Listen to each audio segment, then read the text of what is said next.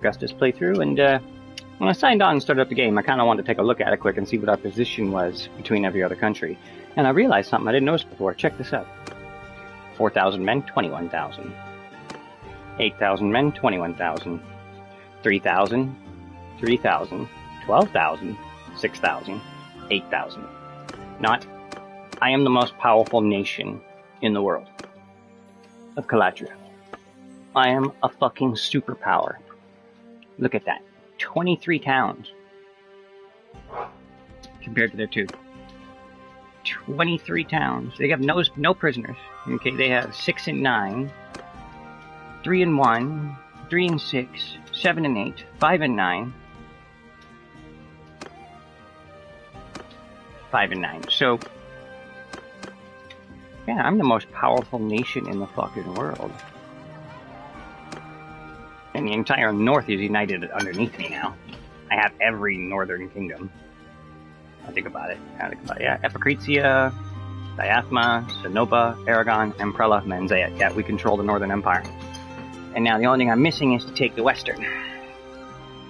Okay, come here, Xena. Xena, get over here. So the Western Empire... I don't know. What I want to actually do is I want this. I really do. Because I was checking the clans and I was looking at the fiefs. I don't like the fact that one of my fiefs has more power than me. He's got 12. And it was my fault I gave him to him. I should have split them up. And I just didn't realize what I was doing in fucking... I was like, oh, okay, at least he'll have his own little kingdom over here. He'll control the Valandians for me. So I need to start expanding and getting places that connect to me. From what I've been noticing, the only places that really connect to me, sadly, is in the West. So I can't win my war against these guys right now. Because then they'll all join and I won't have access to these places. I need to start a war with the West. Because, yeah, if I start a war with the South, I can take Lacaron, that connects to me. And if I take Zioneka, that connects to me. Ortisis Castle will give me another castle too. And Oneka Castle will give me another castle too. I'm not sure if I want to just hit Poros and then take it and wipe out the Western Empire. The problem with that ideology is that I'll also have to take some time while my guys are fighting the Kuzites to summon Western clans. I can probably pull it off. I just got to see which ones right now have absolutely nothing in our... Corneros. They have Poros. Lanolin. They have nothing. So if I can find Desporion, I can get him. Varos has something, but it's Aristocrosis Castle.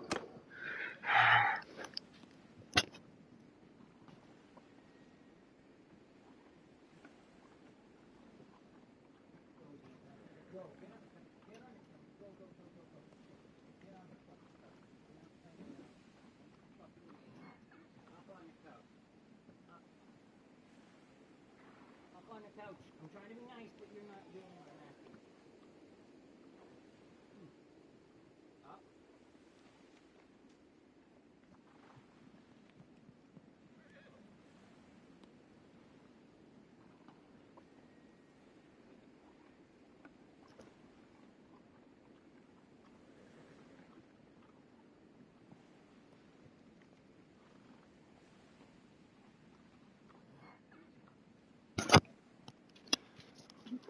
She's about to bite him, so I had to fucking get him to stop. Okay, so that would actually mean starting a war with them.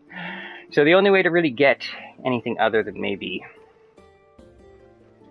Yeah, because there's no other way to force them to give me Imperial cities other than actually pushing the ones that are close to my land. Oh my god. So oh wait, no, I already figured out how to guarantee my dynasty, even if they have greater fiefs when I die.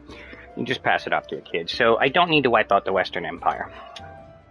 I could just get them to join. They can keep those places. I make decent money as it is. But I do want Lacaron because this entire game, man, like ever since you start the training field, one of the first cities you go to is either Poros, and you're like, okay, it's not bad. But then you go to Lacaron, it's like damn, it's got an entire mountain behind it protecting it. Like, look at this. It's built right in the cavern of two mountains. That's Helm's Deep. Right there. Okay, so I want it because now that makes it my Helm's Deep. And I like its siege tower positions. It's got a perfect position for siege towers. One on top of there. I'm guessing it's one on top of there. There, and there. Maybe even one up there. Fucking Christ, dog. I'm gonna smack you soon. Because if I can take Lacheron, technically that would make Vostrum within my connection too. I could start a quick war with the Asari, because that's my plan. Start a war with the South. Okay. Actually, yeah, that all fits perfectly. Start a war with the South, make a peace deal with them, go finish off the Kuzites, get the South to join, so I can take Lacheron, keep it for myself. Okay, then fucking defeat the Kuzite. Once we defeat the Kuzite, start a war with the Asari, take Vostrum back. Leave her alone, Shadow. Oh, he's my cute little girl. Oh, he's my cute puppies. Doing your cute rollovers. Oh, he's my big cute puppies. She does this weird thing where she rolls on her belly just to... I think she does it just to look cute. I mean, I know she's doing it to submit at the same time, but... Okay, no. Enough.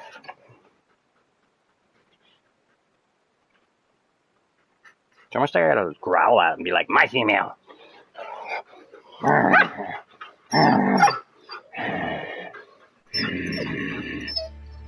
See? Look at his reaction. I growl at him and say, no, fuck you. My bitch. My bitch.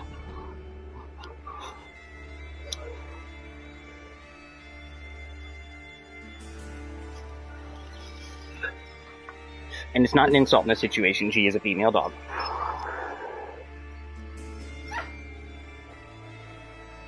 Who's your good girl? But you're being really bad, Shadow. Just stop. Chill the fuck out, you horny bastard. So, I don't necessarily... I could actually start a war with the South really quick, make a peace deal. Start a war with the West really quick, and make a peace deal. Because if I take Zioneka, Gario still has Oneka Castle. So I could take Zioneka and Lacheron really quick while also making peace deals in both areas. Okay, so what I should do is... Hey, motherfucker! I'm gonna hit you soon, Shadow. Sorry, he just tried to jump up onto her again. Okay, get the fuck down, dog. Get down. Okay, he's got 2 Stuarts.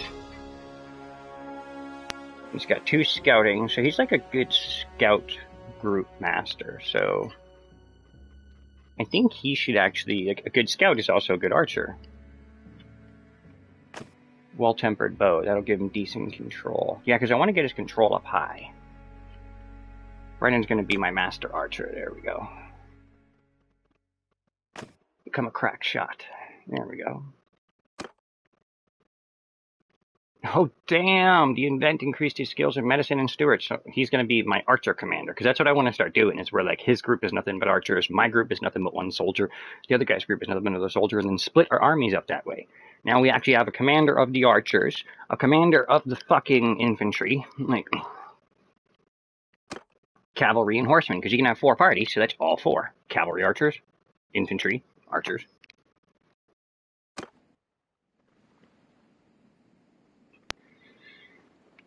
Okay, so what I need to do is disband the majority... Well, actually, wait. Do some patrolling, see if they decide to attack anywhere. Quick save right here.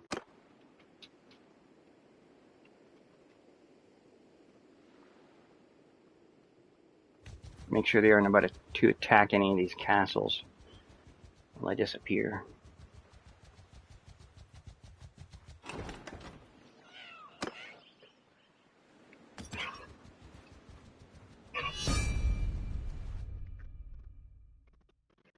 God damn it, stop declaring war on me!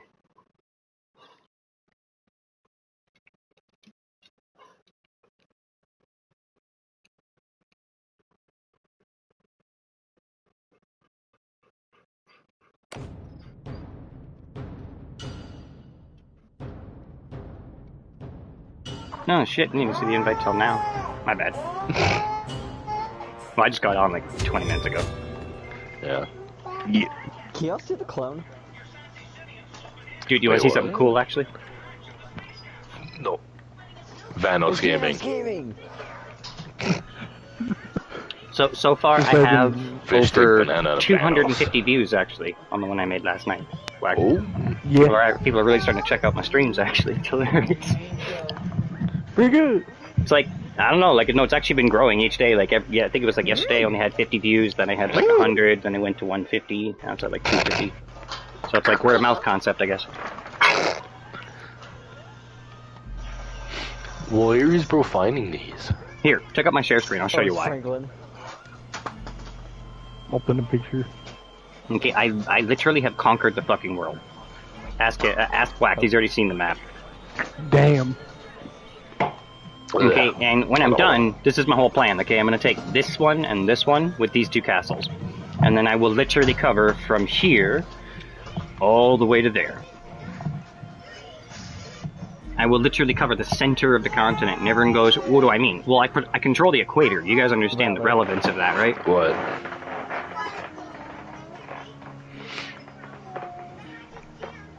Okay, look closely. India, China, South Africa, North America. If you have those places, what do you control? A lot. No, the equator. True. The belt of prosperity. It's where all the food's grown. Anyone underneath is in a very cold area, anyone above that. So it's like, what I did was, below me is a desert, above me is a fucking frozen desert, so I took all the areas that I knew was fertile land. Yeah. Okay, so it's a war of attrition. My enemies are starving at this point. Oh, I get it. Kona? Yeah, they have no food. They have no areas to grow food. Like, I can grow food all year round, they can only grow food in the summer. And that's if they're in, like, if you're up in the far north, where the Sturgians are, they only get, like, I think it's like 4 months of summer up at Revel. Like, we're in the spring, look at Revel. Franklin, where are you going? Big fucking furry avatars, dude. No. It's that, the truth is, I'm gonna laugh at this, the Sturgians are gonna be the hardest to beat just because they have Revel. It may look bad because it's all the way up in the northern... It's hard to explain. It's like, if you want to have a last bastion, a last castle, the best place to build it is in the middle of a desert. People say that means that it's expensive to supply because you have to constantly keep the castle supplied from outside sources. But isn't that the point of the kingdom? Yep. Okay, so like Helm's Deep. You ever seen fucking what's it called? Lord of the Rings, the movies. Yeah. Okay, so the king of Rohan lives out in the open. On the top of... If you look closely, they live right in the open plains, right? Yeah. Yeah, but it's not really that open. It's on the top of a hill. You can see it. It's built on top of a hill. We'll see you tomorrow. Okay, so anyone that has to take that has to fight an uphill battle. That's an... You ever heard the phrase, you know, like, I've been fighting an uphill battle my whole life? Yeah. It means that even in modern combat, uphill, high ground... Like, do I get to quote cool Obi-Wan a little bit on this one? Don't try, Anakin! I have the high ground! Well, the dumbass fucker goes, don't underestimate my power! Oh, you found CJ? Yeah, they shouldn't underestimate the advantage of high ground, though. Mm-hmm. And that's what I'm trying to show you, is that Rohan's still built on high ground. This Okay, is an but... avatar that he might want. It doesn't change the fact that if it got totally surrounded from all sides by an army twice its size, how fucked would it be? Very. Okay, so Helm's Deep. Oh. It's not actually higher ground at all. What it is it's built into a it's built into a mountain that has two canyons on each side. What's the point of that, guys? Rather. Wait.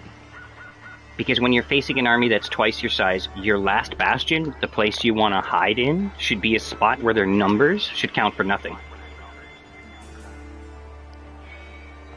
So Helm's Deep is in an area where you notice how the orcs guys, okay, when their army fits into Helm's Deep, they go all the way to the back of the area. You can literally see their army going all the way to the back of all the way to the back of the mountains in the canyon. And it's meant to be like this imposing thing in the movie. In the book, you know that the Battle of Helm's Deep is like a chapter, maybe?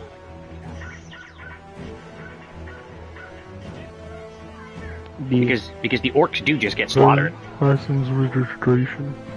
Pretty quickly, and it's not... Here. They do it as a point of awe and fear, where you can see the army going all the way back. Okay, but maybe that happened to me when I was younger. After I got back to the military and I watched the extended editions, I kind of laughed, and I'm like, I never noticed that till now, how fucked the orcs actually were.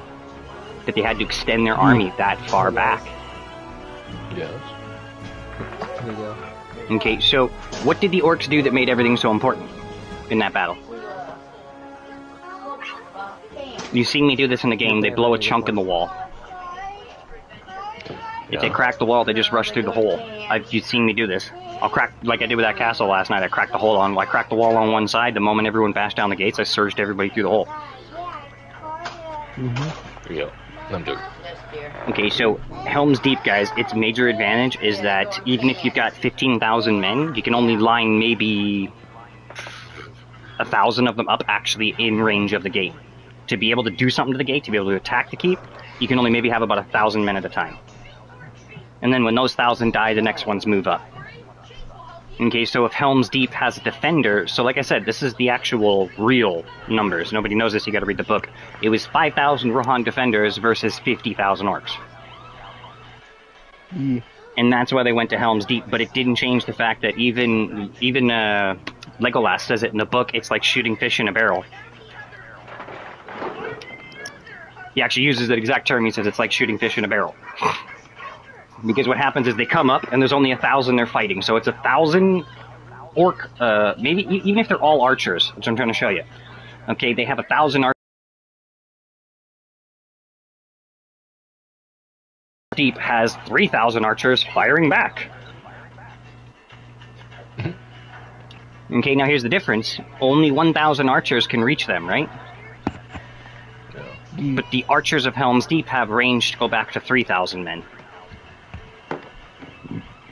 They're on the wall, so they can shoot farther. Anyone below them has to shoot up to hit them. So Helm's Deep gives them the high ground advantage. It does two things. It gives them the Midas Hall, as it's called, where it's a short area and numbers count for nothing, and then its big fucking top high wall gives them the high ground. By cracking that wall, they basically took that major advantage away from them. Yeah. Because it's kind of like water through a hole, if that makes sense. It's like what happened to the Spartans. Once somebody was able to come up behind them, they were fucked. Yeah. Once a hole's cracked in the wall. About that too.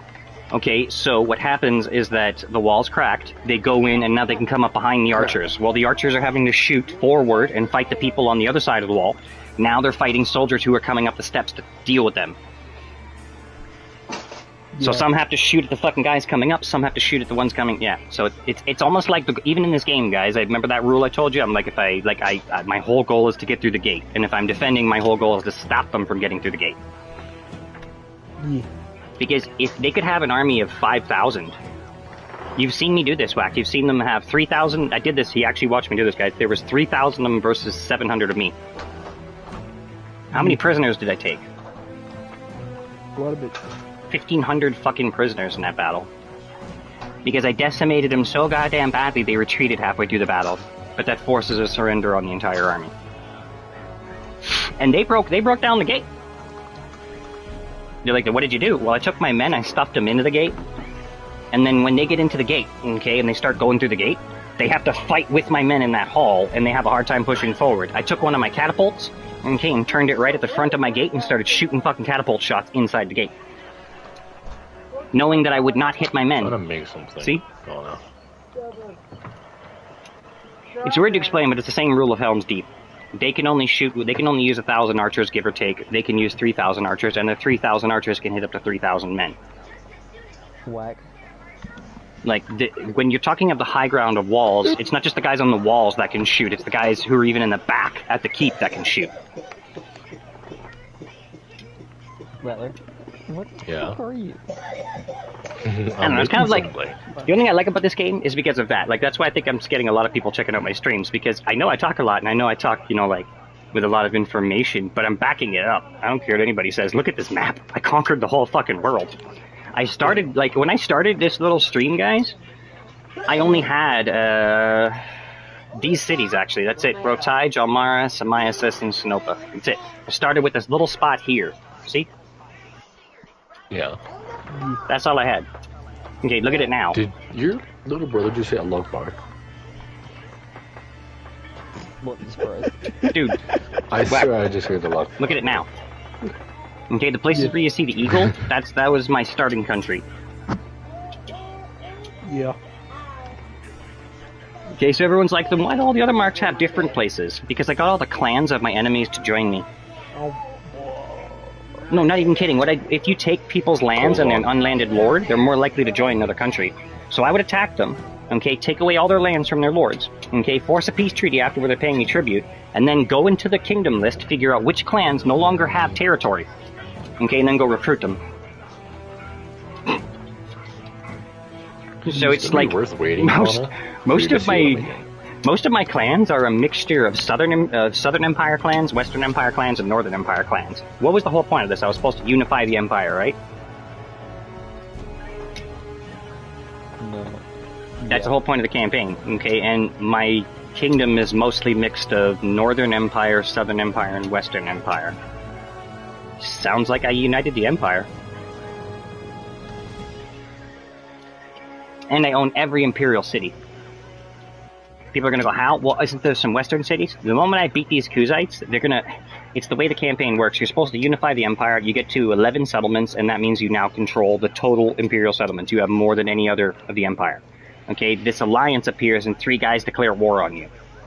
Okay, the three most powerful countries basically attack you, and they don't stop attacking you until you can force them into a shitty peace deal. It's not like the standard wars, like I showed you act, I guess. Okay, now if you beat all of 3 of those back, okay, what are the other 2 empires going to look at you as?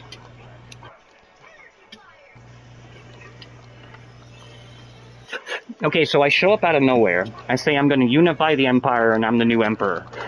I get that everybody laughs at me when I only got Rotai, Jalmaras, and Amaiasis, and Sinopa.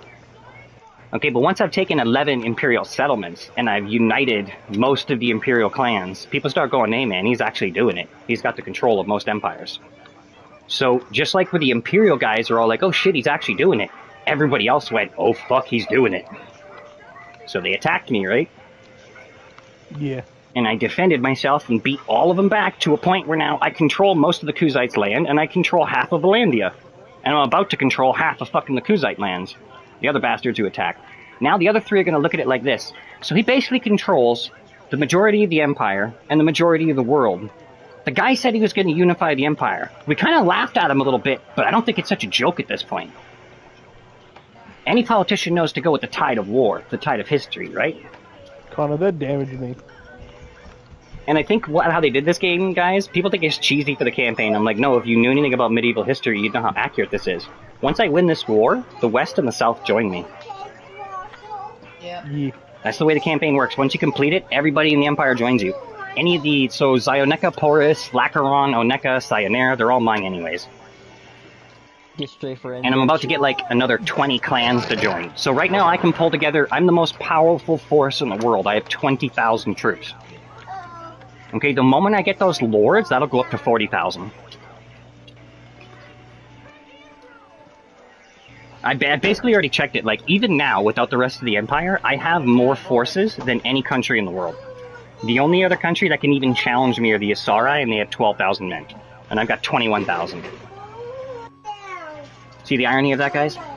Even if we take... They would literally have to unite as one to even propose a chance to fight me. Whack, get a tank, And get a tank. in medieval times, guys, I really don't see the allies appearing anytime soon. Way too much racial prejudice.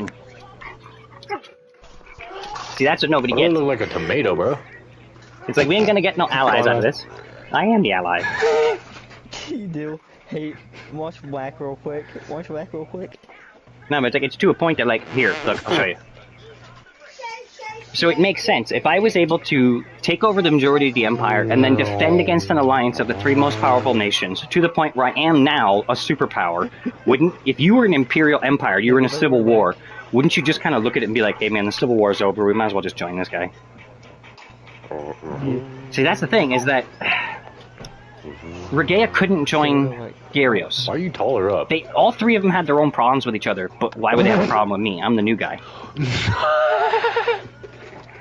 And I kind of decided none of them. I could have joined one of them and just let them connect the empire, but it wouldn't have been. It would just been the Southern Empire everywhere. It wouldn't have been the empire. Okay, come on, Shadow. I'm done. You fucking dog. Strike the tower.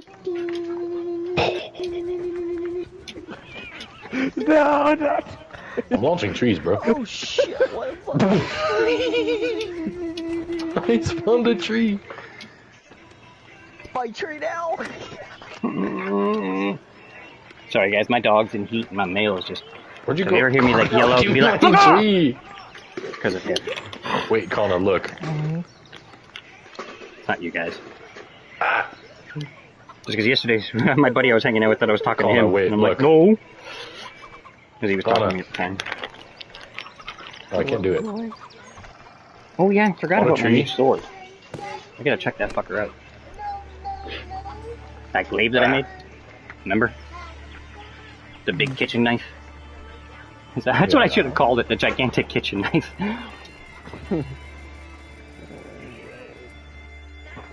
Here, check this out. I'll show you. It's actually pretty fucking nasty. This is the best, this is the most powerful glaive I have ever made. I called it Snake Bite. Yeah.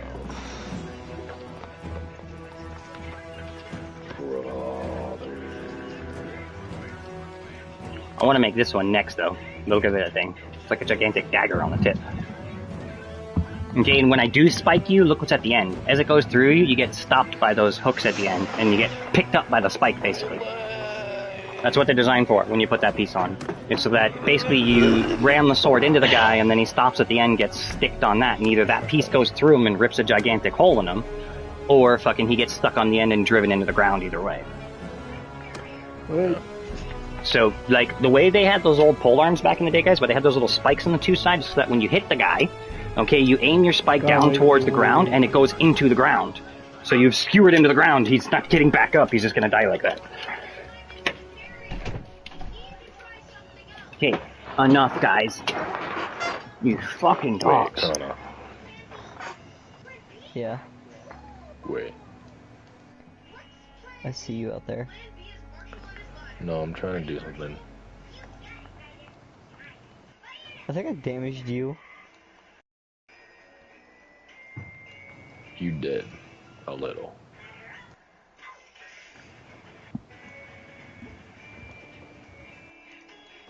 Did? So where'd it go? That's Get that. wild. Ow. It's a straight front. Basically a forward-facing kitchen knife. And it I'm can a be used as a monkey, couch bro. lance. It does Connor, you just made me lose all my 153 stuff. cut. That's more than Rumbaya. Rumbaya only does... Remember how much damage I was doing with Rumbia? Yeah. It does 141 cut. This new one I made does 153. And 45 pierce. That is the most pierce I've ever seen on a fucking spear, period. Like, even, like, my, Masterwork Heavy Knight's Lance only does, 44 pierce, yeah. Yeah. Don't kill This me does right 45. now, That's nuts. How much damage does this even do? I cannot wait to try out my snake bite. Oh, it's not that much, hang on. God damn it, wrong slot. What's it? Okay, so that one's like a multi-fire. Oh yeah, and on my civilian outfit, I have nothing but throwing daggers. It's hilarious. So that when I'm in town and people fuck with me, I can just chuck throwing knives at them. Fucking splendid. Go running. Like, splendid, sir. Would you like a throwing knife? You get a throwing knife. You get a throwing knife. You get a throwing knife. And you get a throwing knife. Why did I just hear the A10 literally fly by me? I have a legendary long Because it saber. was an actual airstrike. Is that better than my fine steel spatula? Oh. Yes, it is. Are you 77 at your game cut. at the moment? Yes, I'm literally trying to do something. If I'll do it to the side then. Can you have a horse on your civilian Don't outfit? do it I close to wonder. me, though. I'm scared. If it kills me, it kills you, so... Yeah, we're good. Wait. You can? Oh my god, that's hilarious. What is that? So now It's when my I go into cage. town, I'll actually have a horse. That's perfect. I won't have to fucking walk around anymore all stupid and slow. Wait, now respawn, I think? Respawn. I should check out what armors I can put on too. Oh yeah, do you like my crown? Oh. That's when you I'm wanna- sitting in. That's when I'm sitting in Can I court. drop this? I wanna see. No, I can't. Get the cage one and then put me in it. But as your level goes up, you can equip better equipment Better. to your civilian outfit. So I should check that out. No, those ones are 14. Oh, what's it actually called? It's in the gear. You just scroll down a little bit for a little while. It's in there somewhere. I don't know where. It's literally a something justice. Something justice.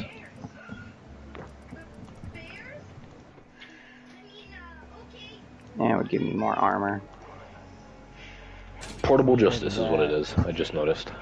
Look at all the packs of knives sitting on my belt. 3 packs. Yeah.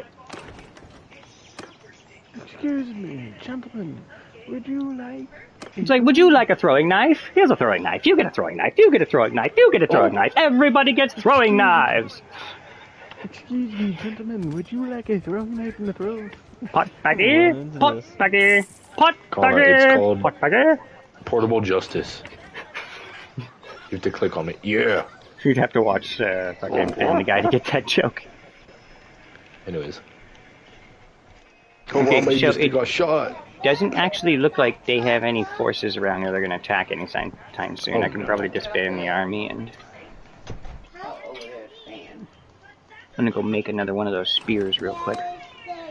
Oh yeah, Swan, look at this screenshot which I'm sending you. It's fucking insane. Why is bro throwing phones at me?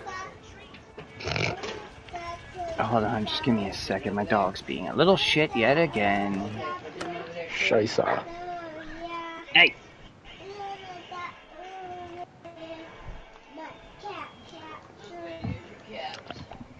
Or as I said, I knew there was going to be an army that was going to attack at some point.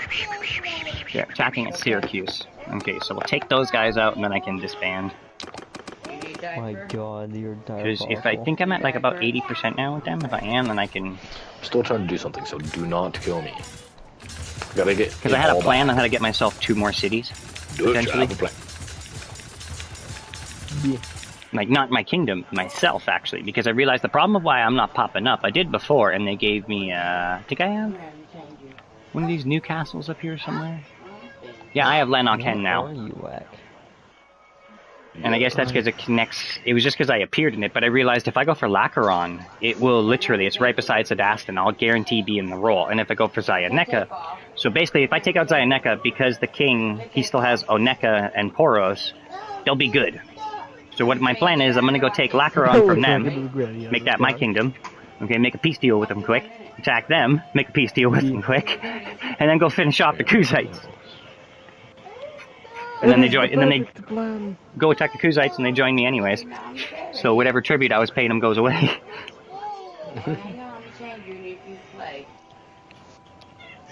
It's just because Lacaron is the Helm's Deep of this game. It's like a city built into the base of 2 mountains.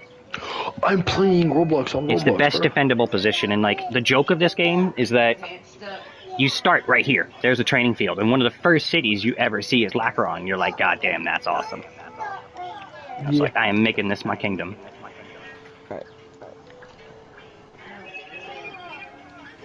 No. I just gotta take out these Man, I'm out. cocksuckers at Syracuse, and then... Are you kidding me? Fucking cake? Atlanteans declaring war. Thanks at you. Thank God I save at every fucking village. Wait. Because I don't want to be stuck in I any wanna more see. wars than what I'm already in. The moment I finish off the Kuzite, I'm starting a war with the Asari, and I'm getting them out of the fucking south there. They can, by the time I'm done, they will Want a control cake? no more Take it. Imperial territory. I'll leave them in a little patch of the desert. Want an interview? Rather, I can fireball. I cast gun. You cast gun? I cast gun. Don't you? Wait, what caliber is it? What caliber is it? I cast move faster than I don't the even field, know. Because you should have been like, you know, like I cast 357 I Magnum. cast 9 mil. You see what I mean? Because it actually is throwing the bullet out of the barrel, so... It is. Rattler, What? look out of me. You know, I wonder if that's what people would Are think. you Tim now, That or if you what? showed a gun, like a modern gun, to an ancient human, they'd think it was a wand, casting, you know, like death rounds. I Like cast- casting death out of it. Wow. Yeah. So you could actually fuck with them and pull out your gun and be Oh, like, I I know. cast death! Bang! And they think you're a god. Monkeys! Oh. All they hear is, you know, like you say, I cast death, a loud bang, and the guy's dead. He just threw lightning from his hand. His wand throws lightning.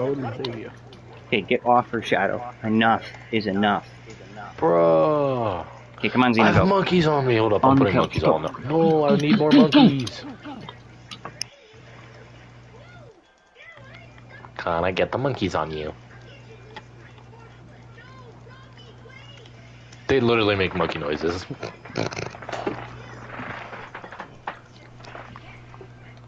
Mr. Whisker. You have to find all that stuff again, bro. I just ripped my shirt. I made the hole in my one. Hold up, I'm gonna make the speed accurate. Hold up, for my Connor, listen. character. Listen. That was me ripping my shirt a little, and this is an old shirt that I use for sleeping in anyways, so.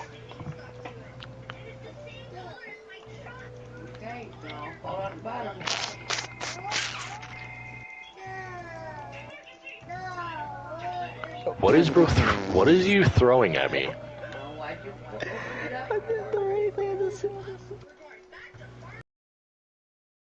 Ask me. Can I not? What's this do?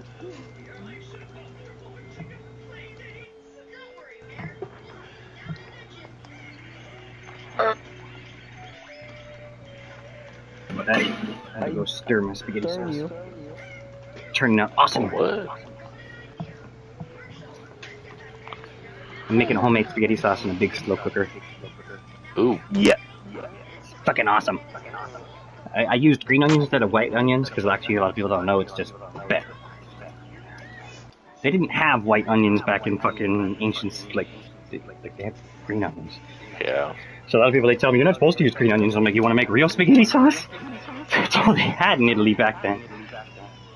Where'd you go, Connor? You know, like, people think Why am I spaghetti all sauce here? is extremely Italian because the Italians created it in a funny way, but, like, tomatoes come from North America. You over there? So do onions. Why? Spawn me back with you. I can't. Come on, Xena, you want a treat? Come on on the couch. I'm joking. On the couch. Come on, puppy. None of this shit. Come on, up. No, up on the couch the whole way. I have to walk back, bro. Now, lie down. I'm gonna give you another one. Lie down, and I'll give I you know how another to one. change my speed Lie down. anyways. Lie down. Lie down. Down there? Go, girl. There you go. No, not there. Oh, never mind, I remember. Shadow, fuck off. I'm gonna smack you so hard. Bretler, I'm coming. Wait, is it? No, it's not. Where'd I go? Again. Even she's growling Yeah, at you, Shadow. I don't know how to change my color.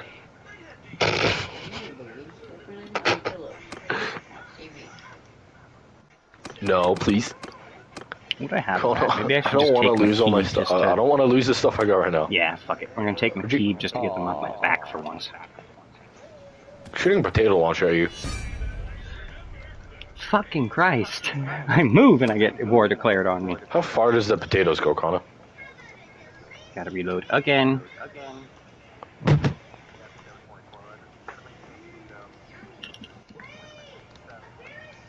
You the whole bitch.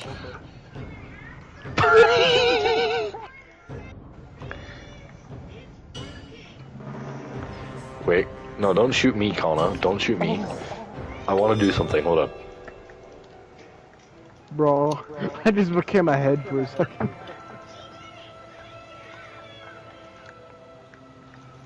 You like my friend Pablo? So wacky, ready to see me try out my new weapon? You like my friend Paulo? I got an army to attack, so. Oh, I forgot to put the Jahid throwing weapons on. My throwing spears. I'm shooting free stuff at you. Check these out. I gave all of my men them.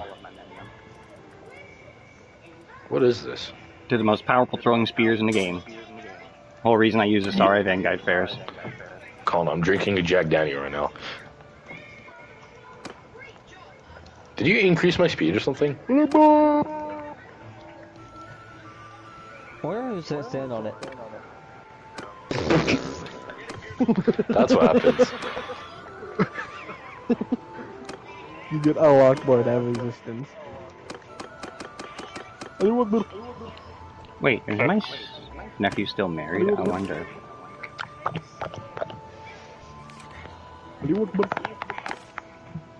I'll be back. Oh. Kaboom! There goes your tower. Watch it How old crumble. is Lauren? Watch Oh, it he's almost fall. 16. He's 16 now. Kaboom! There goes your tower. What? So he doesn't have a spouse yet. Oh shit, so that part didn't happen yet.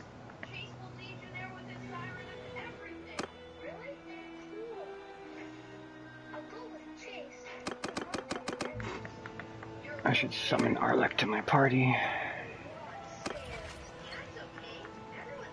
Gonna. I don't know what that is, but I want to figure it out. It's a mine. I see.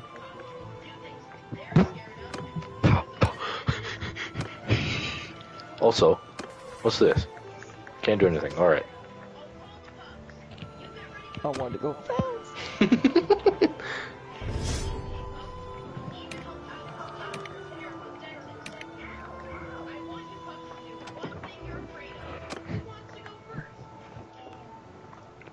I think I need to free up more space. Hang on.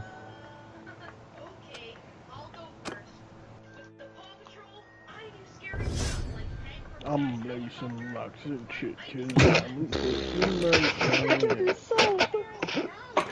was the point. That was the point. Oh, that was the point, Peter.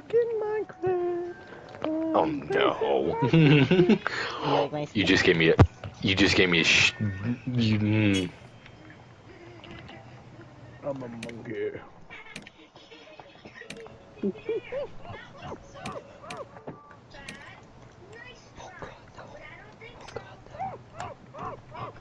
What? Caesar. Damn it.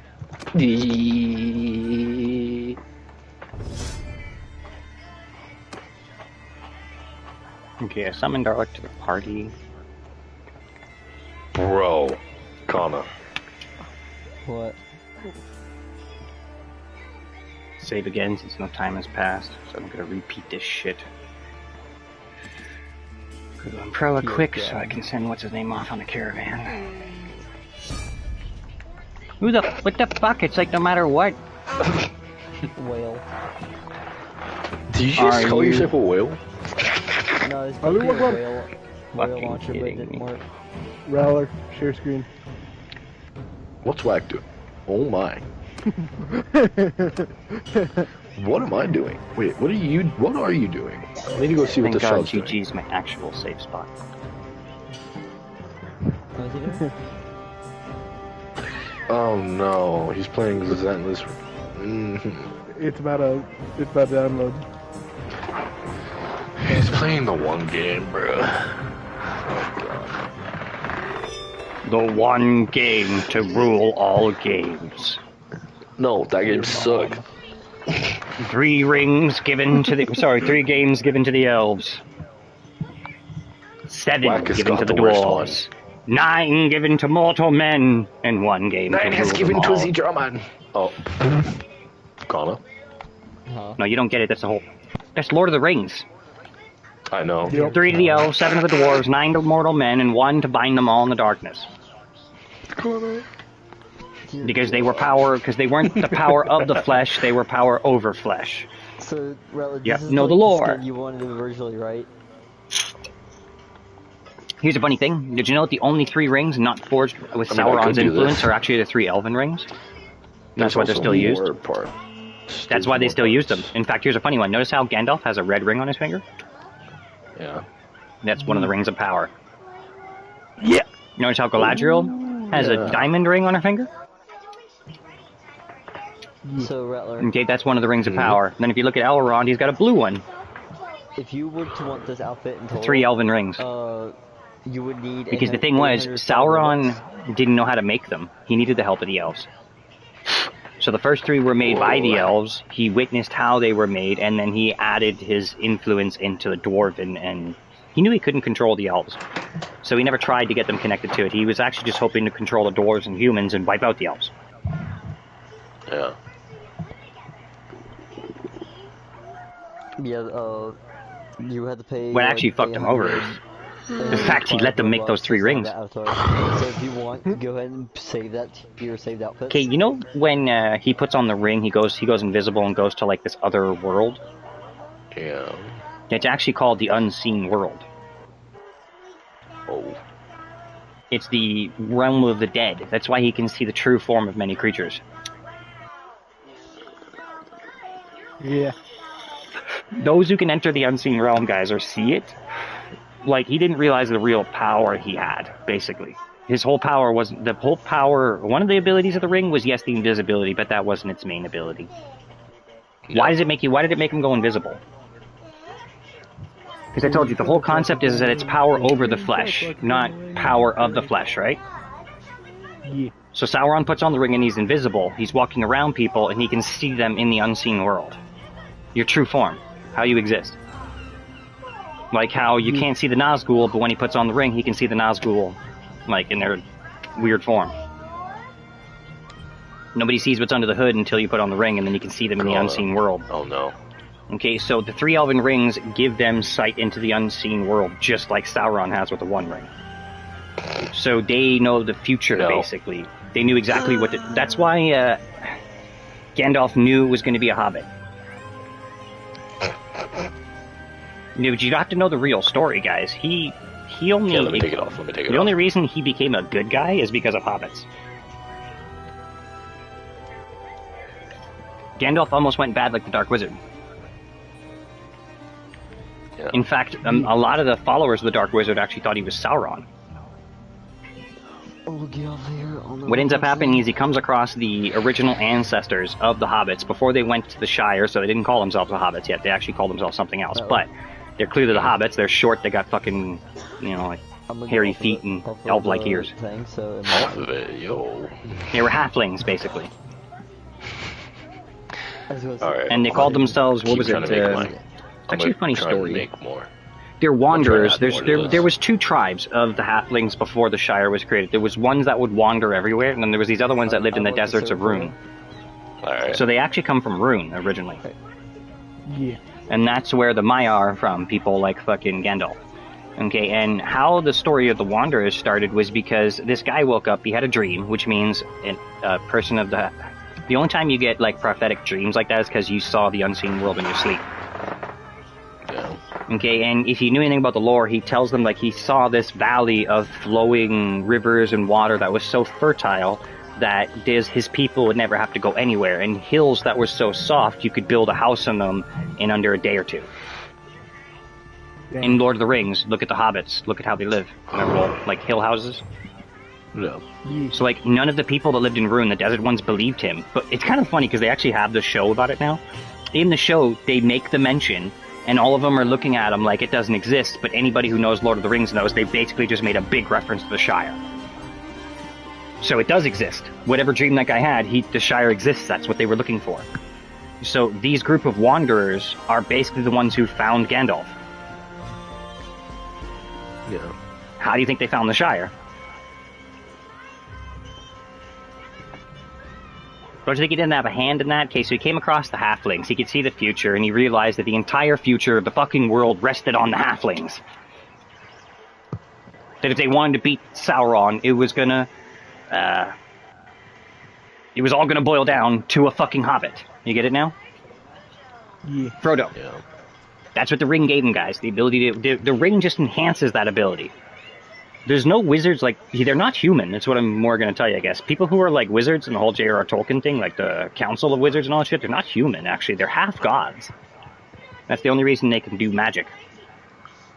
They're called the Maiar. There's the higher gods called the Valar. Yeah. Okay, they created the Maiar, and, well, there's the Valar, the Involtur, and the Maiar. Okay, so the Valar are like the high gods. But not really. It's actually in the book, The Silmarillion. Like, this guy really went in depth. People don't realize this about J.R.R. Tolkien. Why it's a world that can drag you in is because he was a linguist. He understood a lot of things. And if you read the Silmarillion, to make it, basically the Silmarillion is like their Bible. That's the only way I can explain it. It tells the entire history, their religion, their gods. It's like but it really, what it was it was a reference book. The Silmarillion was never actually supposed to be written. People only wrote, his son only published it after so that people could get a full understanding of what his dad did. But the point of the Silmarillions was actually just so that when he wrote The Hobbit, okay, and when he wrote The Lord of the Rings, he had a reference book to go back to make sure he never ever had a retconned situation. You get it now? Yeah. Basically what it did is he avoided retconning in every way. He wanted to make sure that his story had no gaps where you'd be like, how the fuck is, like if this is possible and this is possible, then how did that happen? There's nothing in that in Lord of the Rings. You notice that? Everything adds up. Yeah.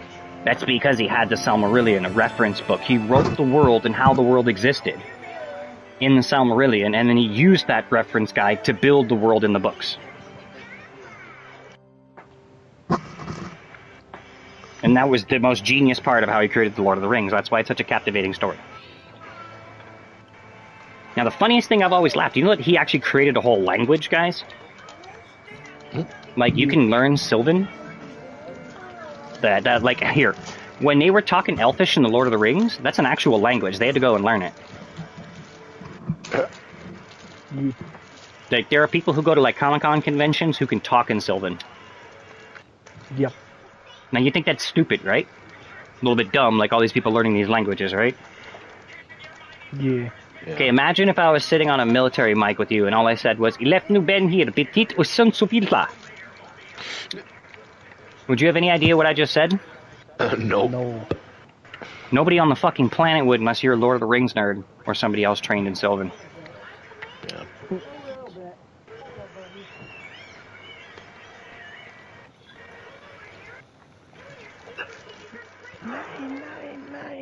You don't find that a little bit weird, guys? Yeah, I know. Why does the military use it? Great question. What about, you ever heard of the Wind Talkers? I think so. World War II hidden code of the Navajo?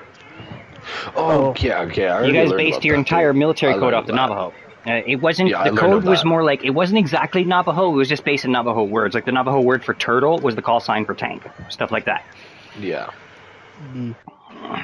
So, I learned about that. Nobody spoke Navajo. It is one of the most reclusive languages on the fucking planet, right? Yeah. Yeah. Okay, that's, see what I'm saying? So because of that, like the Japanese, you guys got to realize something. The Japanese had almost every connection of American cultures because you guys were really connected. So they understood English, they understood German, they understood most European languages. So they could break your codes. Japanese are master code breakers. That's the thing. See what I'm saying? Yeah. So when you start using codes in other languages, like when you say, like, what's the way to explain it? Imagine if I said this in English over the radio command, okay? Delta 1-5, attack the turtle on Hill 2. Okay, they're not going to catch on exactly what I'm saying in the beginning of it all. But then they're going to, while the battle's going down, the Japanese can hear our callouts on the radio, everybody can hear it. And then they realize that right after I make out a callout that take out the turtle on Hill 2, a tank of theirs was destroyed. So what do they write down now, guys? Code turtle equals tank. Shit. Turtle equals tank. You get it now? Yeah. Because that's the syntax. They know the language. They know what a turtle is. And they saw the turtle get destroyed. Oh, yeah. See, that's what I'm trying to tell you. But there's 4 different ways to say turtle, guys, in Navajo. Depending on how it's used. Yeah. Okay, so if it was a language like ours, and like every other language, where it was just one word, the Japanese, being master code breakers, could simply just catch on to that. They heard that word, ikensuoche, and then a tank got destroyed. That must be the command code for tank destruction. Yeah. See? Yeah. And there's the irony of it. That was the way that... See, Navajo is very similar to Iroquois. I actually just said a turtle on the bank. Okay? Yachquanse. A turtle on the hill. We also have the same kind of derivative of where it changes depending on the situation. Okay, so I could actually call out over the mic, you know, like, what was it? Iquachuanske, okay, which is turtle on the bank, or Yachuanske, turtle on the hill. They might catch on after a while, because it's only two.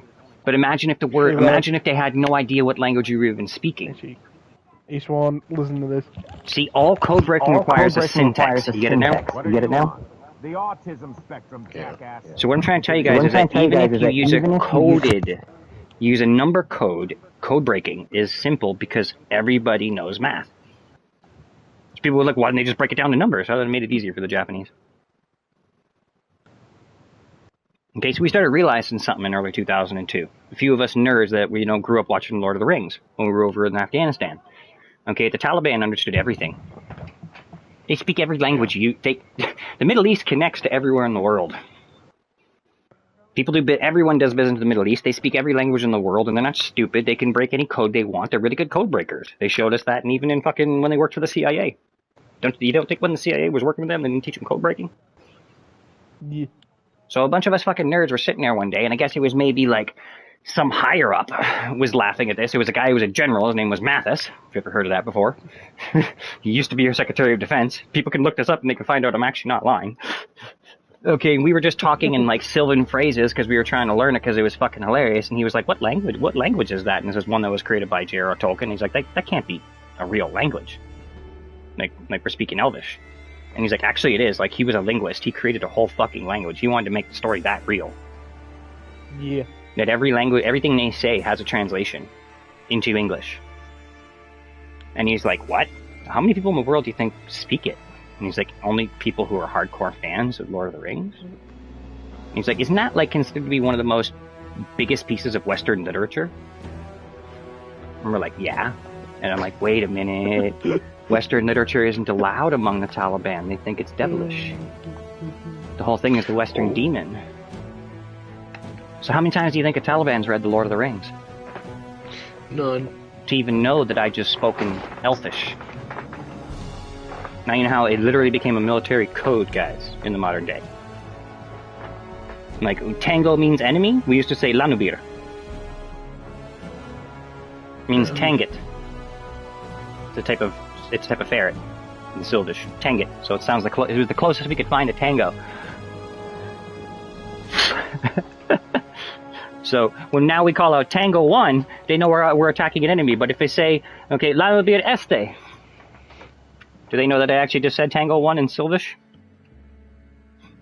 Yeah. So it's the exact same story, guys. I could say Ilano Beth Mira or Ilano Beth Kirin.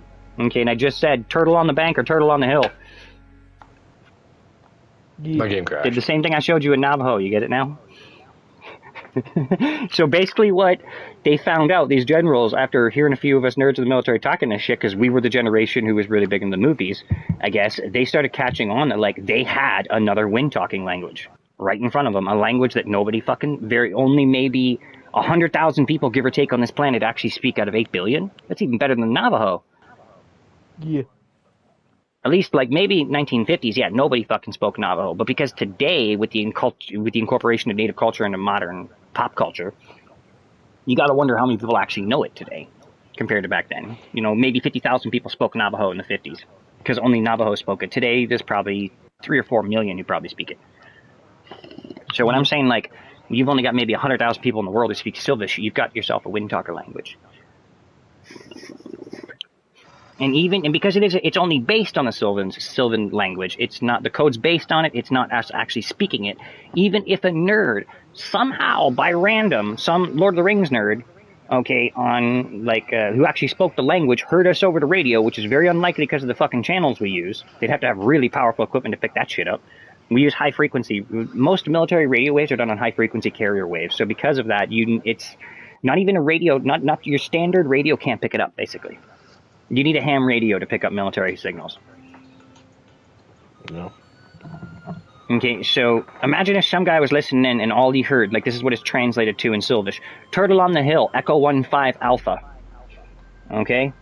2 orcs on the side bank, Echo 9-3. Do you know what orcs were, guys? When that's not the word in Sylvish, it's not orc, it's Uruk. Okay, so I say Uruk Antai. You know what I basically just said? What? 3 soldiers on the hill. Orcs. Soldiers. They literally used the word orc. Uruk, that meant enemy. That's what it means in the Sylvish language. It actually means enemy. It doesn't mean orc. Orc actually translates to enemy. You know that every orc is an elf? They're their own fucking people. They just sided with Morgoth and got twisted into that. That's why all the fucking orcs have really pointed ears. Yeah.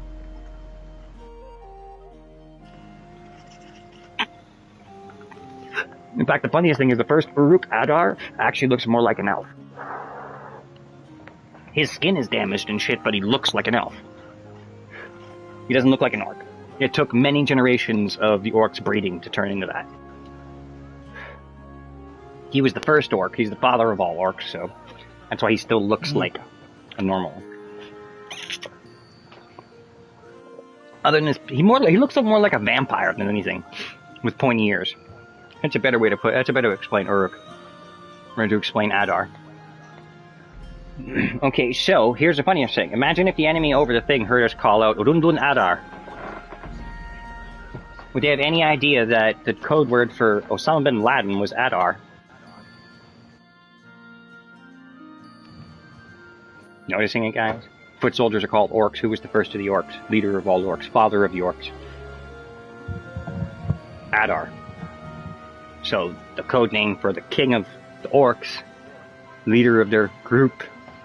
So it's like, that's what I'm saying, like, we literally call out Adar, and they, like, if we use the name Adar to, like, I can talk about this stuff because, honestly, it was declassified over 5 years ago. Like, you can find this stuff online, but, like, even during during Operation Zero Dark 30, his code name was Adar. And nobody ever caught on to that. You know, they never caught on that the king of the Uruks. Probably the only people that ever could have would have been a Lord of the Rings fan or somebody privy to the information. And I know that sounds so far-fetched to people, but if you do the way the military works, you'd understand that, like, that's what makes it so perfect for them. Yeah. That it is right there. It's a full fucking language, but only a bunch of nerds who read books actually speak it.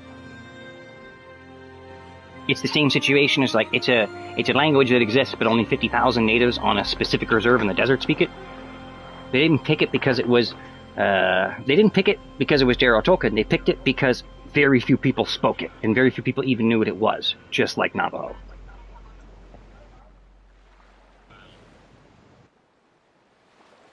Yeah. It's like, I've always kind of laughed at that to people, but, you know, they ask me, like, what was a lot of your code words? And it's like, the code words were no different than what we used here, just it's the language you spoke that was different. Yeah. It's not that hard to learn Sylvan, it really isn't. There's, in the Silmarillion, in the appendix, there's an entire, translation key. It's like, there's a, what's it called? A Rosetta Stone at the end of the Silmarillion. That's why so many people that's how you learn. Like, if anybody actually wants to learn how to speak it, they literally just have to buy a copy of the Silmarillion. There's a Rosetta Stone at the end. Do you guys know what the Rosetta Stone is? You probably heard of the group Rosetta Stone. They're an actual they're a company that teaches people, and the truth is, the funniest thing about it is they probably are the best. If you ever wanted to learn another language, just buy Rosetta Stone. Like, you want to learn Cantonese, you think it's a hard language, if you buy the Rosetta Stone, you can learn how to read it really easily. And I find it funny that they called themselves that, because remember how we couldn't understand Egyptian hieroglyphics until all of a sudden there was a major discovery? Yeah. The Rosetta Stone. That was the discovery. The Rosetta Stone was a series of cryptic hieroglyphs that was actually a translation key. It was a dictionary, an ancient Egyptian dictionary. Meaning that it was a translation key. So, like, if I picked up a Webster's dictionary, you could call that a Rosetta Stone. It has the definitions. So that means everything. Like, if I want to learn English, you know, the truth is, you could learn any language by just reading their dictionary. Because in the dictionary, guys, it shows you how to pronounce the word.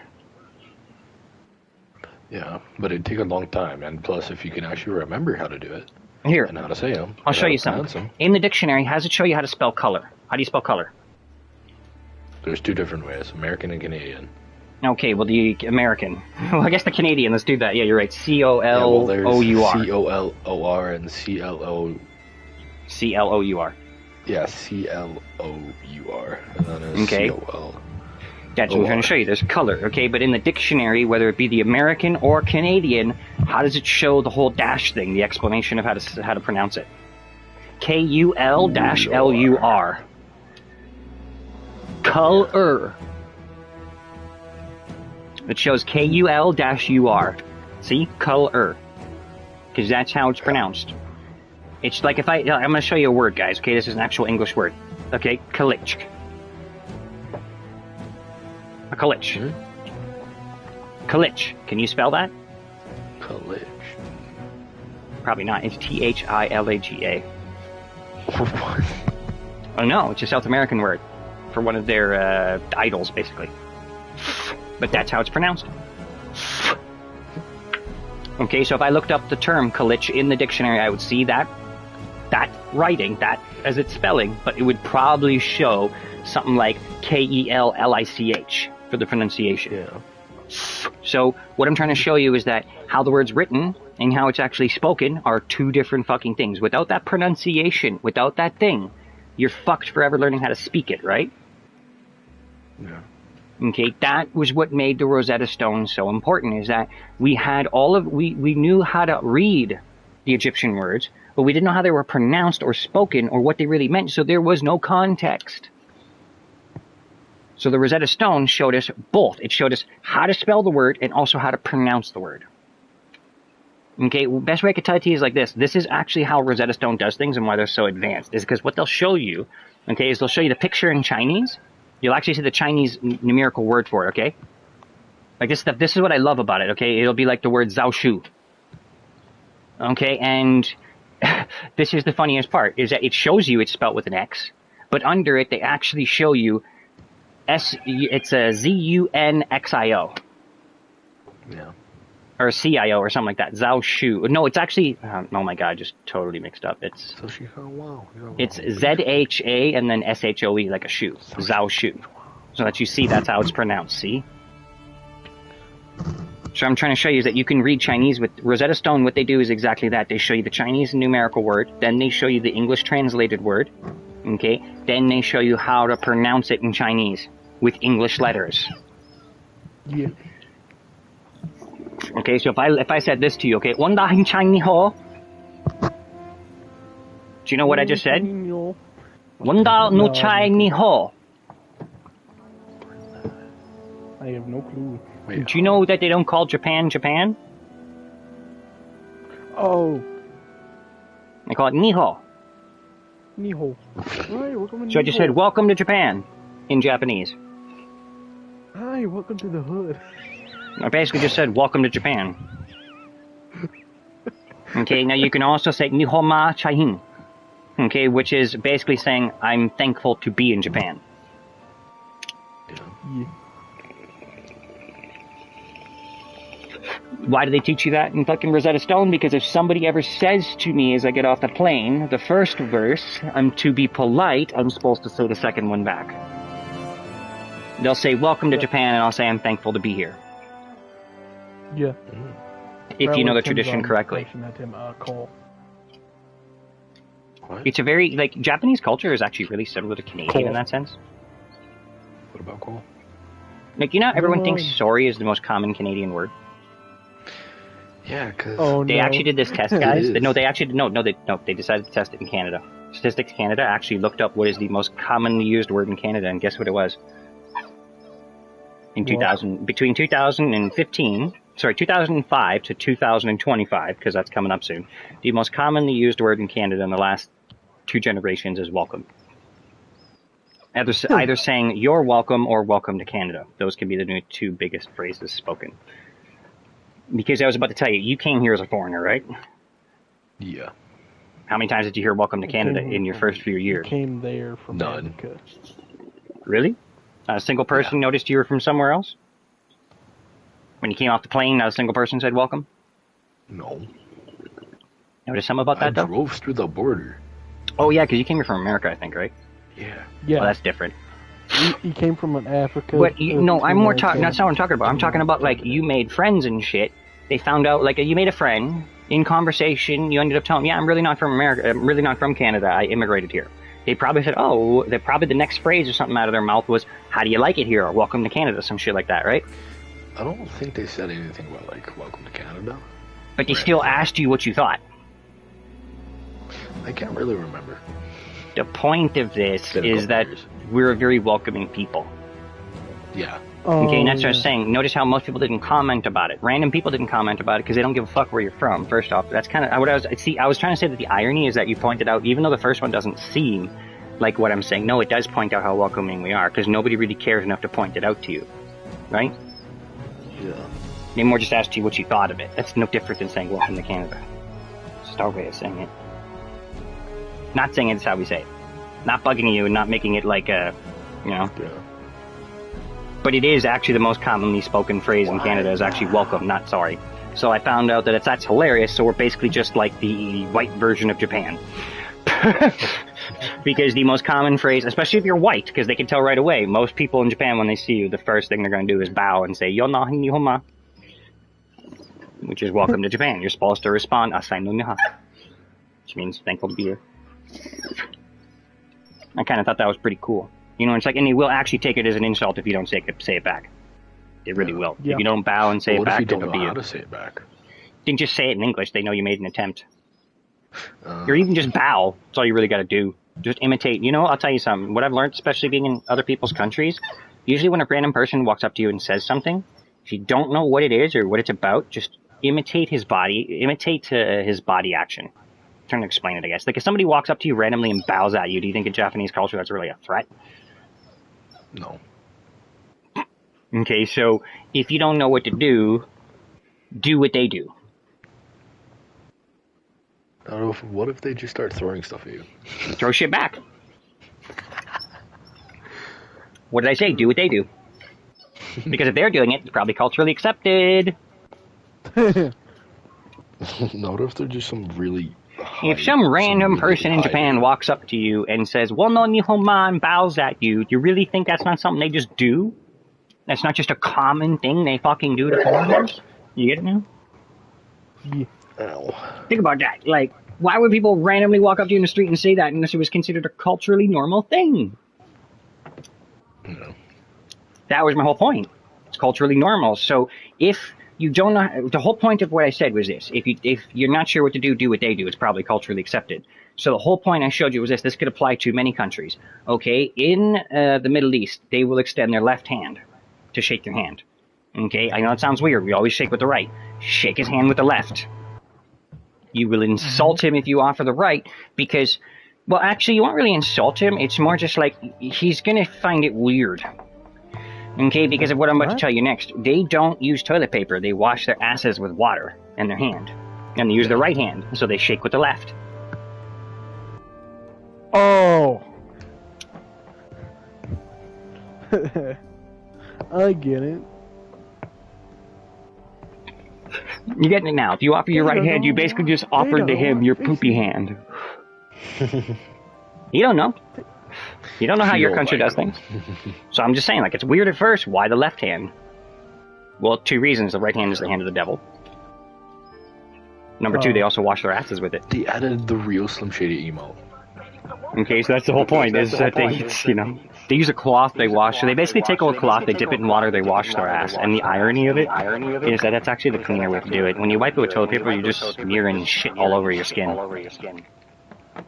I mean, if you take a shower once a day, that's perfectly fine, but it's like the cleanest. You want to keep your asshole truly clean. You want to be a, you know, an honest man with no skid stains on your fucking pants.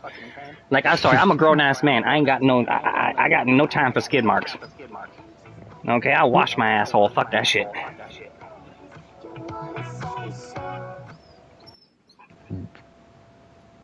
It's always been my favorite joke for that shit. Rather. Oh yeah, for totally supposed to be playing the game. What? What time is it now, too? Go ahead, Whack. My bad. I was on my. It's already 11:30. Shit. Didn't do. I said I was gonna kick the shit out of the Kuzite tonight, and I didn't even. You just forgot. When we started talking.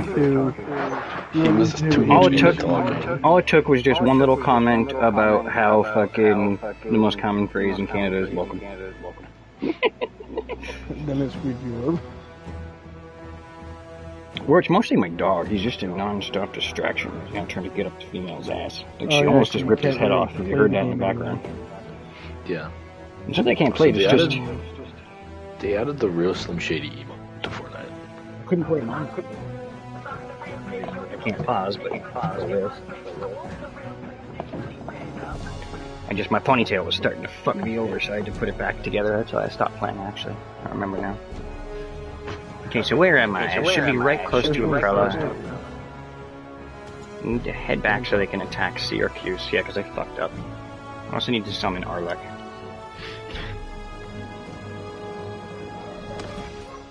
Hey, my other side of the controller's working now. Fuck yeah. Bruh. Also, To the party, Arlek. Drop it like it's hot. Drop it like it's hot. That's what I'm gonna do to my enemy. Fire catapults at him and drop it like it's hot. When I started blowing on all my fucking buttons which don't work, turns out they're working now. It's like I'm being fucked over no matter what right now. Every time I reload my game, someone declares war on me in like the first few seconds. It's like this shouldn't be happening. The rollover should go away. Every time you take a step, it's like declared war. Yeah, but it's not the same person. It's a different country every time. So that's the weirdest part. Is it is not a rollover. It's just the game's fucking with me. Here. It's like, come on, man. Some wars are just guaranteed to happen because of the position you're in with them. Like, but because right now I'm in the middle of a campaign mission, there's a big chance that they would declare war on somebody else. I'm just getting the random factor. That's it. But I'll give you an example. Say I wasn't at war with the Kuzites. I wasn't in the middle of this. Because I have, like the West, they fight me a lot because I have Jalmaris and Amiasis. Yeah. Okay, if I was to wipe them out, no more wars. Like the North, they attack me all the time. They don't anymore. And looks like the Asari are coming for Lacaron, so I need to get this shit done up here quick and go attack the south at Lacaron so I can take that before the Asari do.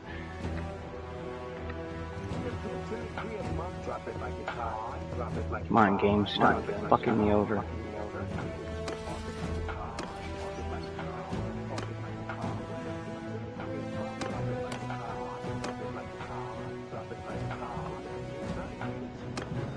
Save.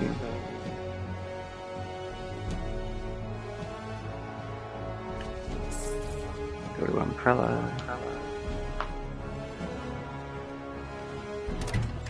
Jack, just leave me alone.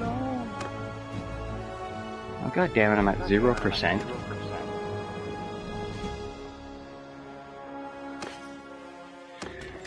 I have materials. I only got 15 hardwood. I probably need to get more of that.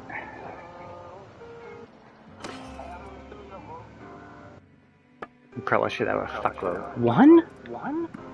That's it? Anywhere around here? Temesos, they produce it.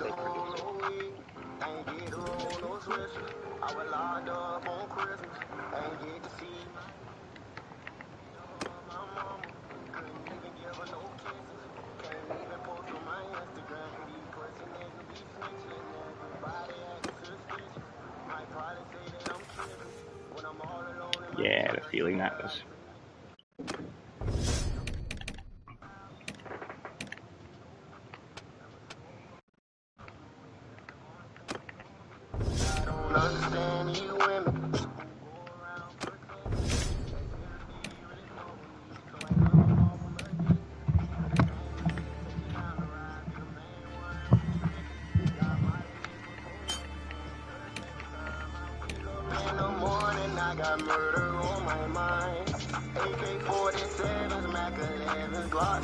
I feel like that's a perfect song for my character.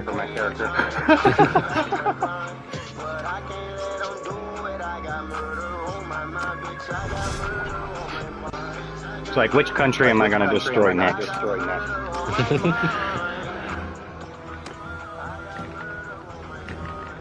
I gotta wait a little bit to build up my... take a resting time, as I call it. Okay, okay.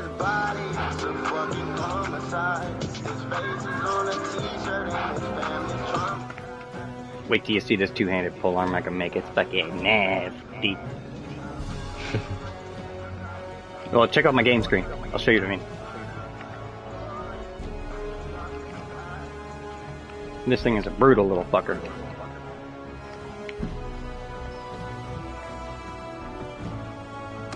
Okay, so this is the one I just recently made. See that thing? Yeah. It's basically a big-ass kitchen knife. Yeah. Okay, but here's where it gets even more broken. Yeah, if I go over here real quick. Oh wait, I forgot I got a bunch of new pine shafts, so I can actually check that out too. That does couch lance, but it's only 190, so I guess I gotta use the reinforced long pine shaft. Yeah, that's a couch lance. That'll get, it's about length, so that it has, this bigger it is, and the bigger the blade, the more distance I have to swing and catch people. Okay, but here's where it all gets nasty. I can couch lance the guy, which means I can ride on him with my horse, hold it out like a javelin, and then fucking smack him with it and skewer the thing right through him, right? Yeah. Imagine what happens when I put this on the tip. So the blade goes in and then he hits that, right? Wait, what is that? Bigger. It's the middle part. It's called boar wings. Okay, because boars charge at you and try to kill you. Okay, how you boar hunt is you use a spear with boar wings. What it's for is, remember what I told you that when you skewer the guy, you can stick him to the ground and they can't get up.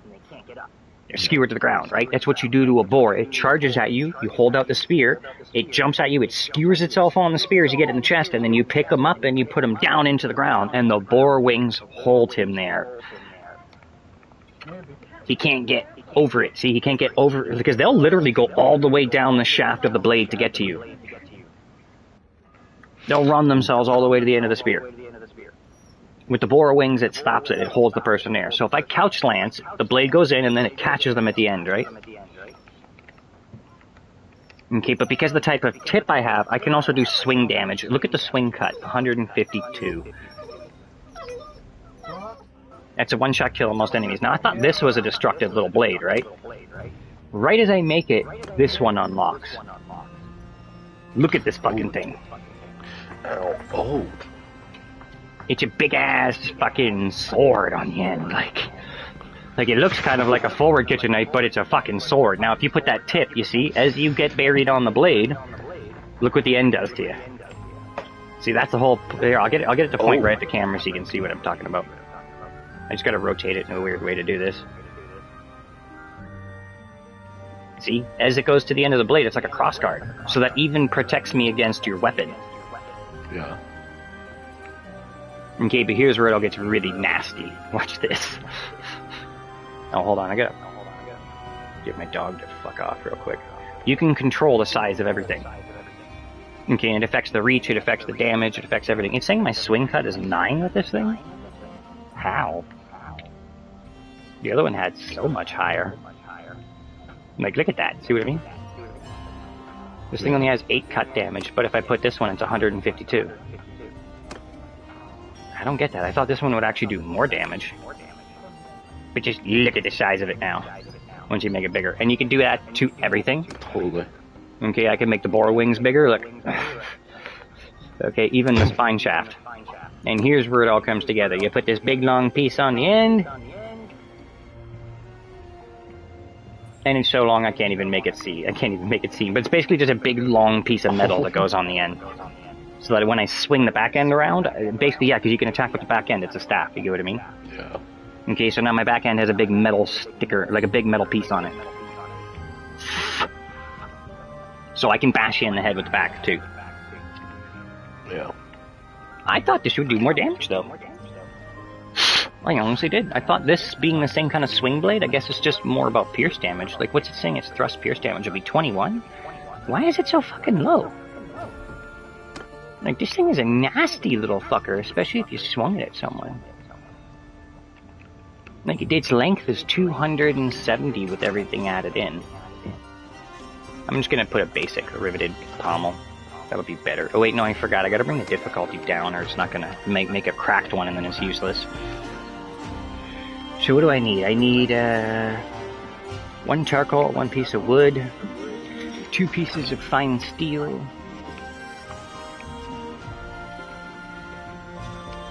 1 piece. Okay, so 1 piece wrought iron, 2 piece iron, 2 piece fine steel. I'll have to find something to smelt. It's fine steel. Okay.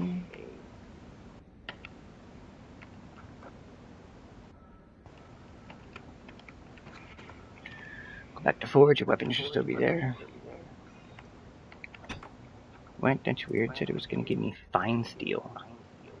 Oh, it's just steel. Shit. Well, I don't need this thing anymore, I don't think. Yeah, no, it's just standard steel. The Jury, that'll give me fine steel.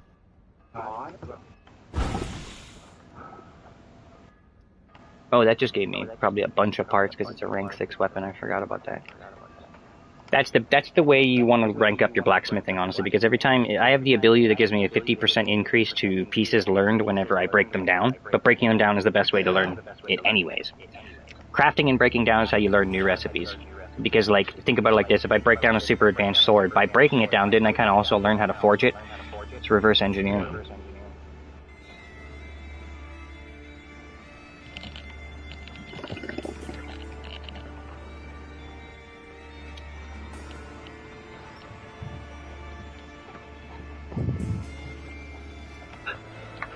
So, I think the Jury gave me that. Yeah, I got the 2 fine steel, I got the 2 standard iron, and 1. Okay, so I got everything I need. Just the charcoal is what I'm missing. Okay, let's make my new weapon. Cross my fingers and hope it doesn't crack. Crafted 2-handed polearm. Not bad, but I can probably do better. Yeah. Oh wait, shit, I'm wondering how to change its name now. I probably can't do that, actually. Oh, I got another head. I'm almost at the end of polearms. Look at this. This is what I'm trying to get, is the long glaive head. Look at that fucker. I'm surprised, though, none of it compares to the cut damage of this kitchen knife motherfucking thing. And the fact that it can still couch lance is just nuts. See if maybe I can make a better one of this. And it's even made of shittier materials. That is the most hilarious part about all of this. This requires fine steel to make, and it's still not giving me a decent... Okay, let's try it again. Crafted 2-handed polearm, because I know I make a lot of money for this. That's actually why I'm doing it. Yeah. See what the orders are.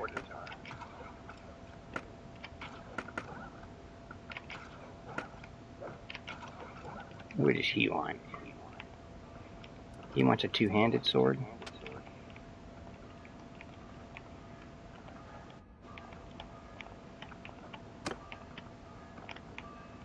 Flat ridge, Spatha, iron broadsword. We gotta defeat communism.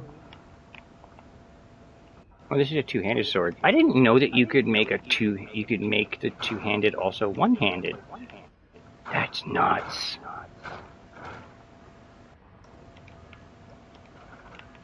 Oh, I see the parameters he wants it to be at. That's what it is. Okay, so the length has to be at least 105.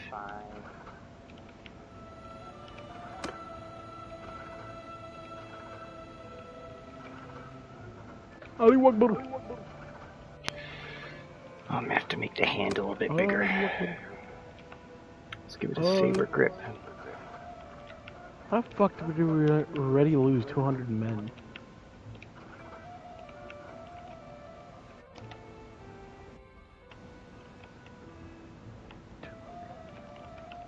It exceeds the cut damage he wanted.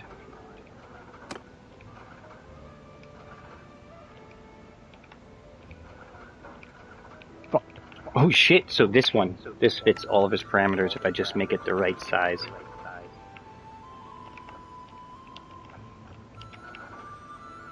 Only handling, so it's gonna have to be a better grip.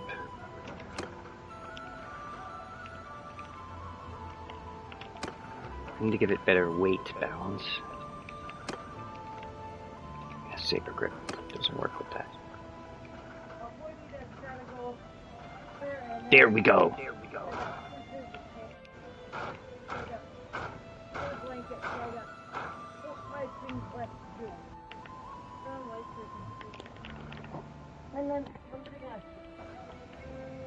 Let's reduce the length and go with blade length.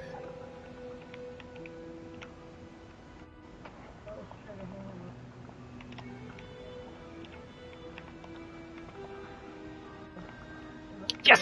I met all of his parameters. Looks actually pretty decent. I just gotta give it something different for the bottom of it. Where's the northern thing? Simple northern pommel. Oh, it looks nice. Now I just need the components. 1 charcoal, 3, 3, 3. I need 1 wrought iron, 1 crude iron, 3 iron. Or 2 iron.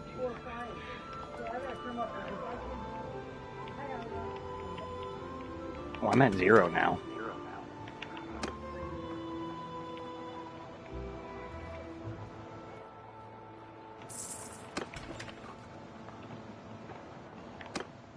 Should have enough to craft it now. I'll just get my other guys to make the stuff I need. Oh wait, no, I forgot. I'll have enough for just that.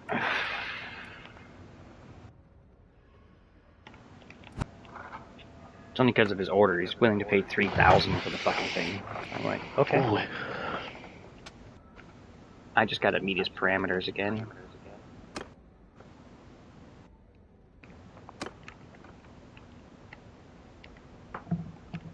Let's look for like an eastern.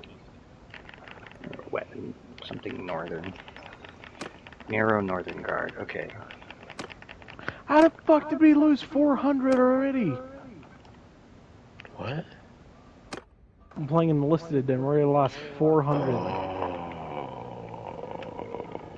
We haven't even gone past the first objective. We're already missing 400 What, points or people? people. Jeez. Order And we're difficulty just 63. Difficulty starting to plant 90. bombs. I met all of his parameters. I have all the materials. Weapon crafted. Declined to satisfied. This is even better than what I have imagined. Here is your money, and I'm putting a little extra in for your effort. Thank you. I just punched Sergey in the face. He wants a two-handed polearm.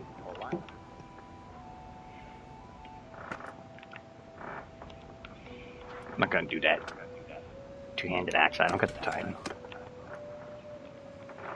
I gotta bomb my range now. You're gonna bomb my ram? Never mind, there's already too many planes in the fucking sky. So I want to try out both of these weapons. I have an idea. Come on, Have game, let me build a snake cannon. bite. Let me build a cannon. Please. My team is depending on me. Build this fucking cannon. I demand. Snake bite. Crafted two-handed polearm. Is that the one that has the eastern tip? No, it's just like it. It's got the... Oh, damn. I can now make weapons that are worth $12,000. Damn. Like, I will get rich just off of my own capabilities. I'm a king who can supply his own armies just by making weapons. So it's like, well, the kingdom's running itself. You just see me in the castle with my own blacksmith and with my own blacksmithing area in the corner. I'll just ping, ping, ping, ping. And they're like, why is the king making shit? And he's like, you know that just in the last month he's made us 4 million gold coins? And they'd be like, what? Him? Every hit is He's like, what about the rest of your country? What have they done? Oh, we made about 3. 3. The whole country made about 3 million. Like, so you made more money off of him than you made off the entire country? Yeah. Yeah. I'm serious, guys. Fucking I can amazing. make, here, I could make 10 of these a day, and they're worth 12,000, right? Yeah. I can check what my current take in as a country, and I can calculate that to the entire country. I know, it shows it, actually. Watch this. L1, let me see. Land tax, road tax. Can I just throw a quick grenade in that room and get away with it? Yes, I can. Right now, my country is producing about 20,000 gold a day. Okay, and I go back to 100% if I rest for a day, and in that time I can make 10 of those But things. why does everyone have a machine Okay, gun? so the whole country is making about 30 to 40,000 gold a day. Okay, but I can Why make does everyone have 100,000 gold a machine day. gun? See, I can make 100,000 gold a day. Because I can make Yeah. 10. So the country's making 40,000, I can make 100,000. Yes, just my blacksmithing alone compensates for my country's financial needs. How's that for a king? Very Working- good. Not just ruling the country, I'm working for the people. And which is also good. And crafting blades that are now going to make my men more powerful, because you know why I made another one of them? Because I was like, well, if I already got one, I should give it to my soldiers. Actually, I just realized how badly I fucked up there. I gotta go back into Umbrella and send Oros Fellowsworth off on a caravan run. I'm your. Because my nephew's appearing soon. Or is he already there? It's a brick of TNT! Run! Oh, Arlek is already here. Shit! Oh, I had enough men. No, it didn't matter. Okay, so now I go to inventory. He's infantry, increased troop movement speed. She is cavalry like me. Archers, horse archers. And I'm cavalry. So where's Arlek gonna go? Into the horse archers, I guess. So yeah, I'm gonna turn him into my own little personal Mongol bastard. I'm gonna give him that spear. Because now he has bows and spear. That's it. You know, a bunch of an arrow. Yeah, it's gonna be awesome actually. Oh, his armor, he's so armored up, I'm not How worried do they about him. keep on disarming the charge? Why do they have so many machine guns? Crafted, It's two-handed. fucking bullshit. Yeah, why is this thing worth, like, nothing? I guess it's maybe just because it doesn't work as a good Let me couch bomb lance them. or something. I know how to Yeah, bomb think the of it. BF-109. Come on, man. Just let me bomb them. I could give sound him... like- So yeah, Rumbia is worth less than my crafted two-handed polearm. That's nuts. And mine isn't even a crafted, it's a balanced crafted. I got lucky on that one. At least I think so. I can check its stats. It should be a little bit higher. It's got 153 cut, 45 pierce. This one has 153 cut, 43 pierce. So yeah, it is better. But it weighs more. Okay, so who am I going to give that to? Oh, it's got to go to my other cavalry guy. That would be Laria the Disposed. You know what? No, my nephew's about to command the cavalry. Arlek, you're in the cavalry now! Alert, bud. No, his name's Arlek. It's actually his name, Arlek. Oh, pretty close. So he's in the cavalry now. You get it? Yeah.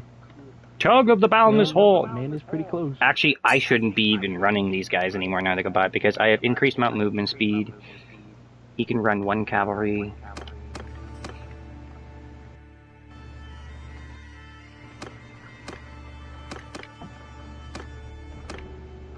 Where's my other... Laria the Disposed. Yeah, okay. She can run... So they'll run the cavalry and I'll make myself commander, whichever one I think is important at the time. Because I run the Dragon Banner. Who, if they have a big load... If they have a shitload of cavalry, then I'll control the infantry. Because they're going to need protection against them. China. Okay, so he's infantry. I need to give him the Jahids. Or Jurid.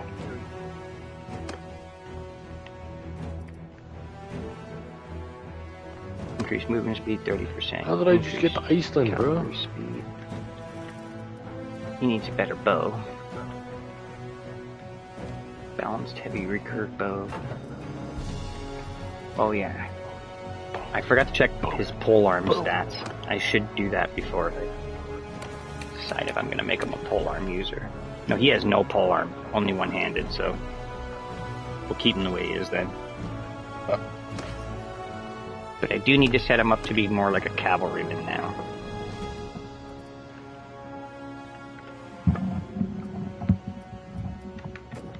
Give him double Dreeds, why not?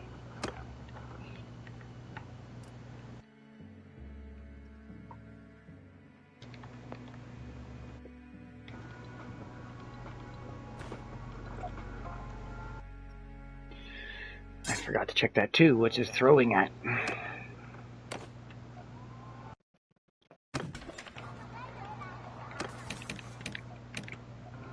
He doesn't even have throwing. Not even a tick towards it. But good stats. Let's see what he could gain. get a level towards it. Yeah, but he's boosting his bow up much quicker. So I think what I should actually do is just keep it as it is, and I'm going to make 2 horse archer groups so that he can control the other horse archers. And then, oh wait, actually that might work because one of them will. I have a banner that would work perfect for this.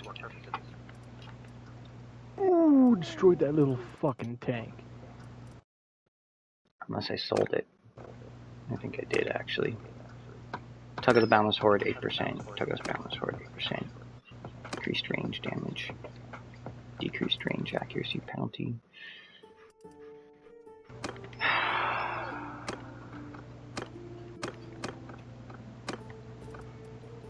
I guess I'll give him better.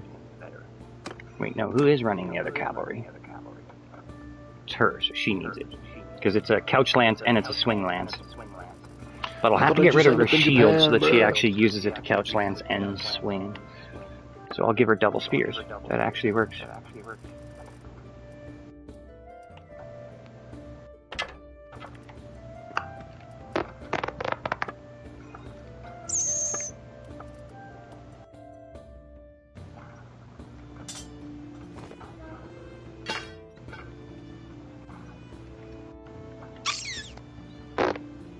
Okay, so... Allah Akbar. Allah Akbar. 9!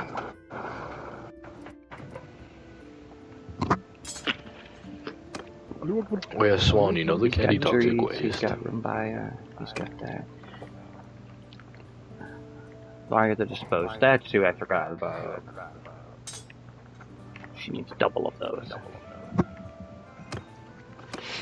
Swan. Hold on, I gotta double check something. So he's got the Jahid, he's got the Jahid, she's got double Jahid. I gotta go, because I'm going through my men before I separate everyone. I gotta make sure I've done everything right. Okay, so I run 1 cavalry, increase melee damage against mounted troops. He controls infantry, he'll control cavalry. We'll switch between the 2. Actually, wait, no, he's gonna join her in the horse archers. That is a better plan. Because he's just a horse archer, period. If I give him Tug of the Wooden Arrow, then that group will at least have a 4% decreased range. Because, like, con guards do heavy damage with their bows. The only thing they really need is ranged accuracy penalty drop. And that's what that banner does to the whole guys. So, he's cavalry archer. She's cavalry. She's archer. She's cavalry archer. I'm cavalry, footman. Everything's set up. Shadow, get down! I'm like literally sitting in her fucking face. He's like standing on the couch, like inches. No, it's not that. No, like he's being so horny because she's trying to lie down. And he's like up on the couch, sitting so close beside her, just so he can get his head up her butt. She's like, oh my god, dog. And like she's been growling at him all day to a point where like the translation is basically this: no means no. I have a right to. Oh, look at that. Right as I called that shit, eh? I knew he was gonna attack Syracuse. Come on, let's go get him. Let's go get him. An army of 14,000. Ah, awesome. Finally, someone to truly fight. Because they haven't really been pulling together big armies, so I had a feeling that if I can beat this army here, then go take McKeeb, that'll push them enough back that, well, thank God I just saved. What? Because someone, like, right after I saved, the fucking... someone declares war. Shadow, get down! She's gonna bite you! Do you not know what that growling means, you dumb fuck? Go, down, down. I'm gonna put a blanket over her. I'm serious, it's the only thing that fucks him. Like, the only thing that gets him to stop so I can sleep at night is she sleeps between my legs and I put the blanket over her. Because even if I just leave her head out, he'll sit there licking her face. He does it to wake her up. Like, he won't even let her, like, they get so bad, guys, that, like, he hasn't eaten in 2 days. I go to put the food down and he just keeps his head up her ass. To a point where, like, what I do is I give her a half bowl because I know she's gonna go end up eating his bowl. Yeah. Technically, she's eating more.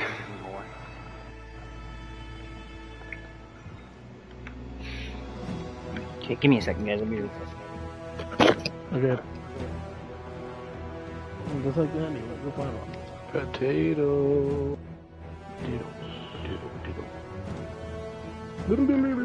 Yes, you've heard me. Potatoes. I'm not.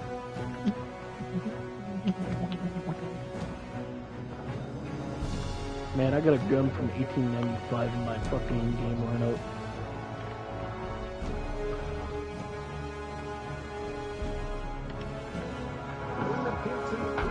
Drop it like it's hot.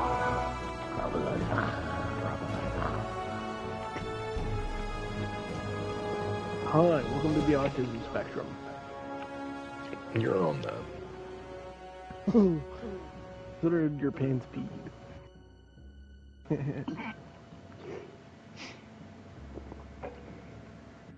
Oh, yeah, I'm on the autism spectrum.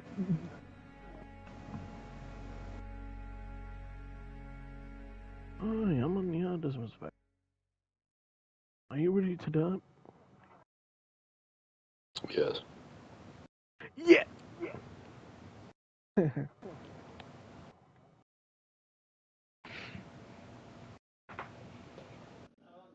Well, hopefully no War 3.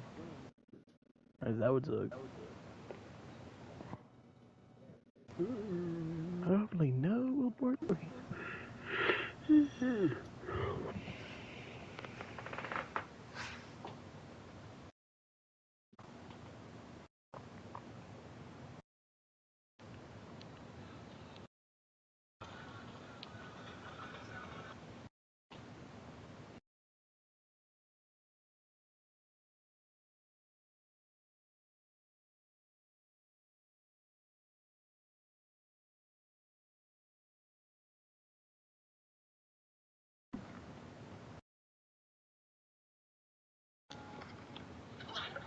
Well, damn, I destroyed that target. We're in the pencil position.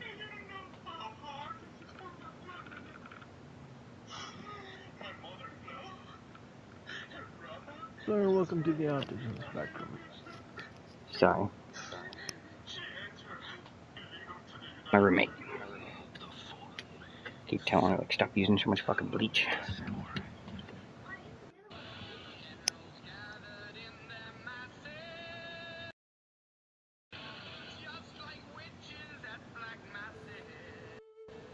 It's one. Hello? Swan just said something.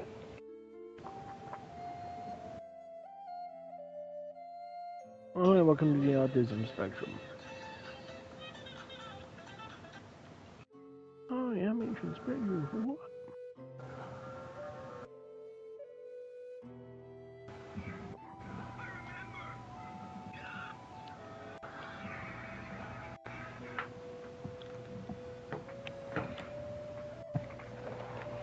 How do I do these?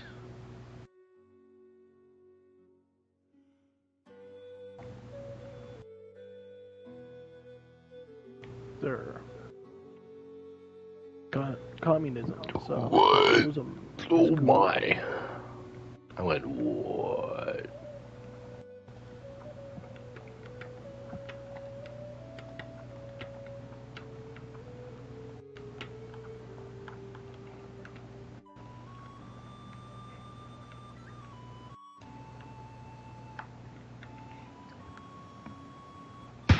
Hold on, Leva.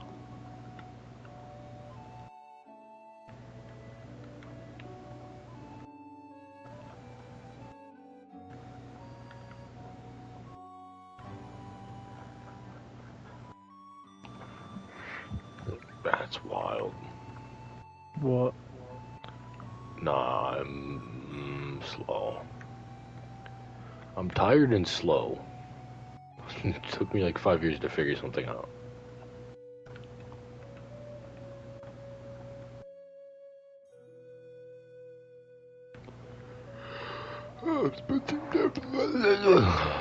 Bruh. Mother.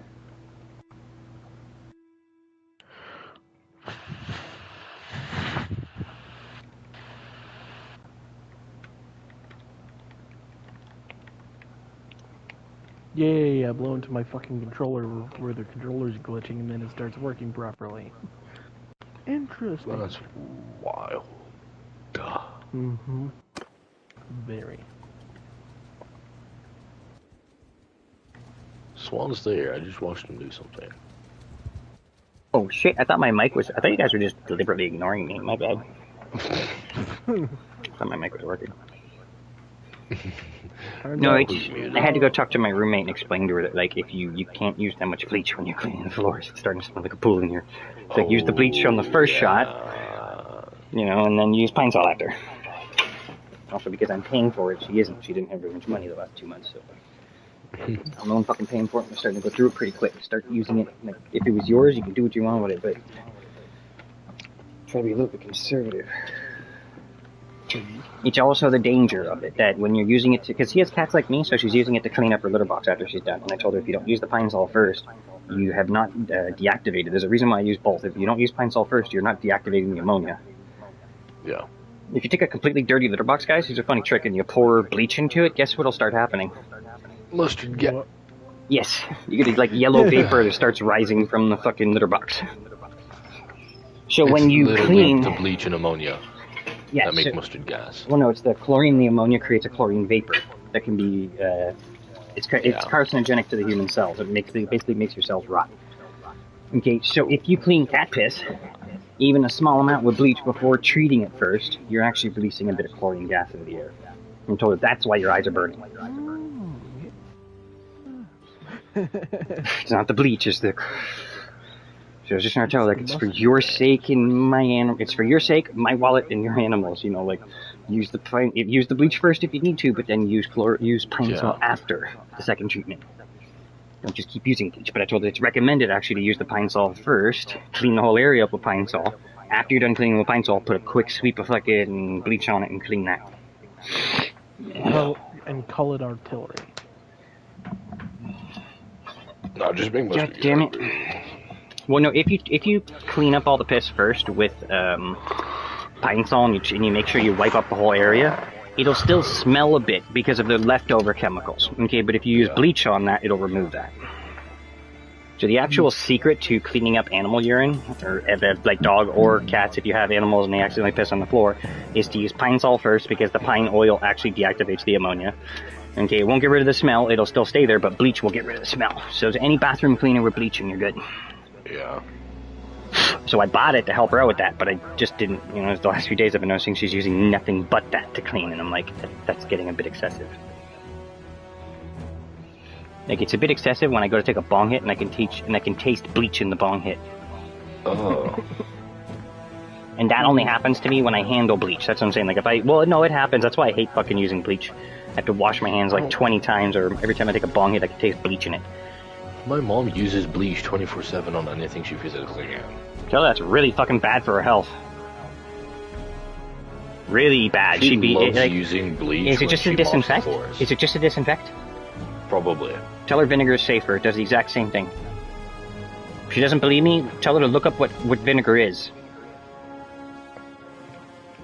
It's ascorbic acid. Oh, yeah. Okay, so vinegar is acid. You think that doesn't kill? You know what that does to even things like fucking. It's been proven. Do you know that one of the best ways to kill? Guess what? A crazy little motherfucker is COVID. COVID. You can kill COVID with fucking vinegar. Because vinegar kills everything. It's an acid. Oh yeah. It might not burn you because it's not that concentrated, but it hits any small single-celled creature and it dissolves it. Okay, even anthrax can be killed with vinegar. You know, yes, that's how they disinfect anthrax, guys. They spray it with industrial vinegar cleaner. Because you know what's been used to disinfect shit for thousands of years as a cleaning product for thousands of fucking years? What? Vinegar. Very good. It is. How did we start talking about vinegar? Cleaning. Oh, it's because we were talking. Because you said she uses way too much bleach. Oh yeah, she uses bleach to like mop the floors always. Because I asked. She's trying to disinfect it, right? I hate the floor. I hate the floor. She's just trying to disinfect, though, right? I think so. Tell your mom to do some research into this. Vinegar does a better job than bleach for disinfecting stuff. There are a lot of viruses that can survive bleach. Because it's not actually an acid, it's just chlorine. Okay, nothing survives vinegar because it's a sorbic acid. If you concentrate vinegar, it will melt your arm off. It is one of the most powerful vinegars on the planet. Okay, do you know you make vinegar, guys? It's what decomposed alcohol turns into. So most white vinegar, honestly, guys, is fucking rotted vodka. Oh. The alcohol turns into the sugar, turns into alcohol. The alcohol turns into vinegar.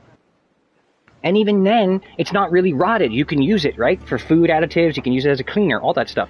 So do you know why vinegar was used for so long? Because people used to use alcohol. They used to drink a lot. So they had a lot of leftover vinegar. Some crazy bastard figured out that if you boil vinegar and dilute it down to its purest acid form, and then put it into a fucking clay pot, because it can't dissolve the clay, launch the fucking clay over your enemy's walls with a catapult, and when it breaks open, you know what it does? Your mom. It starts melting motherfuckers. And you want to get hit with a simple splash of it, it burns into them and melts a big hole.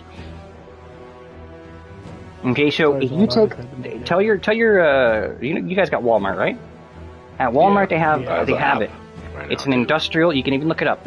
Look up industrial vinegar cleaner, just because she might think, I don't want to take food. I've heard about it. Okay, so tell her she does, because she might just say, well, I don't want to take food vinegar. Tell her, Mom, there's a cleaning product called industrial vinegar, and it actually has cleaning chemicals in it that clean the floor. It's just the chemical that's used for the disinfectant, like how bleach is put into bathroom cleaner and pine oil is put into Pine Sol, is actually vinegar.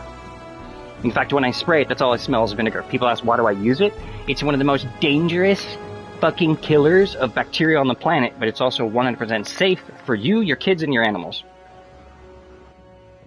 How do I know? It was used for thousands of years by people as a cleaner, and they didn't get sick from it. I gotta ask you a question. They didn't have health standards back then. They had no clue. So it clearly works. If they were cleaning shit with it and they're not dead. See what I'm saying? Yeah. Yeah. So that's what a lot of people don't. When I tell people this, I'm like, it is one of the best disinfectants and also 100% safe for your health. Because people 400 years ago used it as a way to disinfect their homes, and it did work for them. It didn't affect their health, and it didn't. And it also got rid of the bacteria. The only way I can explain it is, like, there's a lot of shit today that if you don't read the fucking label, you're screwed. And people back then wouldn't have understood that shit. Okay, so they just needed something that they knew for sure they could use that would get rid of the bacteria and it would not 100% harm them. And no wonder they used vinegar. Considering I can take a bottle of vinegar and drink it, and what happens? You get fucking severe heartburn. Like really No, bad. nothing. Why, you've actually done it before? Yeah, I get fucking horrible heartburn. I got heart problems in my Well, family. that's a bit different, but I'm more just trying to say that you can ingest vinegar. Nobody would ever want to chug a bottle of vinegar, but you could. Yeah. You'd probably feel a bit sick after, but it wouldn't kill you. You would feel sick after. Well, all I'm trying to show you is that exactly. The fact that people go, how could it be used to kill every bacteria, but safely be used by people? Because we ingest it. It's ingestible. Since it can be ingestible by the human body, but it's damaging to every bacteria, that's the best cleaner I've ever heard of.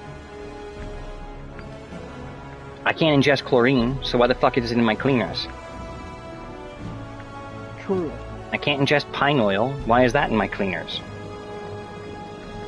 Okay, but there was this company called Melaleuca, look them up online, they have a vinegar cleaner too.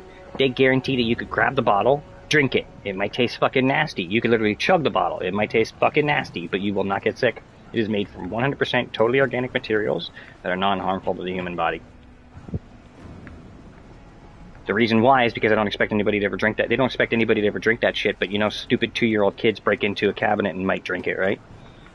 Or your dog might. It might spill on the ground, your dog might lick it up.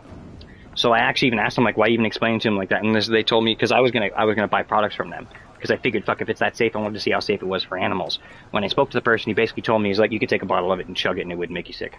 Not saying that somebody could, but one of the things that we really like to be able to give in a quality control factor, like when people ask us how safe it is, we can guarantee you can take a bottle, drink it, and you will be safe.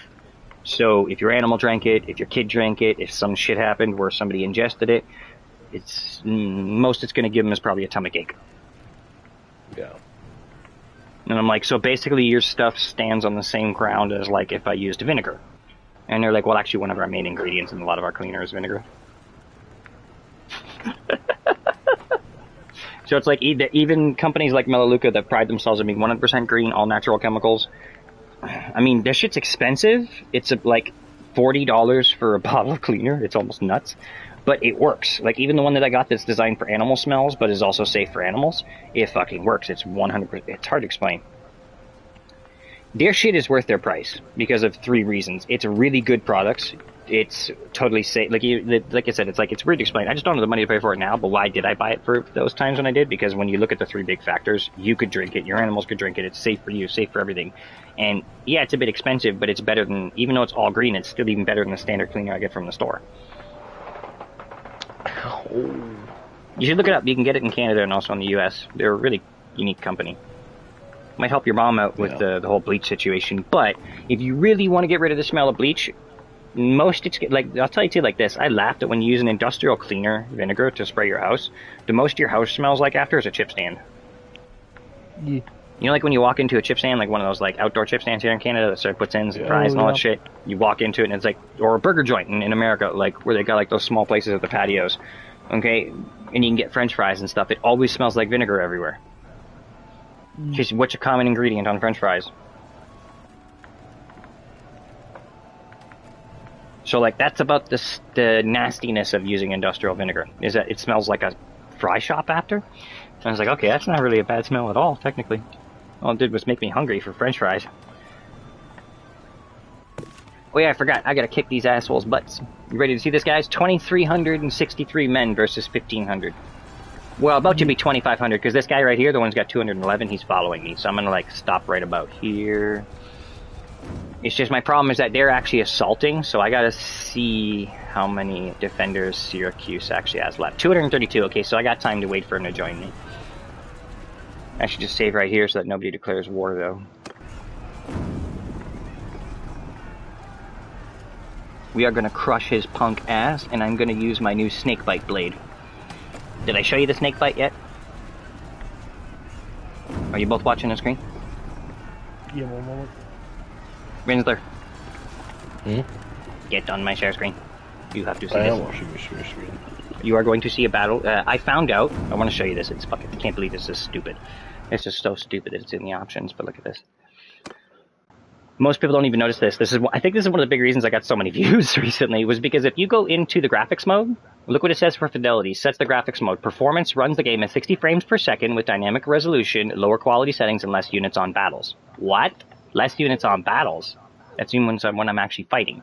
Now fidelity runs at 30 frames per second at native resolution, which I get that. In fact, the funniest part about it was that when I switched it down after playing it on high res this whole time, because it's set actually in performance, in stock, that when I went down, it took me a bit. It almost looked like the half the frames a second, it almost looked picturesque.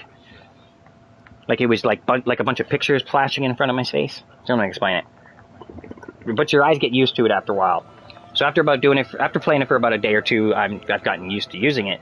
But it says higher quality settings, okay, and more units on battles. It's literally double. You can only have maybe 400 people. So when you're doing like an army like mine of 2,500 versus 1,400, it takes almost a half an hour. That's why I used to send my troops. But my guy doesn't get to get leveled up, okay? In these new battles, there can be 900 men on either side.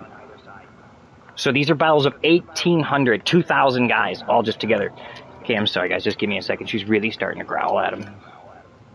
I gotta get him to go away for a second. Yeah. Well, he doesn't get the fucking point. Fuck off! I'm gonna really hit you soon, Shadow.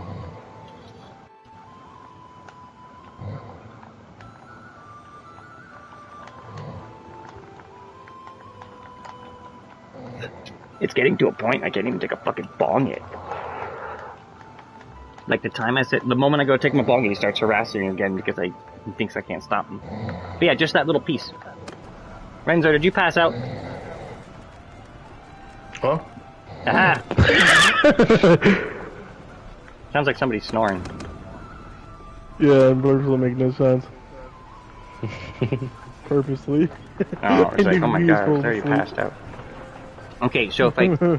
Okay, Shadow... Actually, because they're attacking the castle too, guys, it won't actually be 2,500. Their 200 will get added to mine, so it's going to be about 2,800 versus 1,400, because they're... Actually, their number keeps going down, too. So it makes it even easier. Check this out. Watch this. Actually, what's going to be the faster path? To him there, to the gate. Yeah, to the gate. It's going to be down to 1,200. Assault the siege camp. 2,792 versus 1,292. Do you think this is going to be a slaughter, boys? And I'll tell you, if you think it's going to be a slaughter, that's where you're wrong. That's where you're wrong. It's actually going to be a pretty decent fight, I'm telling you. One thing I do not like about fighting the Kuzites is that they come at you with, like... Even at low fidelity, you usually face about 150 horse archers. And high fidelity, it's like... You're going to see, they're going to come out at me, guys, with an army like this. They're going to be at least... Where, like, my whole army is mostly cavalry because I'm Imperial. Most of their army, guys, is going to be horse archers. And that's destructive. Do you know how the Mongols conquered the world? Well, Horse archers, because all they do is they ride around you in a circle shooting arrows into the middle. Yeah. And we put that in this game. I can't shoot to the right, but I can aim to the left. And I can aim in front of me, and then 90 degrees to the left. In that space... Entering the atmosphere and think about this, guys. If I get my horse to just circle around you, and I can shoot... So if I do a left-hand circle, I go from quarter clockwise. I'm basically going counterclockwise around you. Okay, if I can aim anywhere in my front to 90 degrees to the left, as I'm circling, I keep you between that 90 degrees in the front, and I keep shooting arrows. If you doubt me on this last match I was using, this time I switched up my weapons, I had a bow and arrow. I can use any bow on horses now, so I use a longbow. It's fucking destructive. The missile speed is high, like everything's just through the roof. the missile knows what it is the whole time. No, missile speed means how fast the arrow's going. In fact, it fires arrows at like 70 meters a second, which is fast. That's like there's almost Pretty like much an early version of there's almost 40 feet. No, there's almost 45 feet in a meter. So it's like shooting shit out of a fucking... it's going 340 meters. It's going 340 feet per second. Yeah. It's basically shooting shit out of bamboo tube with gunpowder. No, it's a longbow, a British longbow. The damn things had a 210-pound draw weight. Okay, joules, force of energy. You know what they call grain? Okay, What? the war arrow that the British fired, okay, was a 3,000 grain tip. That's just the arrow tipped. Okay, it was big enough to penetrate most things. It would be launched at over 300 pounds of force because it's a 200-pound draw weight. That is at least 500 feet a second. The arrows came out of the British longbow for the first 50 feet that they were fired, almost as fast as a .22 caliber bullet. Those arrows are going almost as fast. So if you get my guys, the Fiend champions, I told you this, you've seen this, I get them up right close and they just start shooting their arrows, right?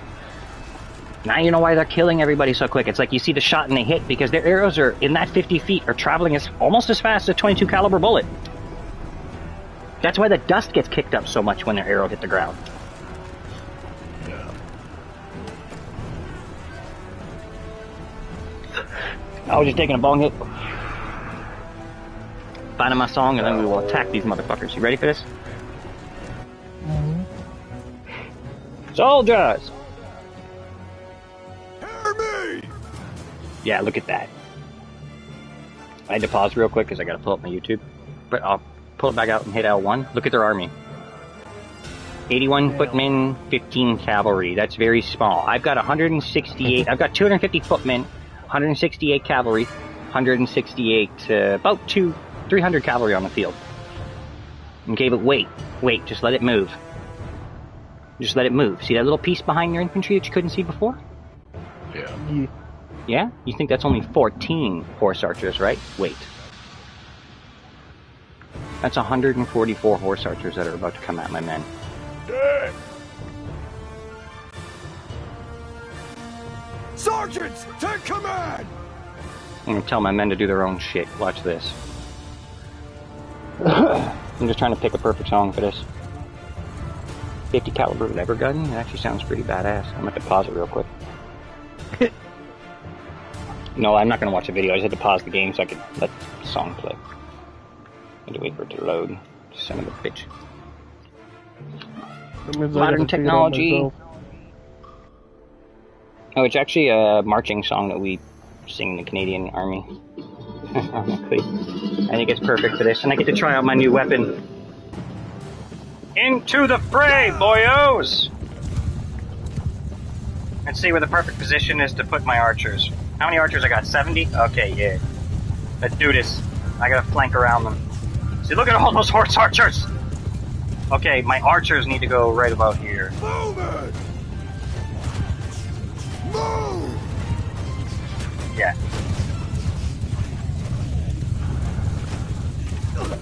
Gotcha! First strike kill. Oh, motherfuckers! Get fucking chopped! See, it doesn't matter if they got horse archers when I got 300 fucking cavalry. Your horse archers mean nothing when we can actually chase you down! See? Look at this shit. That's what I was trying to tell you guys. One shot kill. I fucking love this thing. Okay, where's my archers? To get them into a better position. Watch this. I'm gonna get them up behind their fucking front line. Where's their main line? Okay.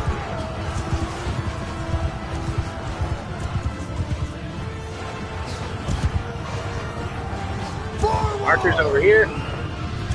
Move! Gotta set a wheel on. Move! Wheel!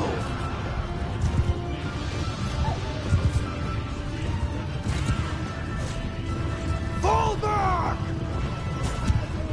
No, wrong button. Move! Forward! Forward! Forward! Trying to get the right spot for him. Face enemy! I was picking the wrong buttons. I want them in a Together! team. Form a wedge! There we go. Wedge formation with the arrow works really well. Now, let's do this. Oh, Shadow, shut them! I'm trying to drop my spike and then I hit the wrong button.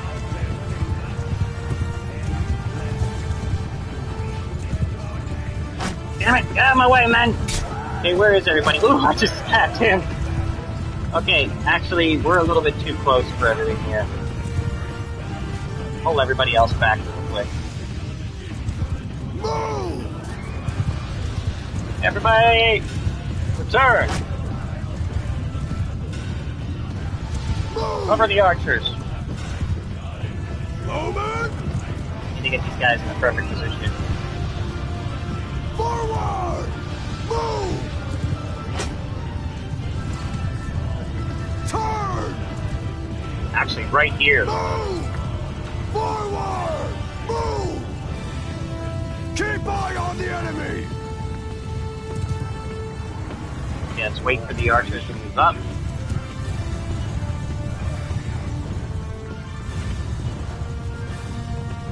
Archers! Archers! Where are my archers? Okay, they're moving up. You know, right here is perfect, actually. Forward! Move! My leg. Forward! Face that way! Okay, now everybody else. Take over Delegate command off. Get them, boys! See, look at that. See the horse archers? That's what I mean by positioning your shit correctly. Now my fucking infantry just rushes in. I love this shit.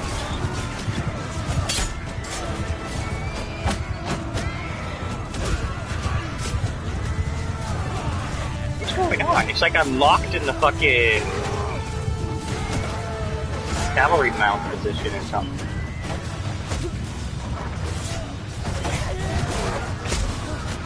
There's one, there's two, there's three. Get them, cavalry! And my archers are just sitting there going pop, pop, pop, pop, pop, pop, pop, pop. Okay, where's the archers? I gotta get them repositioned. Their infantry's up there. Okay. See, look at the heroes coming in. Move! Turn to enemy! Now everybody else, pull back. Forward! Actually, wait, no. Woodman! Wheel to enemy! Get down, Shadow, go! Attack!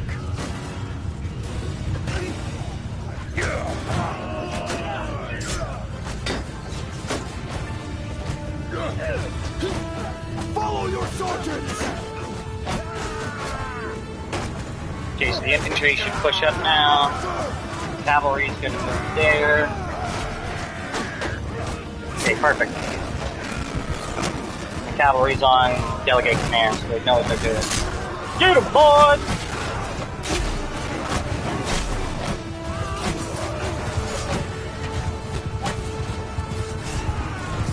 Gotta get my archers into position. Look at this, we're fucking slaughtering them.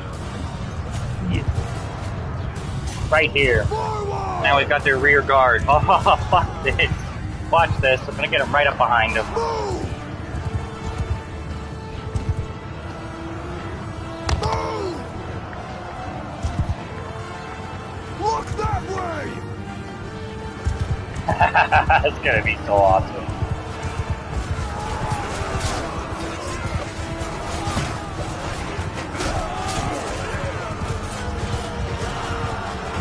Look at him run! That's right! Run scared! The end has come! Reller, are you even with us? Like, you should be seeing this man, I'm fucking slaughtering. If you know what you're doing against horse archers, you win every time. Go out. Now you know why I bring an army of cavalry.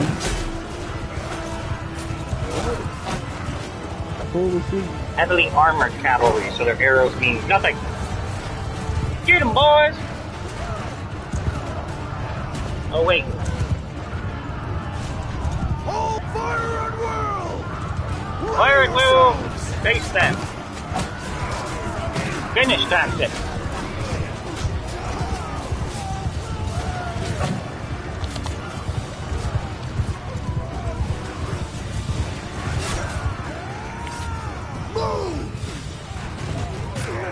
Actually, I'm just gonna delegate everybody. That way they just start slaughtering. Yeah, everybody's gonna charge now.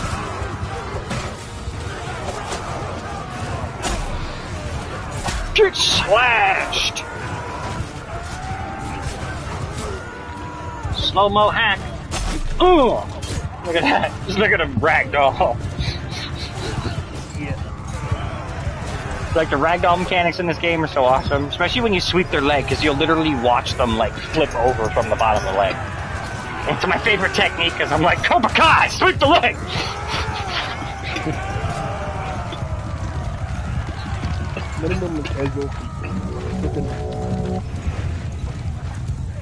Well, no, like, look, okay. If you look closely in slow-mo, I know perfectly how to aim for it, see? Oh, I can't do the slow-mo anymore, but if you put your aim right at the angle of the ground, look at where my blade swings at. Okay, so I go, you can control the angle of that, see? Same thing if I go like this. If I go like that, I'll probably hit him center body. Okay, if I'm charging like this at the guy, that's why you always see me aim a little bit like here. Okay, I'm always at about this angle, because that'll hit him right in the head. Yeah. Okay, but this is what I love about this blade, is that I can also drop it. Okay, and then once you're like that, like, look at this. This is what I want to show you guys of what's so dangerous about it. Look at the tip of that thing. Actually, these are all enemy horses. Watch this. 348 damage, I killed it instantly. So I could, even if I don't hit him, I'll dismount. Like, I'll take his horse out. And then, what's a cavalryman without his horse? He's just an average footman. The only thing I don't like about sending the troops is that I don't get as many points and stuff. When you send the troops, more of my troops are involved. When you do the actual battle, they use my troops last. They use my highest troops last and a mixture of my low troops. So I guess, yes, that means in these battles a lot of my low tier guys get to get themselves upgraded. Like, I just got 43 out of it, but also means I lose a lot of my low tier guys. I'd rather have the complement of both. Because then the high tier guys protect them. But this is the little army I've been building. Check this out. So there's only certain tier 6 men in the game. The only tier 6 archers are the Battanian. The only tier 6 horse archers are the Kuzite. Cavalry, they have 4 tier 6 countries. It depends on your playstyle, I guess. So when you look at the army that I built, I have 70 Kuzite Khazard. Those are level 6 horse archers. Okay, I have 73 Battanian Fian champions. Those are tier 6. Okay, I have 53 Banner Knights. Those are the guys who drop their mount. They do mount lancing like me. They charge at them, they drop their spear, and they skewer them. Okay, these guys, they do the same thing, but they also chuck spears. Okay, these guys, they only have a big spear, but their spear can also be swung like a glaive. Okay, these guys chuck spears and also have a sword. Okay, it's like how it goes through it. These are like,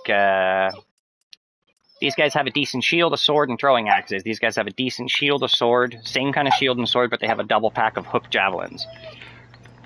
Okay, so when you fight my infantry, they launch spears at you before you attack. Okay, when you attack my cavalry, they launch spears at you before they attack. Yeah. Okay, then when you get right up close, axes get thrown with the infantry. Axes and spears are getting thrown. It's the whole shebang. Okay, then when you get close, they got big-ass swords, big-ass shields, big-ass... It's a complement of that. These guys throw a lot of spears, but these guys will also protect the spear throwers. Even though they themselves have some throwing weapons. Okay, and then it's the same combination with the, Vanguard. 18 of these plus 50 of these guys. My 13 guys are throwing constant spears at the enemy as we charge with the cavalry, and then those guys lead the charge and skewer them. Okay, these guys, they have long-range fire. Okay, the best part about the Battanian Fian champions is 2 big things. Okay, they literally are the only guys who get the woodland longbow. That's the most powerful bow in the fucking game. I don't even have one. I got the noble longbow. Oh wait, no. Okay, so it's a 50 stack, but it's their arrows. Okay, so they get double arrows. Okay, and most archers don't get shields. These guys get a Highland fine 2-handed sword. So basically, they have one of the best armors in the game that's light, for light armor. Okay, and if you do get close enough to fight with them, and they have to get away, put their bow away, they pull out a 2-handed sword. And they go all fucking, what's its name? They go all fucking Braveheart on your ass. Okay, what I like about him is it's all of them. Even him. 2-handed sword. 2-handed sword. 2-handed sword. 2-handed sword. So, I've actually brought in these guys in raids with me on the villages, like whenever you take out the bandit camps. And yeah, they'll shoot them from long range with their arrows, but if anybody actually gets close, they just whip out their sword and slaughter them. Like, they're really, really... The Fian champions are amazing for 2 big things. They are the longest range, most damaging shooters in the game. Okay, it's their bow, basically. It's the stats, if you look at it right here. I'm going to show it at the bottom. Its accuracy is 94 and its missile speed is 82. That means and its rate of fire is 88, so that's really fast. Like 100 is the highest accuracy, so is 100 on that. Mine is the only bow that's quicker, and it's 89. And it has 96 accuracy, so it's accurate as fuck. It can shoot really fast, and it can shoot really far, and he can shoot over and over and over again, and he's got a lot of arrows to do it with. Each arrow, I think, is like a stack of 32, so he basically has 44 arrows. Sorry, 64 arrows. Okay, so not only does he have a shitload of arrows, if you get close enough to fight him, his swing damage is 71. Okay, I was doing at low range, like you saw the damage I was doing, about 70, 80, negating their armor. That's exactly what you need to kill somebody in one shot. So it's basically just that these guys have one of the best armors in the game. Okay, but not only do they have one of the best armors, like Highborn Male, I don't know, I guess I already I'm re-explaining myself now that I think about it. It's that they really are the best archers in the game for tier 6. They can hold themselves in a close range fight. Because a lot of times at the end when it's just nothing but those infantry guys, if my archers are close enough, I just delegate command guys is because they'll just rush in and attack with their swords. You might as well when you have that big number, you get what I mean?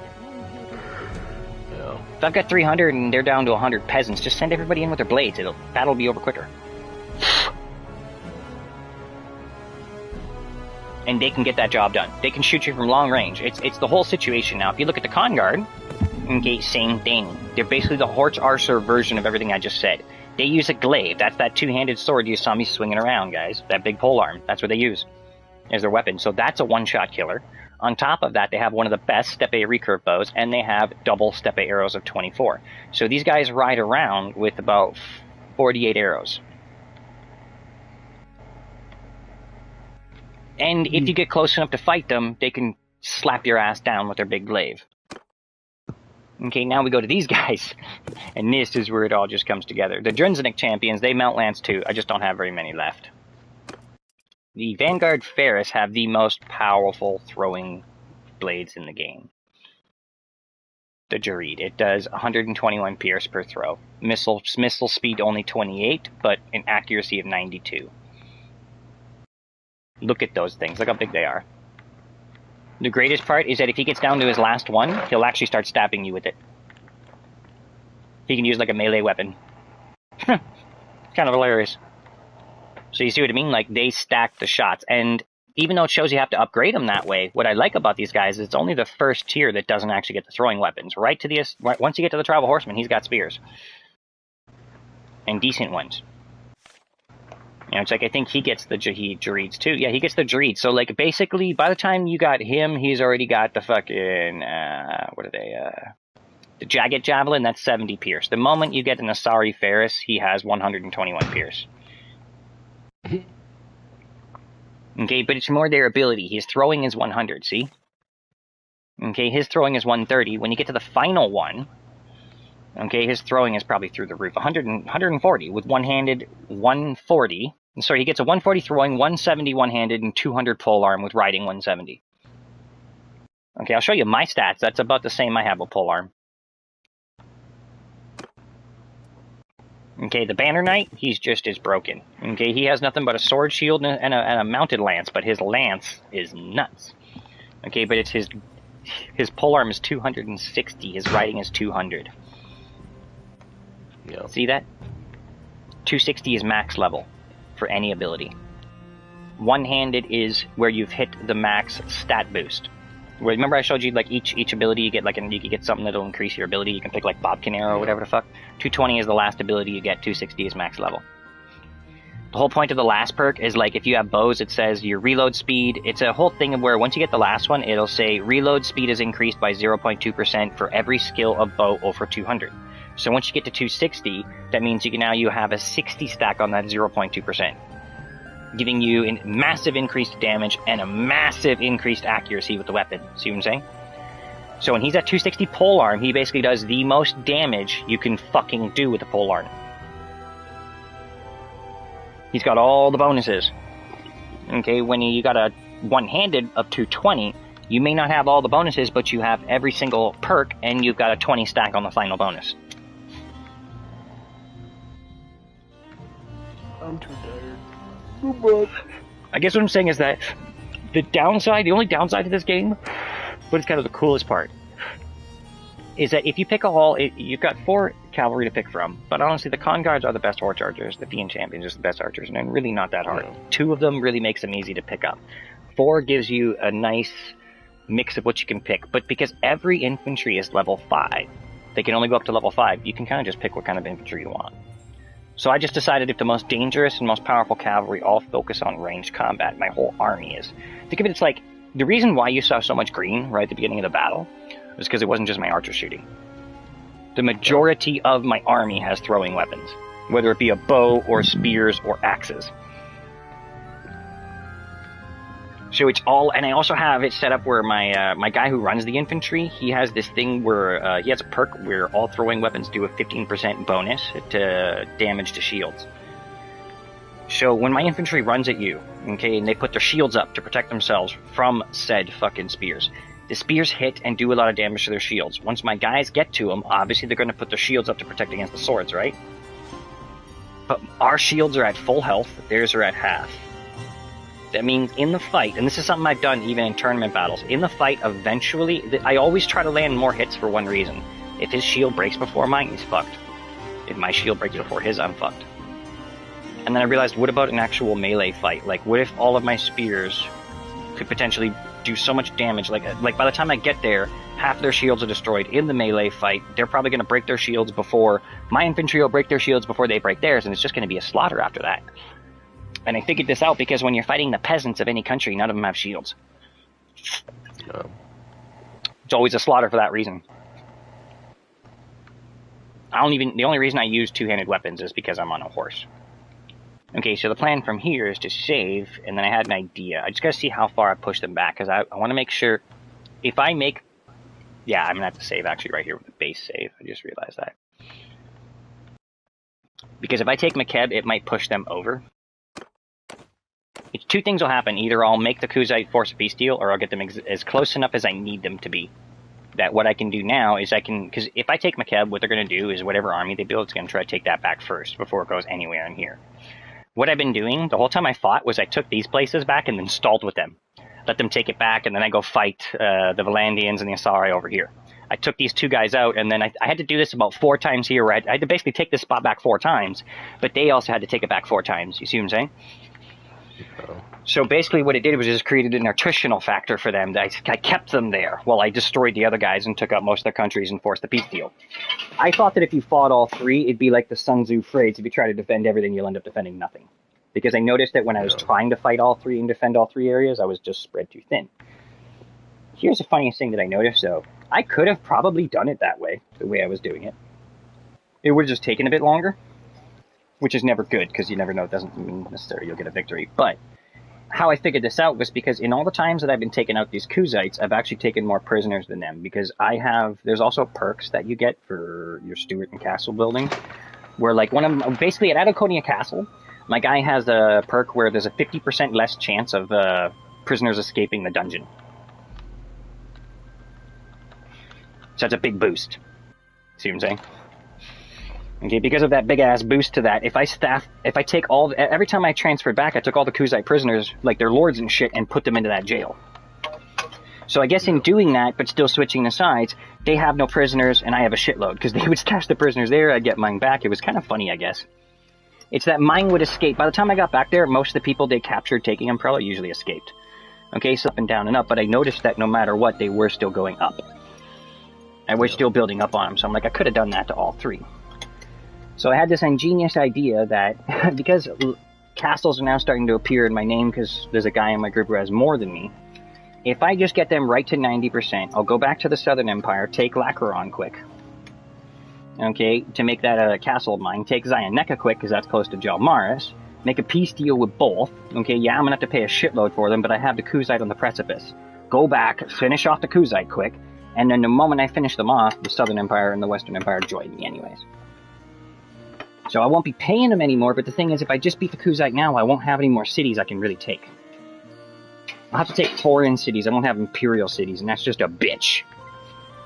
No. I thought about it. It's because of the problem of inheritance. I know how to get around it anyways for the election, but I'd still rather be prepared, because if my character gets sick, and on my way to the retreat he dies before I get there, I'm fucked. Yeah. Because the election will happen. So I decided with 2 more fiefs, I'll be at 11, he'll be at 12. I've got $5 million, 2 more villages. Actually, I should have checked that. Let me see this really quick. How many villages does he actually have compared to me? Because I have 4. I know he's got 12. Let's see what he's got for villages. Shiraz, Ortesa. Anywhere it doesn't say castle. Pencannock, Jukalon, Sargat Galend. Okay, so he's got, gotta double check that. Shiraz, Ortisa, Pencannock, Jukalon, Sargat Galend. Yeah, 2 plus 4 is 6, so he's got 6 cities. So he does have a bit of a bump on my 4. If I take those 2, I'll have 6 cities. Yeah. There's also a castle close that I can take, and then I'll have the exact amount as him. 12 plus the total castle. No, I think about, 6 places in the total castles, because the only thing he could have is an extra castle on me. Now that I really think about it. I just want to double check I put that safe spot there. It's because of the fact that, like, but the thing is, if I go and do this, and then I go try to attack Lacaron, and I'm not in the roll, you see how I wasted my whole time? There's no point in paying that big tribute. So I want to make a save here, because then if that does happen, I can just reload back to here and just decide, fuck it, let's just finish off the Kuzite. I'll get the castles another way. I can force the point in the kingdom. I could actually just force them to give it to somebody. Like, even though there's like a 0% chance it'll cost a lot of influence, because I'm the leader, I can force them to give it to somebody else. Yeah. And then I just have to make sure I'm in the role, basically, at that point. God damn it! Right as I get close to the fucking place, the Valandians. It makes sense why the Valandians want to fight me, though. I got 5 of their fucking... I think, like... 4 castles, 5 of their villages. I crushed them. The only thing I don't like about this whole campaign mission is that when you end, there's no tribute paid, even though you beat them. And I'm like, but I looked at it. Right before I beat them, I checked the diplomacy factor, where you can make a peace deal with the whole factor of it. It should have been 12,000 for the Valandians and like 18,000 tribute they should have paid me for the SRI. I was like, what the fuck? You figured they should have calculated that in, but no, it's just to make it even, because don't get me wrong, the main gift and goal is that you get everyone in the Empire to join you. You gain every place. That means that all their parties are mine, all their places are technically mine. I will make money off them just because I'm the ruler. I have a law called royal dividends. So everyone has to pay me 10% of their total amount for the royal treasury. It's not for stupid reasons. Royal dividends is the basis of that. If my royal treasury gets larger, and I actually do this in wars that are in the interior that actually attack our countries, I'll look at fucking which places are mine or theirs that have low food. And I'll go buy up a bunch of grain and then stash it in their keep. The royal dividend. Okay, do you know why taxes actually started back in Egypt? What if I was to tell you it was actually for a really, really good reason? In ancient Egypt, they used to have actually an oasis there. Okay, but there's one downside. What if you have a blight? Okay, if the royal family taxes grain and food, they take a bunch and they put it into stores. In a year when a blight happens, they can give out all of that, right? That makes sense, right? That was actually why tax... I'm not saying that's not how it's done today, but I'm saying the original creational purpose of taxes was that. They taxed them for their food and their grain so that when there was a blight, they actually had something to give to people. So royal dividends actually comes from a concept of that. They get all of that money and they get all that shit. It's saved up in the keep and all that because they have the army. They're the most powerful. When it comes down to a blight, when it comes down to a famine... Oh, it's because of my spaghetti sauce. It's in the slow cooker.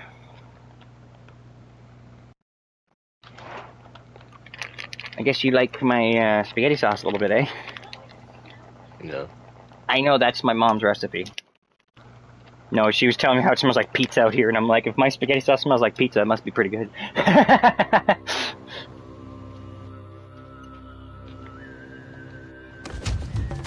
Did I make it there without a war? Yes, I did. Finally. Now let's see what kind of enemy we're fighting. They only have 700? That seems pretty big, but it really isn't.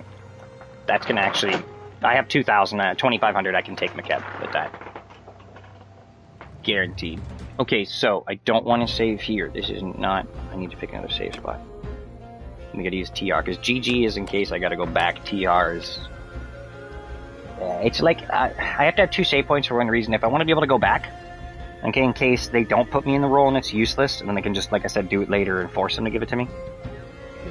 Then I can go back to GG, but this whole time people might declare war and then I gotta reload. So that's what the second save spot is for. Okay, so how are we gonna build this up? Oh, he's got a bunch of shit already started, so yeah, I should get my preset ballista on the field right to the get-go. Yeah, we're gonna need the full powerhouse loadout. What trick did I do? Trebuchets can take a lot of damage, and they can dish out a lot, but the downside is that if they got like 4 catapults, they will eventually destroy it faster than I can build them. So I literally just make the ballistas so that they have something to shoot at. Ballistas will draw the fire, and giving the trebuchets time to destroy them, and ballistas are also the easiest to fucking build, so I can rebuild them really quick. They're really just decoys. So I use ballista, trebuchet. Once the ballistas are gone, then I turn them into onagers. Once I usually have 2 trebuchets and 2 onagers up, they're beat back enough I can start making everything else. But when this war crap is happening, I have to save every build. It's stupid. See, like, look at that. Yeah. Thank God I saved. Fucking right as I start this fucking thing. Mingus of the Battanians declares war. And you know what? I don't even have an issue with him. He's not even one of the 3 that I fought, or any of the places that, like, I have territory of. Oh wait, no, we have Pencannock. Yep, actually, we do have one of their cities. So they do have a reason to... Well, it's because the Valandians conquered their city, and then we took it back from them. But that still gives them a reason to want to fight a war against it. To get it back. Because it is their city. It's not actually ours. Well, the culture's theirs. It is mine. I'm the fucking owner. They don't own that bitch until they take it back. Plain and motherfucking simple, ho. This is my toilet seat. You don't get it? Your toilet seat is your throne. It's a modern day man's throne. Do you know why the American Constitution exists? It's so that a person can feel like a king in their own home. Because every right you have is what a king had. That's the whole thing of today. It's so that you can say, you know, like, in my house, where I live, what I have is mine. Yeah. Okay, because you know the term landlord. Do you know where that originally comes from? Because the only people that could fucking own land were lords. And if you couldn't own land, how is anything yours? Everyone rented. If you weren't a member of the royal family, you rented. People go, isn't that a bullshit situation? No, not really. You had the option to go and build your own house outside of the castle. You could go build it in a prairie somewhere. But you go build a prairie. Go build your house in a prairie. Go ahead. Okay? Yeah, you get a few good harvests. You might even have a bunch of livestock. Might even have a bunch of kids. And you have a lot of money, right? Yeah. People pass through. You got trade with people, right? That's how you get all that money. Rumors spread. This guy's sitting out there on this big-ass farm with a lot of gold, a lot of women, a lot of all this shit. What does he have for protection? They come take it. Nothing. So they come take it, right? Okay, now we switch this story up. This guy's got a lot of money. He's got a farm. He's got all that shit. Okay, and he's like, and he actually makes a shitload. Well, let's go take it. Oh, no, you don't want to do that. Why? Well, because the land's actually owned by Lord Cuthbert. He merely rents. Cuthbert. Where have I heard that name before? Oh, he's that cocksucker that'll cut your dick off if you fuck with his shit. He'll castrate you if you attack any of his farms. I'm talking real history right here, man. Lord Cuthbert of England. And people were like, "Oh shit, no, I'm not fucking with that farmer." Where's your next guy who? Let's look for the free farmer. So freedom wasn't really that fucking free back then. You want to be free? You live under a lord who has an army to protect you. Yeah. So landlords had people think like, how did they get away with that then? Because they weren't. Because I just told you, and when I tell you that, what were they getting away with? Basically anything. No, there was nothing. Well, not really anything. They're getting away with nothing because they weren't doing anything wrong to be getting away with. What was getting away with it means some conspiracy where you were fucking them over. Yeah. How? It's like, where's this guy's farm? Oh, it's about maybe 25 feet from the castle keep. You always see... Look, I'm going to show you this. Look at this castle I'm attacking right now. What's right beside it? And it's kind of hilarious. Look at the name of that place. Shape Shit, right? It's actually his name. Look, Shape Shit. I typed the pronunciation online. It's actually Shape Shit. Okay, now what's right there? Another village. Okay, now I'm gonna back out real quick. What's this? A castle. So you come and try to attack them there. They see you coming. Okay, and they escape on their boats real quick. They row down and then they run up into the keep and they're safe. Yeah. Or these guys, you attack them. They see you coming. They escape. They go to the keep. You might raid the village. You might attack it for a bit. But it's going to take you a bit to find all the loot and figure out where good shit is, right? And this actually happens in the game. You attack a village. People run away. You raid it. And then all of a sudden you see a bunch of parties come out of the fucking castle. 4 or 5 parties come out that were sitting there. And they band together into an army and they come attack your ass. Oh. Because you attacked a bound settlement. See? In this game, they're showing you everything I'm saying of why it made sense. That there was lords and kings and all that crap. See? The clan that runs it, or Kudite. Okay, faction Kuzite. It says all this. Culture Kuzite. Okay, now go down. Bound villages, Shape Shit, Hideki, and Manzen. Now I'm gonna tell you something. If I owned this place, I would make money. But when I go check my taxes, guess what I'm making most of my money off of? Not, yes, the marketplace in the city, but also taxes from the villages that are found settlements. Yeah. Okay, they make salt, and they do fish. That's a big market back then. That's food. Everybody needs it. And salt, I mean, that's actually really expensive. Yeah, here, you gotta... Yeah. So what I'm trying to show you is that if you look at every single place, every castle, there's a village around it that's bound to it, and that's why there was lords. They actually had to protect these people. Their money, the only way they had money, the only way they had power. If these villages are destroyed by these enemies, where are they getting their money from? In fact, when a village gets destroyed, it takes 2 or 3 days for it to get rebuilt. In that time, you know how much money you make? Nothing. You know what's the best way to starve out a place like this? I just got the forces where I don't need to. Say I had 1,000 men. Do you know I could beat them for sure? I'd go and raid Man's End. Okay, I'd look at it quick, see what it says. And I know this is a bit different in actual real life, but people had the ability to figure out everything I'm about to say here too. Just in different ways. Okay, so... I just gotta figure... Fuck, it keeps doing this. Well, basically, there's probably going to be 3 bound villages. Yeah, so it's these 3. Tepes, Shapeshit, and Man's End. If I go raid all 3 and destroy them, and then wait about 5 days before I attack Makid, they'll be starving. Oh. Look. Salt, hardwood, and fish. Salted fish, right? Oh. It's probably what they eat the most. If I destroy all 3, how do they make it? I don't see a marker over this village for anything they actually make. And the only other place they're going to make money and food is the marketplace, right? How many merchants are coming in during a siege? None. So you attack their villages and take out their food supply quick. And then you attack them and starve them. That's an old school medieval tactic. So lords didn't just protect their villages because they were bound to them, or because of honor. They attacked them because it was that, or they had nothing.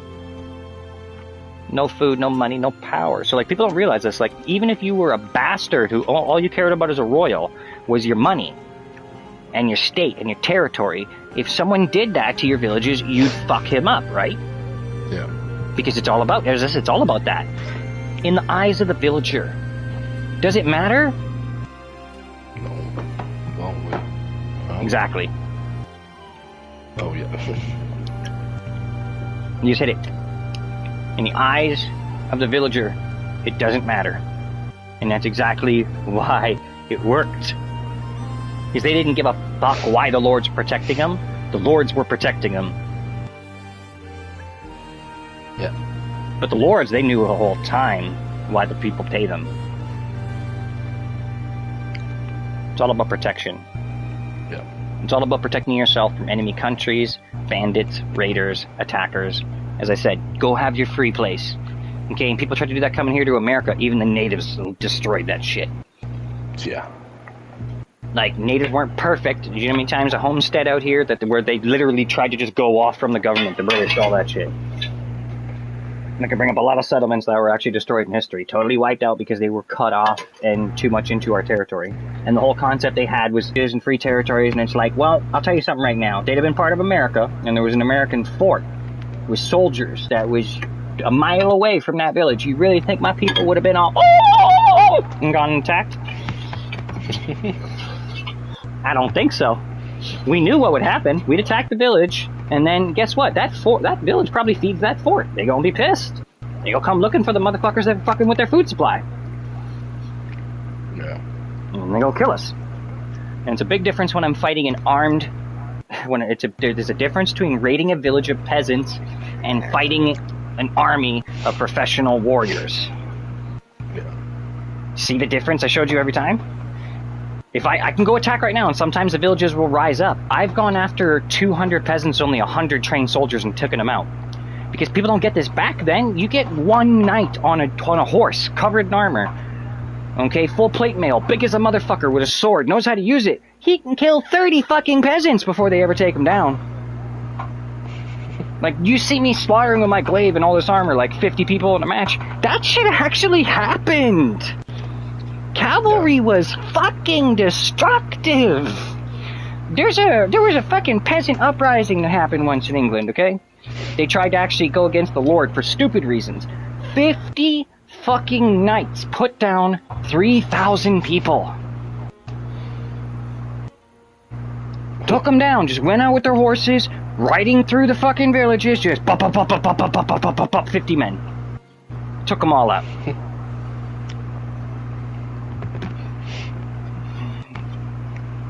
50 highly trained professional warriors counts for no amount of peasants.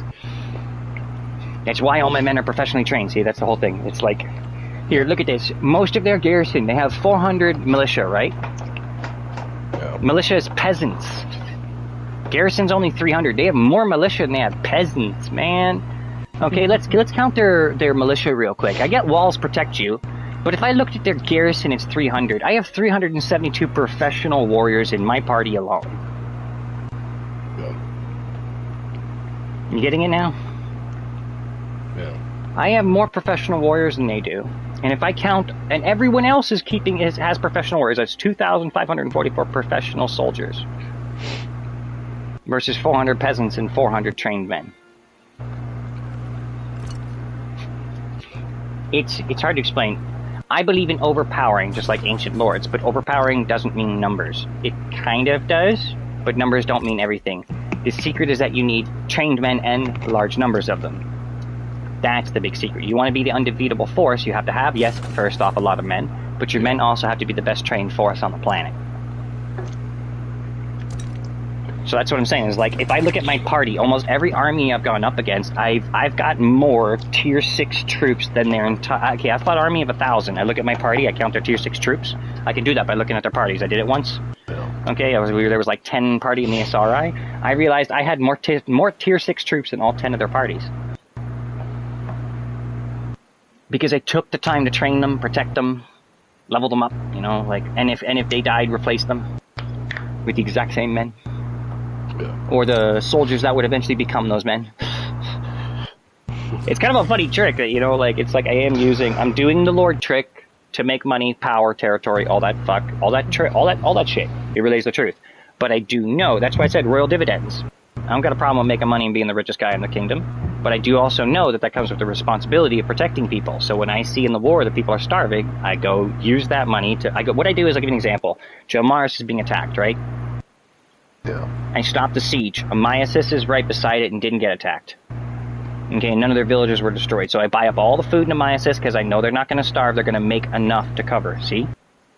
And then take all the food that I bought in their marketplace. What's in their marketplace isn't all the food they have.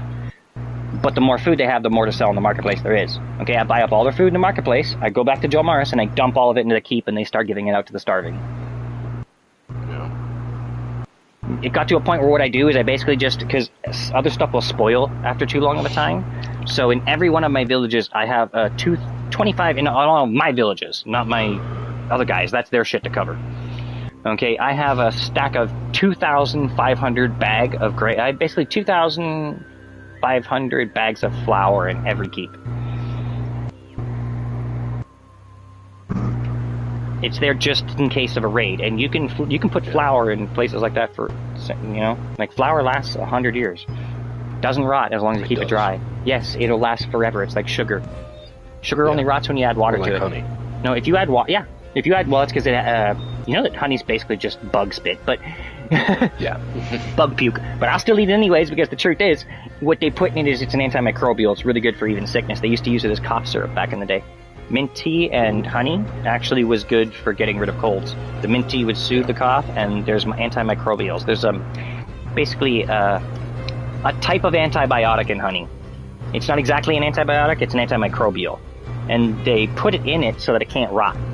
That's what makes it not rot. The same thing that helps you with sickness. What the hell is that? I might get off. Yeah, what time is it? She actually left at like 1 o'clock with my keys. I didn't realize that. I just want to kind of try to... It's like I talked so goddamn much, I didn't realize I didn't even do this. Well, if you want to see me take over the place before you go to bed, I should be able to pull it off soon. Did you want to see me take this place over before you go to bed? don't know. Because it'll only take me 2 minutes to set up the siege, I'd say. And then maybe 5 to take the place over. Yeah, I gotta save a TR.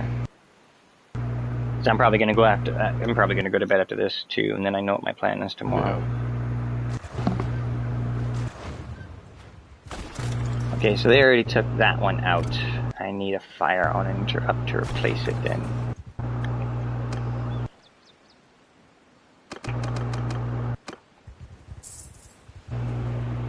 They've got 4 onagers up. God damn, this is gonna be a hard battle.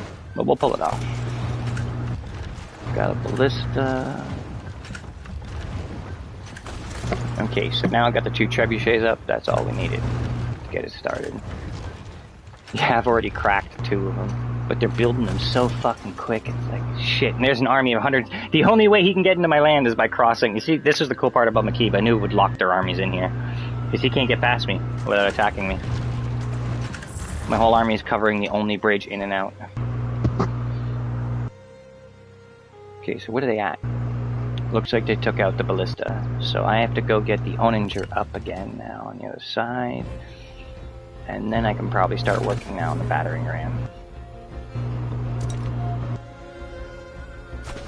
Maybe a siege tower, but probably not. At least my weapons are focused mostly on the fucking enemies. Yeah. Well, it's because if they hit their wall too much, I don't want to crack their walls. It makes the siege towers useless if I do that. Okay, so battering rams. Ah, fuck! I had a feeling to save and then I didn't. And fucking cocksucker. Like, I had a feeling to save right there. I didn't. I just hit R1 to keep it going. Then right after he declared war, if I just saved there, I could have reloaded and gone right back to that. I keep forgetting in a siege because of this bullshit rollover. I have to save every time a piece is made. Yeah. All right, well, just because now I'm going back to before anything was built. Oh my god. Dude.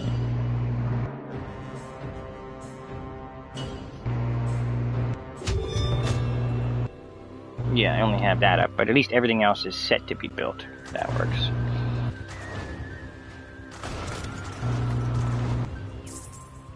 Once a trebuchet gets up, I'll save.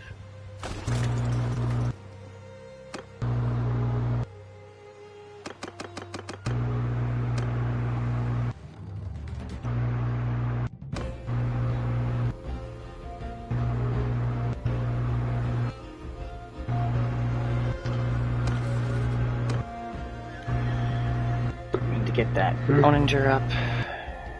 I guess maybe a scatter shot would be better because it takes less time to build. Or build costs 20. Oh, they cost the same, and it just dishes out more damage in this stage. So might as well then. Oh, look at that! Remember, I just saved right after something got built. Yeah. And so that could save me from the rollover. Olbos just fucking declared war after me the moment I hit R1. So I'm kind of laughing that like. At least now when I reload, I'll go back to the spot I was just at. Yeah. Well, it's a few seconds before, I'd say.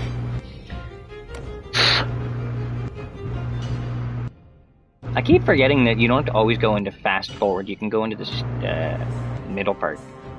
That'd be better, actually. Because there's a double... You can make time go double speed, or you can make it go at normal speed.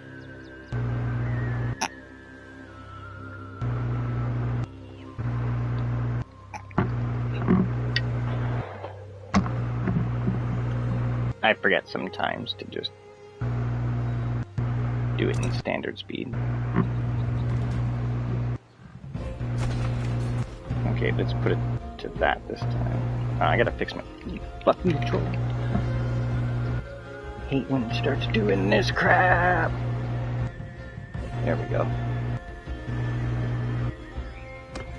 Just standard play. There we go.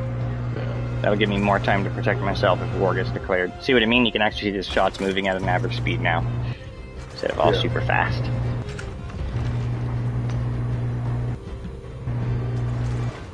Oh, I forgot. I should have...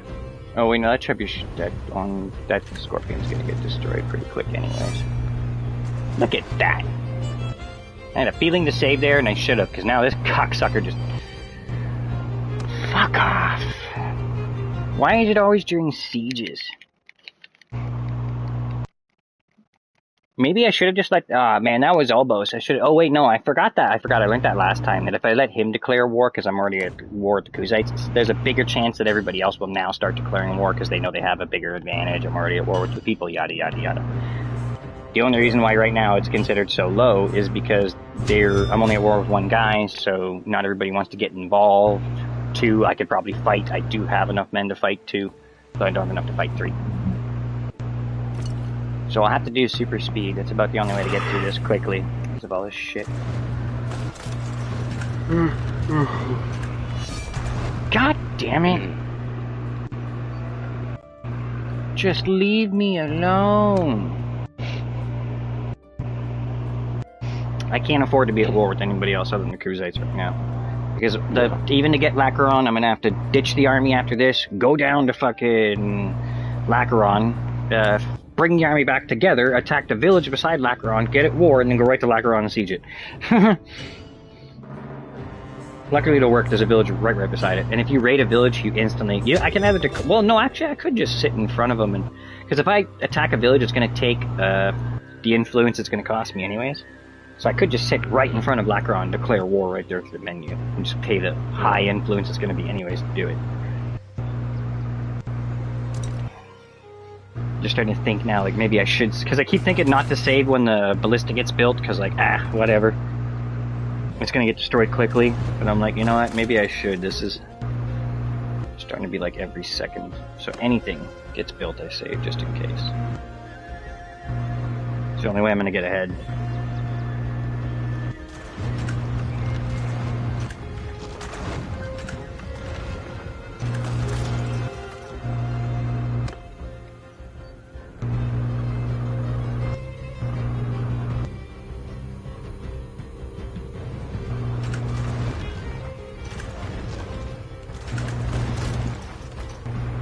Okay, so we kind of got them on the run now.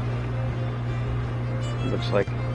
In fact, I think with all 4 of these things up, I should have time to get the battering ram. Yeah, because they only have 2 onagers left. And I've got 2 trebuchets, so that gives me a big advantage against that. Yeah, I can make both.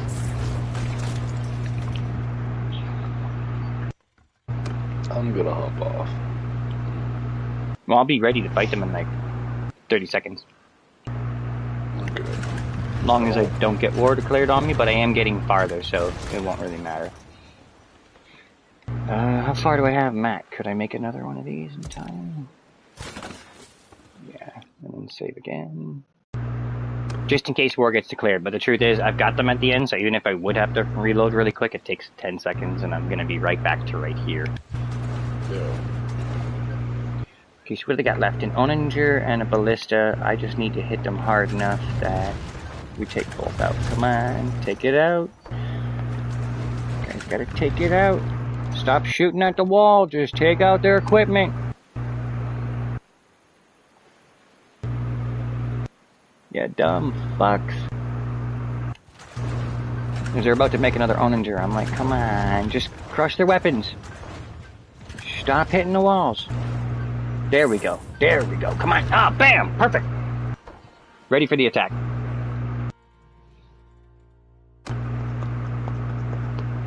We've got a fire ballista that can slaughter men on one side. The trebuchets will do heavy damage, and the onager... Yeah, okay. Ready to see this? Yeah. Last thing to do real quick would be to check what I've got them at. 84. So this will put me up to probably 92. Yeah, this won't make them... Yeah, this won't force a peace deal. Good. Okay, do I have any men to upgrade? I got 7. Because I'm just trying to increase my potential and... Because I can recruit people in my group. So I'm like, I might as well recruit whatever is there that I don't have yet. Imperial recruit.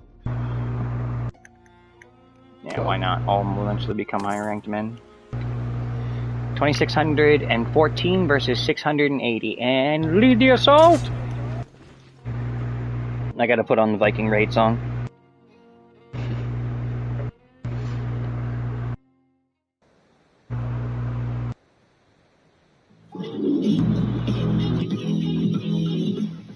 Well, the song says, you know, like, it's basically called We Are Vikings. It's like kind of flawless for Okay, so now we just need to set them up correctly. Where's the majority of my archers?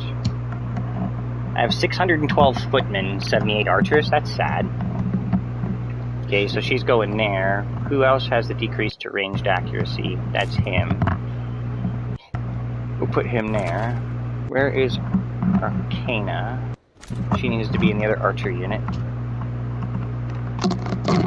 Oh, she is commanding archers. Never mind. It's because what you want to do is split up your heroes equally among your different siege groups. Okay, so this party here is clearly going to run the siege, like the siege engine. You get what I mean? Okay, so that's mine. That's mine. So I've got too many men in mine. Now you go to this one here, and it shows you who's going to be going up the siege tower. So I split up my guys among that. Why I put them all in my group is just to make it easy to split them up, because sometimes it changes depending on the city you're fighting.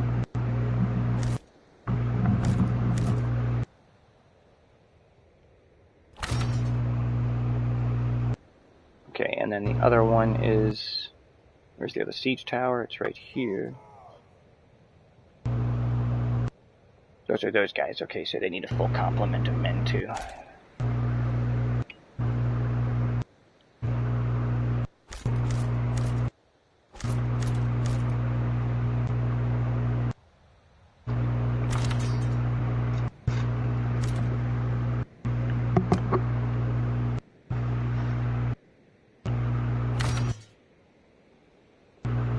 Actually, I want a preference to people throwing spears for this, actually, now I think about it. I want spear chuckers. Yeah, it is my group. Yeah. Because we're the ones going with the battering ram, which means we're going to face the most arrows. I want... There we go, yes. Just gave me 134 of them. Perfect. Give preference to throwing troops. There we go, that works. And then also no, I don't want the highest tiers because they're going to get squashed by rocks, sadly. So who needs extras? If I can ever get this thing to stop. There we go. Okay, 1, 2, 3, going up here. He's got +4. So if I just do this, that should make it perfect. Everyone's +3, and we got 3 more guys to give out, so... Go like that. Basically, every person, a hero, they have higher stats than any soldier and usually better weapons. Yeah. So, like, if each group, that's 8 plus... Oh, sorry, that's 7 plus 4, and then that would be... So each one has 7 plus 4. They have 11 heroes in each of the assaulting groups, on top of their 132 men. It's gonna be awesome. I just gotta play the song. See, look how they all rush up. Look at the entire army. They're gonna have a lot of archers, though. These are the fucking Kuzites, like normal. Oh, it's the ladders, too. We got no ramps. Get the archers, trebuchets! Everyone! Where's that fucking ballista? Where's our ballista? There's the 2 trebuchets. There's the archer. There's the ballista, okay. He should be shooting at the fucking archers. I've always wanted to see what his thing looks like in slow-mo. Oh, when he he's glitched out. That's why it's not shooting. No, it's stupid. This happens. And there's no way to knock him over. I think the only way to fix it is I have to get off my horse and actually command the...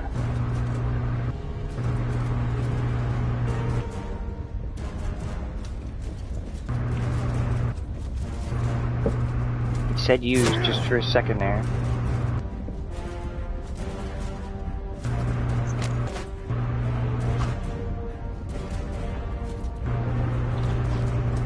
Right there, come on, like...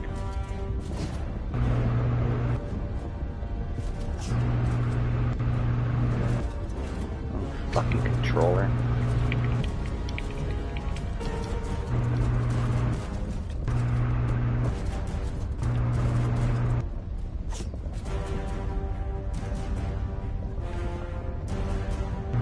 There we go. And then by turning it, he'll fall off. There we go. Now I can get him on it. Where'd my horsey go? Horsey! Don't run away! Not again! Oh, he does this to me. Stupid bastard. Because he doesn't want to get shot by arrows. Hey, can you blame him? Yeah. Siege tower's almost there. I need to start hitting guys with this. Watch this. They're gonna line up on that thing. Okay? Where the things where it's going to the wall. Right there, yeah. Load and fire. Get ready for this shit. Flaming ballista power! Oh shit. Did I hit? I don't know. I'll have to aim up a bit. No, I'll hit the wall. Right about there is perfect. Too high.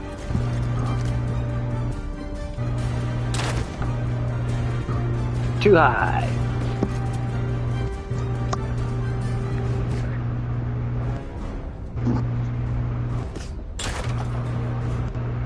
Oh, almost. Siege engine's in the way.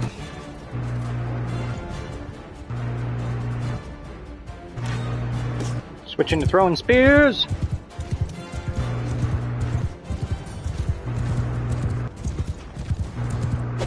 Wait, what are my guys doing? It's almost like they're about to go away from the battering ram and run towards the siege thing. Like, pussies. Break that door open. I'll cover you. Spear chuck! Oh, I almost got him. Spear chuck! Spear chuck! Spear chuck! Ah, I almost got him. Spear chuck! Gotcha, bitch! Spear chuck! Come on, guys, get in there! Everybody, move away, move away! The rocks are gonna start falling if you don't get in! Get in! Get in the goddamn gates! Yeah, they're throwing rocks down on us. Come on, move, men, move, move! Archers! I don't want to get hit by a rock! No, it just missed me, thank God! Cut them to pieces! Cut them to fucking pieces! Fuck your garrison, fuck your men, fuck all your shit, fuck your mother, fuck your sister, fuck your brother, fuck your grandma, fuck your whole family tree, we're here to frickin' burn it down. By the time I'm done, nobody in the future is even gonna know of your name. We're gonna wipe you from the history books.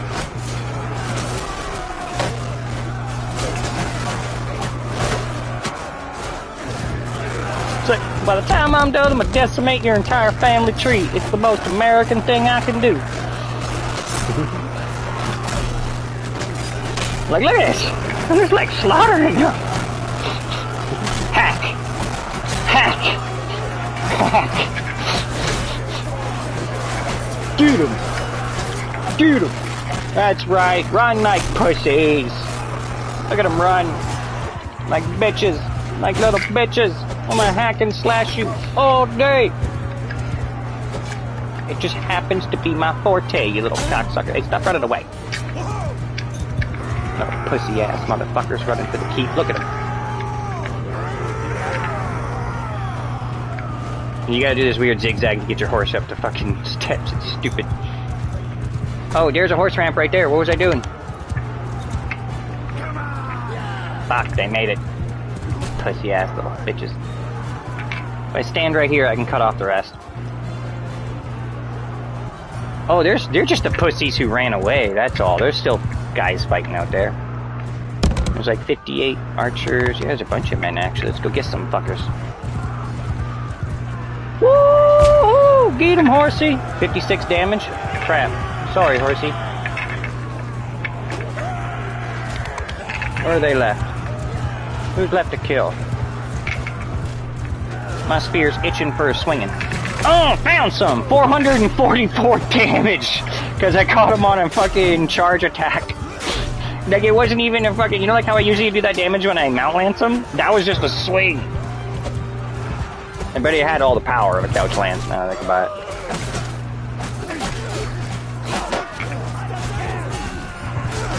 Yeah, the day is lost, you pussy-ass bitches. Run! coming for you. Me and my horse.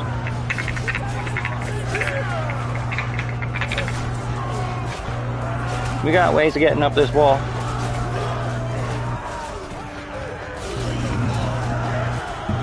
Might take me a while, but I'll get the fuck up here. Oh, you didn't see? I'm like climbing the walls with my horse. I have won the battle! Victory! And you look at this. Do you have any men I lost? Clapping them? They have 456 dead, 205 wounded. I only have 73 dead, 78 wounded. That's what happens when you bring a professional army to a fucking militia group.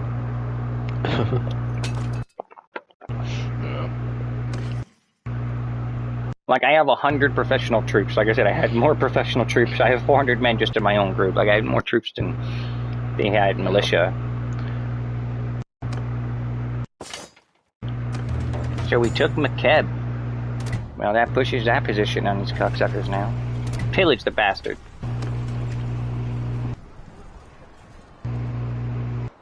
See if I can recruit some troops while I'm here. Actually, do I need more horse archers? I think I am running low. No, 102. It's actually my infantry I need to replace.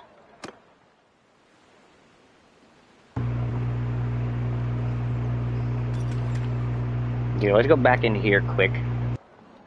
Save again. Then I gotta get my guys into the other corner before I try to... See how far we got them pushed back now, too. Because this should have really pushed them over. 94. So one more city or castle and they'll give up. Yeah. So I'm at that point. Now what I gotta do is break back to Umbrella fast.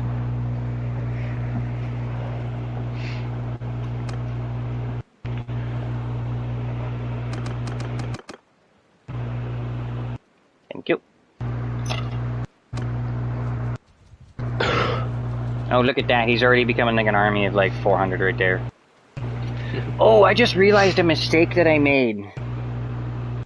We probably put like 500 men into McKeb and I didn't even realize it. It depends on how many men they can handle in their garrison. We may have given them too many, because like the amount you give them into their garrison is comparable to your men. But you'll always dump some men in. Yeah, 580 out of 591, so they're good. Let's see if they actually... Remember I said I needed some infantrymen? Maybe they can help me out with my dilemma real quick. Let's see what top tier troops they have. Because Kuzite Darkhan is, like, their high top tier infantry are actually pretty powerful. Ooh, they got a battalion of swarm. I'll take that. 5 legionaries. I'll take that. Sorry, veteran infantry. I'll take that. Battalion veteran foxmen. I'll take that. Kuzite Darkmen. I'll take that. Landian sergeant. 15 of them. I'll take that.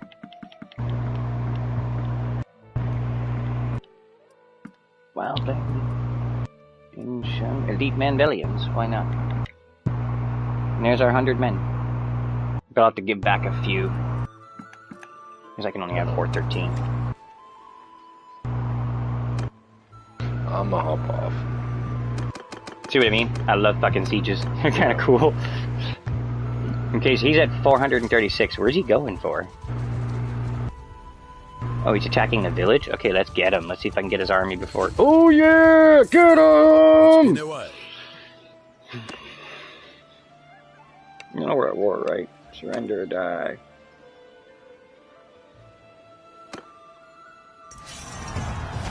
Enough.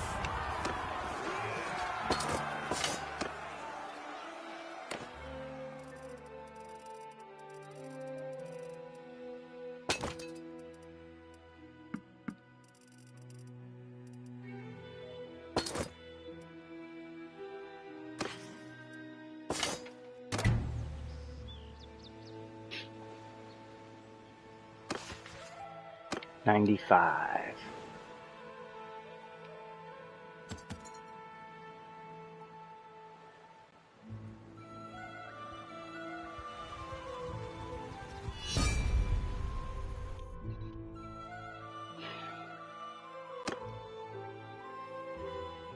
Knew I should have saved right there.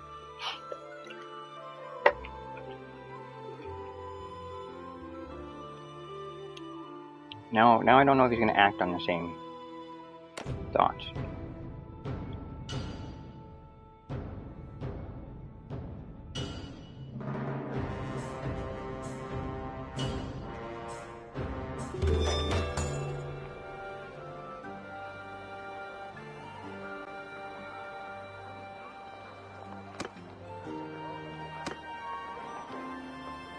Oh shit, so it was too many.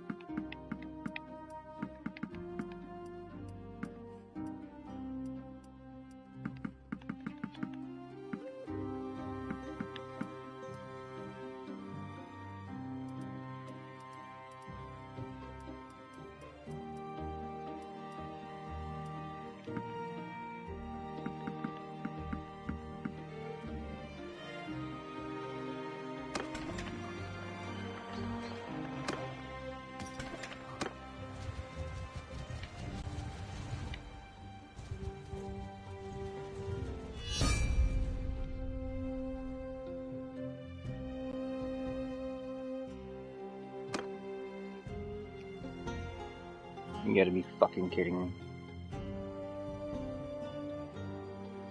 Keep saving after every action. It's all I can really do at this point.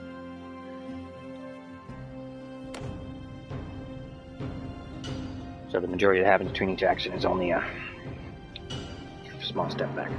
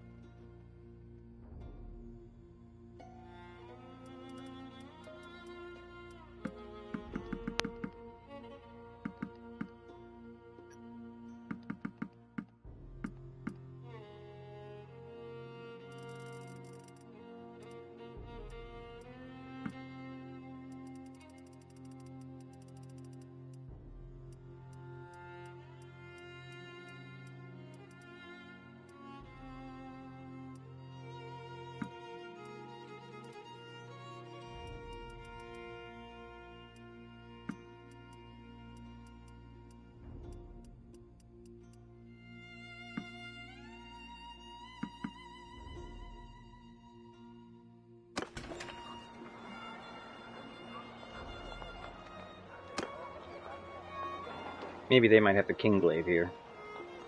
I missed that fucking thing.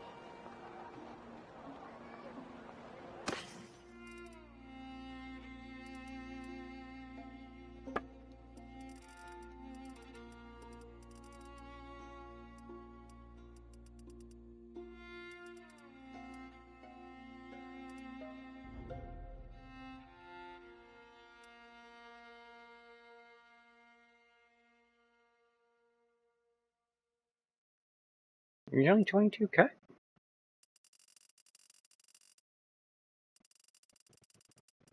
Maybe my stabby slashy sword isn't as bad as I thought it was.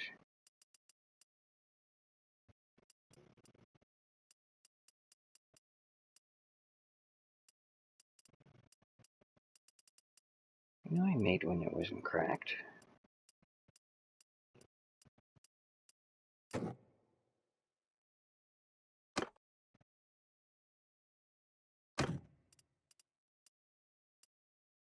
I'm gonna try it out.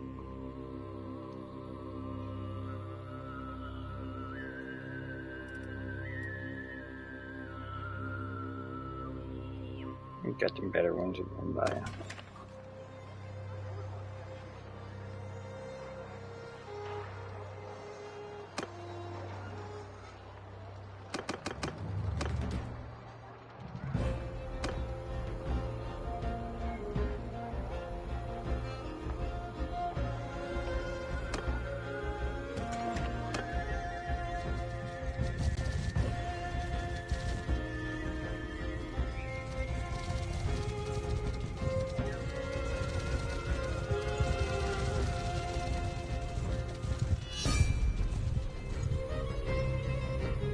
Leave me alone.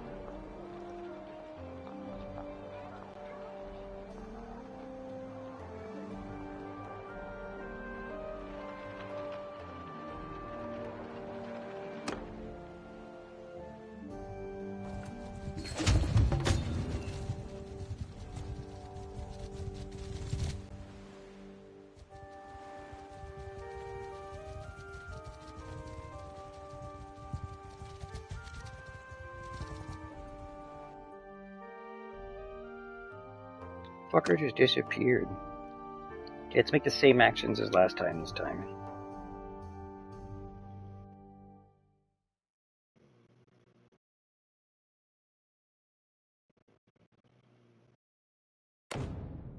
We'll act like we're going to Umbrella.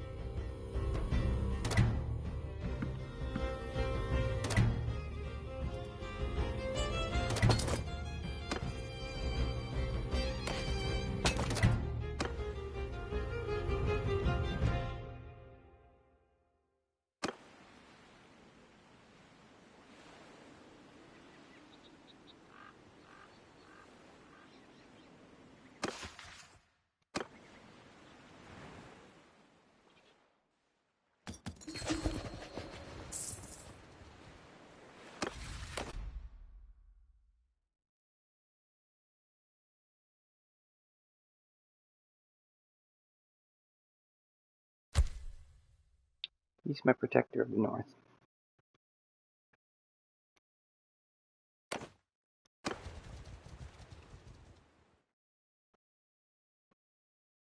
No. Never mind.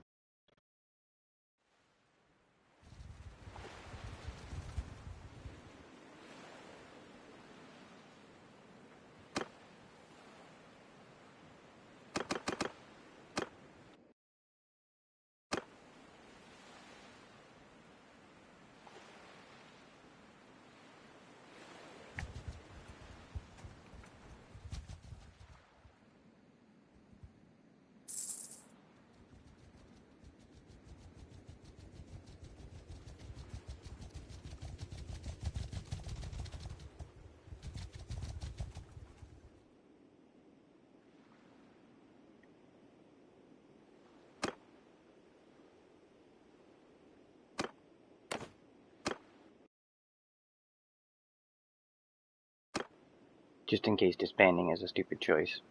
You never know.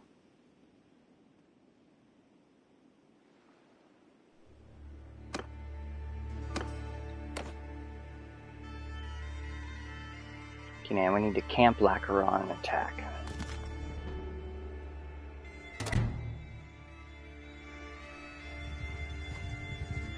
Everybody get recruiting.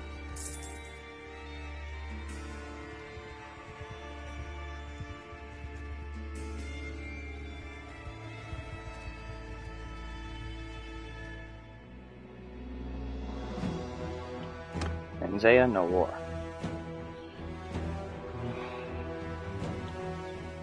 You can do landmark saves.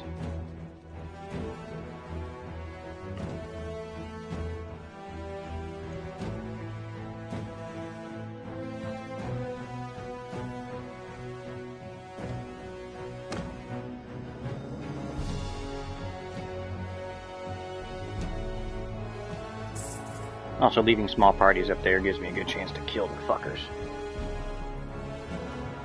Characters slaughtering animals, that kind of works. I've got 662 animals to slaughter.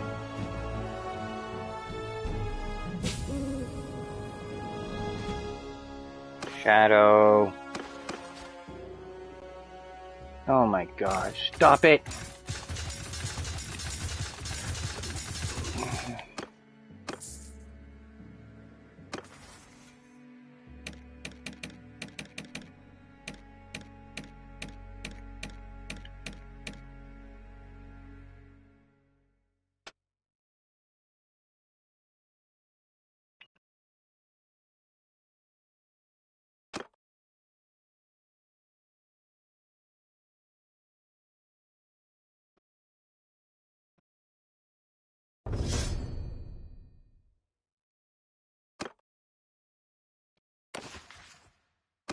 Oh, they're going up to 96. Fuck.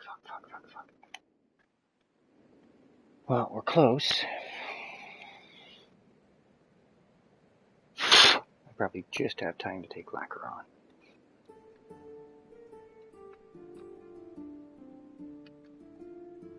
Actually, I should be doing that.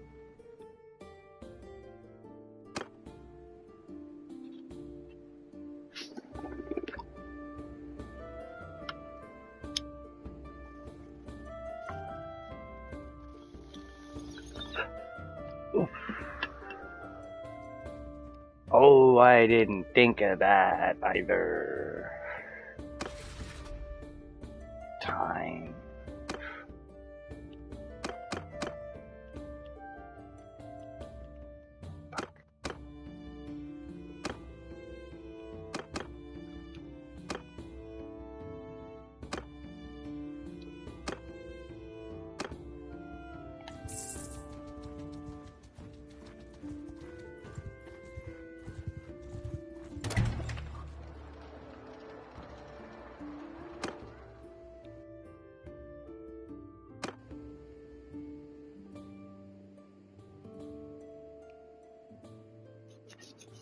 Save your before at war. Go to diplomacy. Start the war.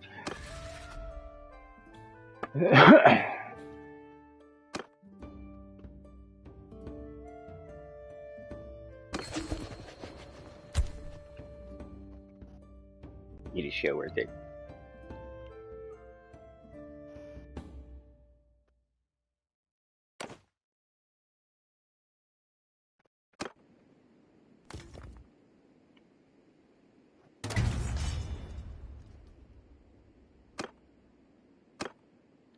Only 669. Okay, so I know that the moment I camp the door.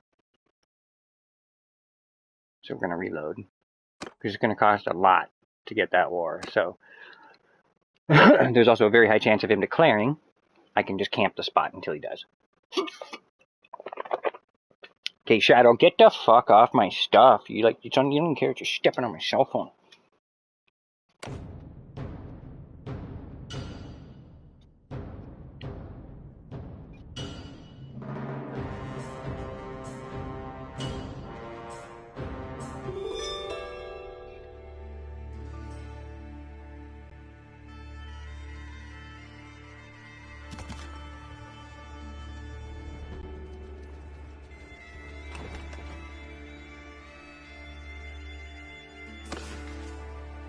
It's going down now. Good.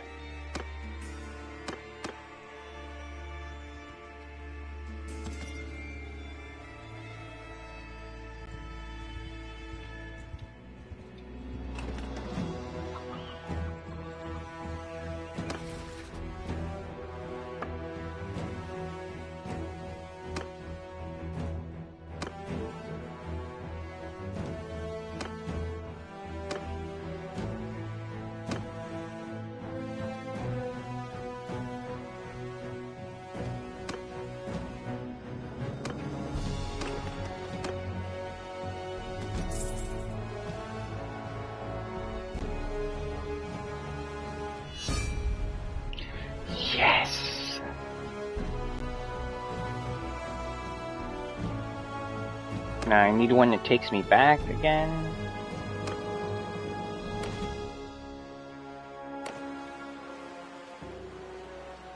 Just in case that was pure luck.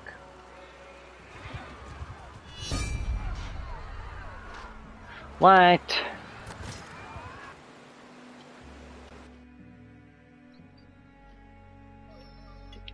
Fuck, I'm gonna hit you, Shadow. You're telling me the Asara declares war right after. Stupid bastard.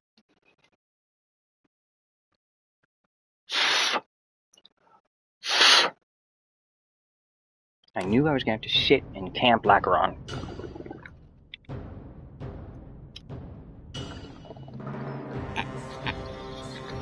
I have to go all the way back and just camp there. Oh.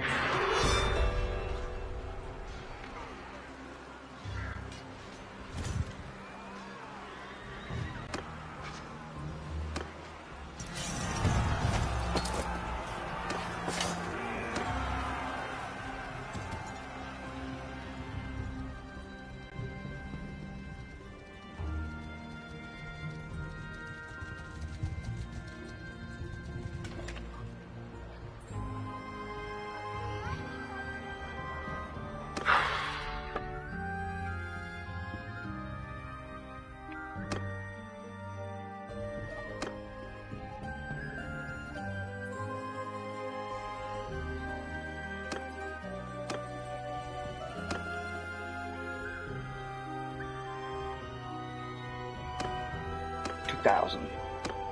That's the force.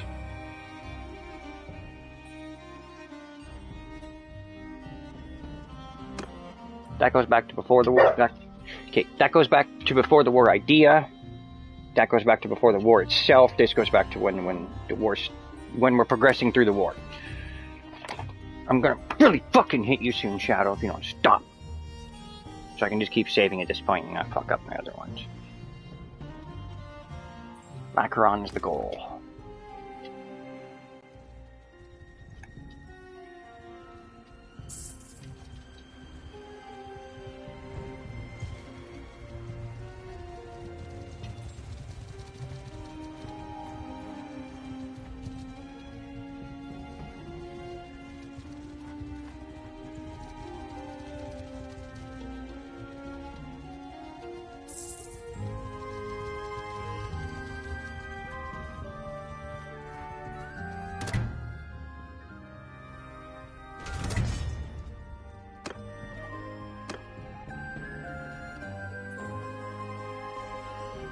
Reason why. One last quick attempt at recruitment.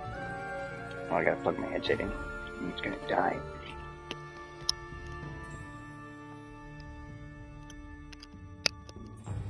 $2,000 men is enough to take it though. I'm just gonna add an extra insurance buffer, as I call it. Ooh, quite the insurance buffer, actually.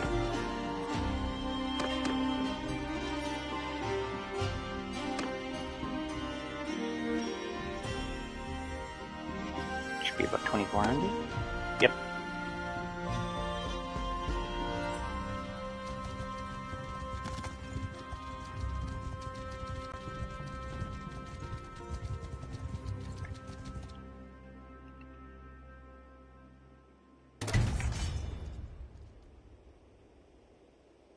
What are we already at? At least 1,500. Okay.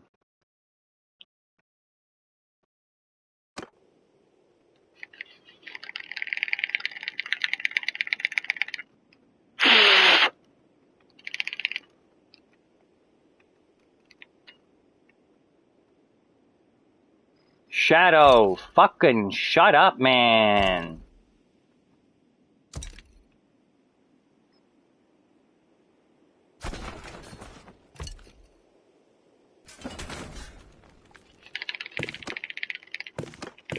Fucking hate my controller.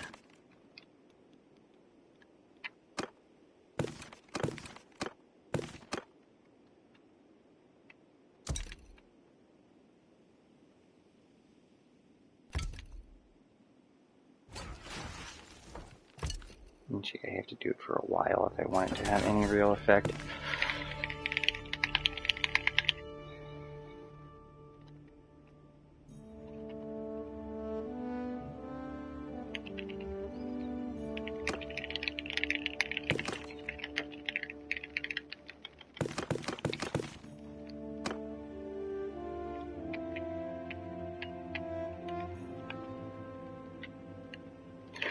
I want to go on for a fucking really long time, because it seems the more I do this, the longer it goes away for.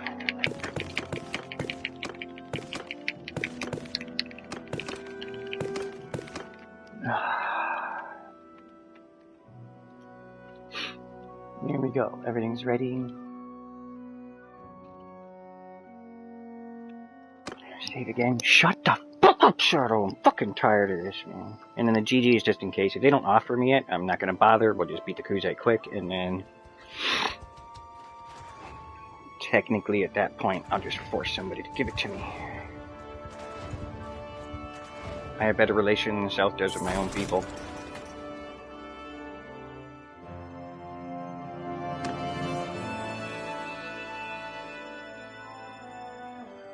No, sure, it's all 4 points. Didn't think about that till now. That's good.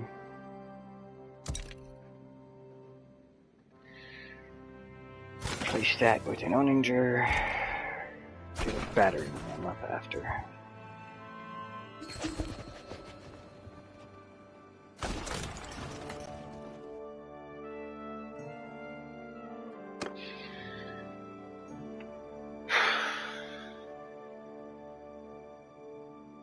Please tell me the Crusade are going down. That's all I need to hope for. 94, yes.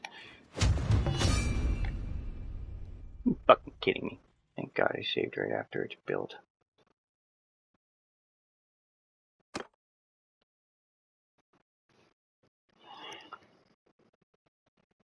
No matter which one, even a ballista, I'll save after it's built.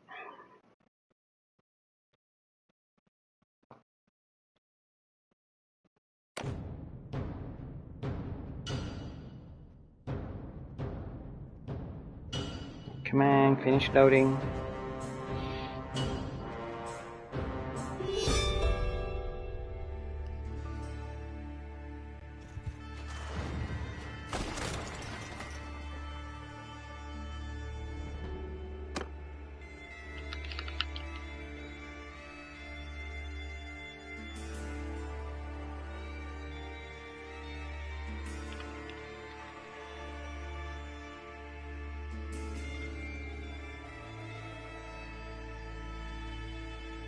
The morale is pretty low.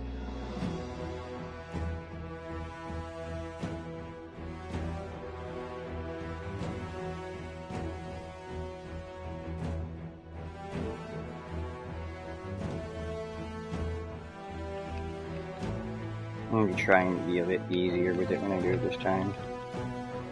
I bet do it for a bit though.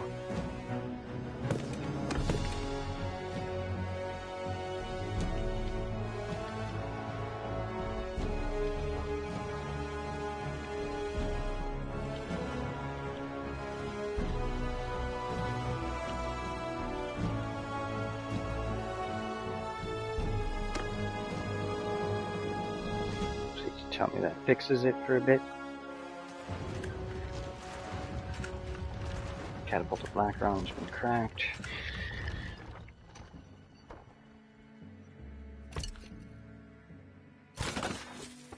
Every decision made is a decision warranted.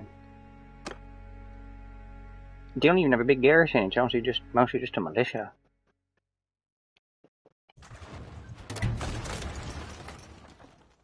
They're already attacking Syracuse. It's kinda good, I guess. I gotta get that those double oningers. Fuck.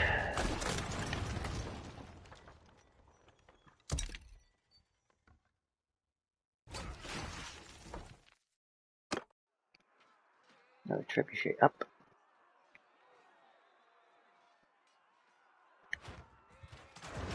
Next in line after the oninger.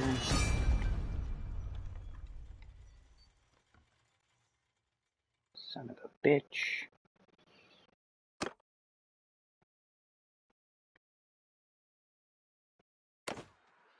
That would have been save as. Yeah. Thank God I hit O. Oh my God, I would have had to go back so far. Even though things in this one really ain't going my way. You want to get rid of all the siege engines. It's a golden rule, especially if you're using siege. If you're using battering rams or any of that shit, they can't have a single siege engine when you attack. They're going to destroy it. That's why I always win in sieges. Destroy that shit and try to climb the walls, and the numbers will do it.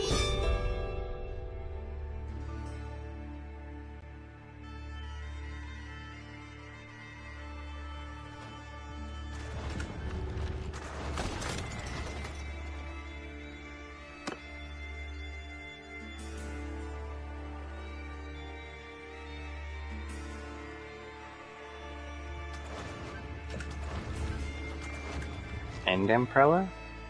Damn. Maybe the south is attacking me there too?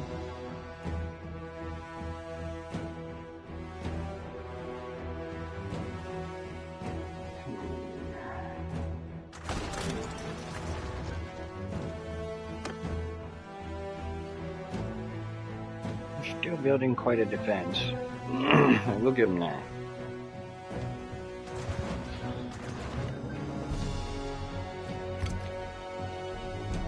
I knew Lacaron would be a tough nut to crack.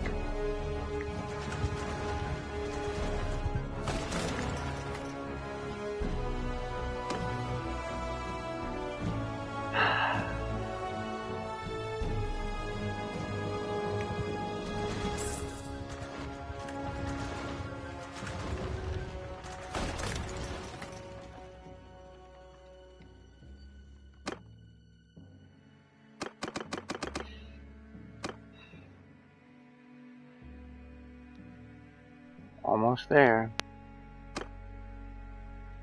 Need to get the 2 towers up before they destroy anything else. But I don't think it's a possibility. They've only got 2 left, and I've got a full double Oninger, double Trebuchet set up. Okay, so I should have time to get the siege towers built before they destroy anything else on my shit, and take the Oningers out once and for all. There we go.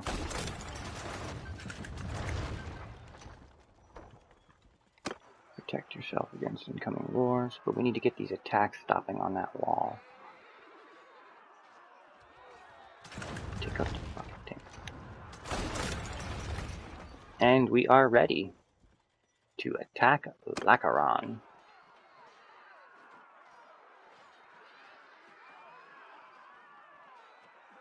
Lead the assault!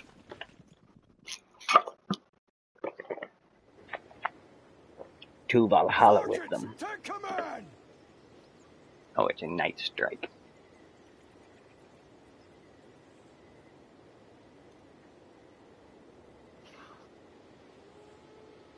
Oninger there. Trebuchet here. Oninger there. Where's the other Trebuchet? Right there. I want him to have a shot on the gate, because they do aim for the gate when you give them one. And they do 2,000 damage to the gate, which is actually about as much as the battering ram itself, actually. It does about 3,000.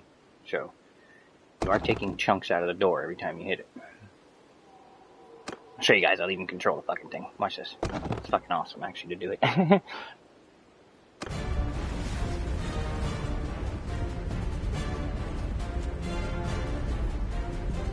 Yeah, that's the one.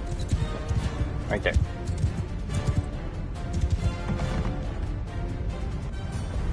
I'm just gonna have to line it up right. I want to be able to see my horse.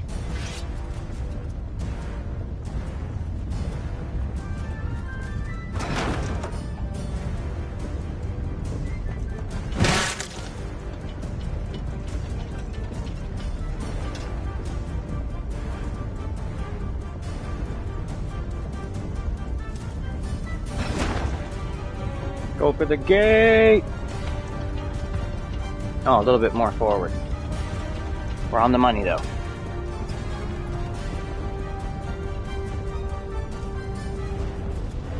Shadow, fuck off. Wrong time to be fucking with me, dog.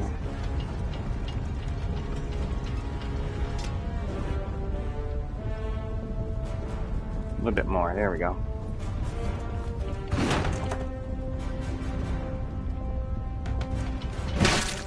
Yes!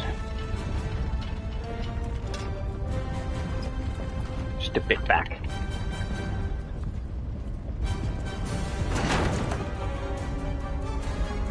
Come on, hit the gate. 1,500 damage. Look at that. And I can keep doing this and not even harm my battering ram.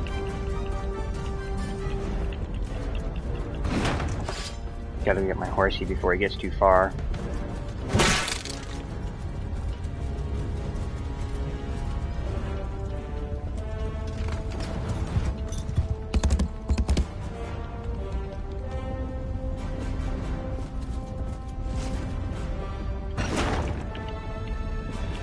He re-angled and re-aimed.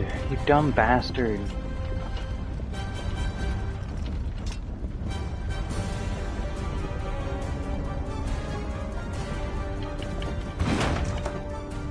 Not too far.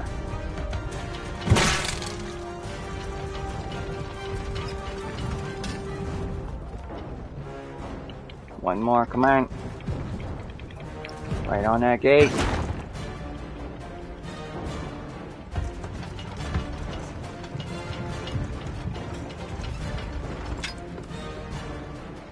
Just a smidge to the right. Come on, guys. Load it.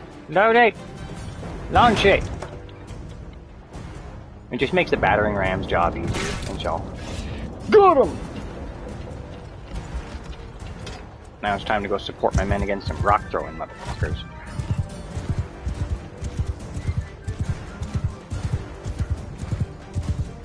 This city stuffed between the mountains.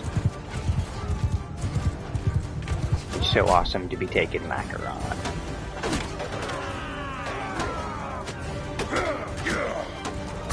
Sure you want to do that, dipshit? Come on, try again.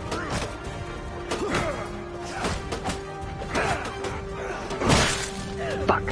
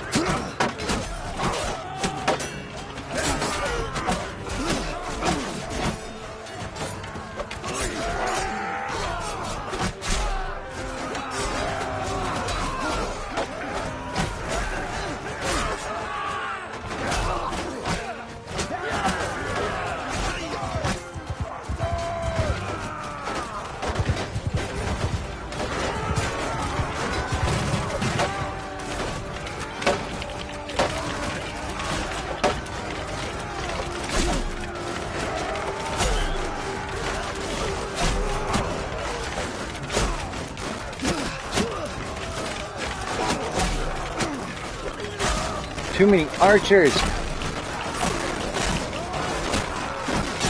I'm not swinging fast enough.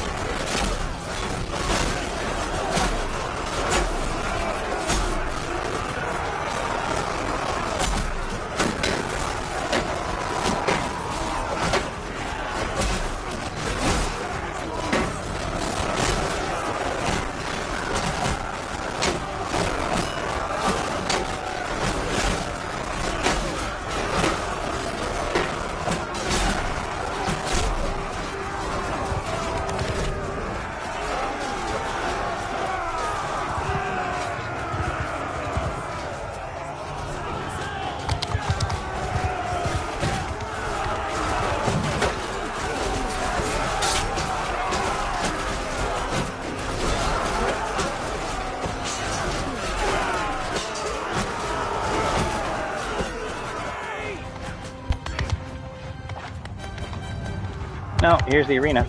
It really is built the way they said it was.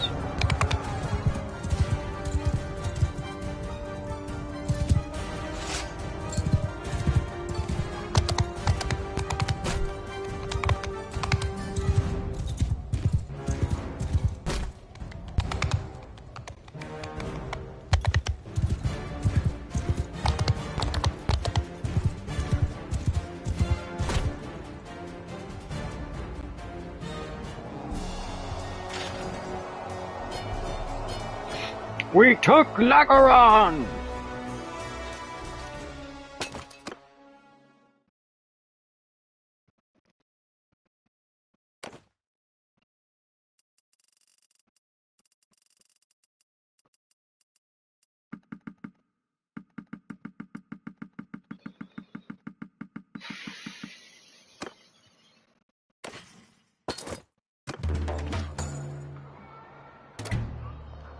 Now we see if it was all worth it, boyos.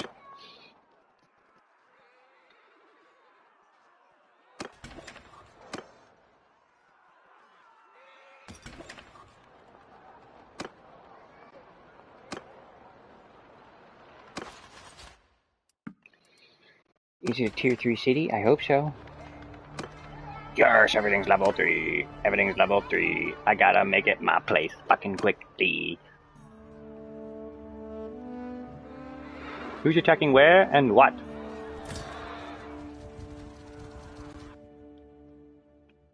Let's get the vote going on.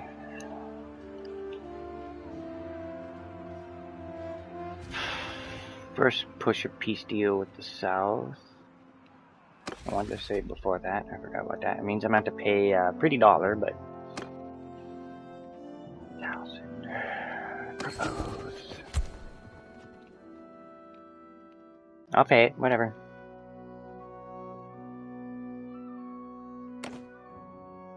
$4,000? That's not that much, actually.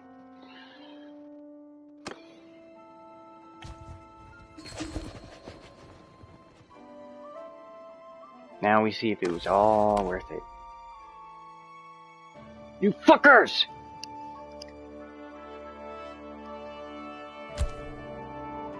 Fuck it. Fuck it. Just fuck it all. Just fuck it all. Just fuck it all. All this time wasted for nothing. Now I know, just finish the Kuzite, unite the Empire. I had the army, I could have done it. Back to Chi-Chi.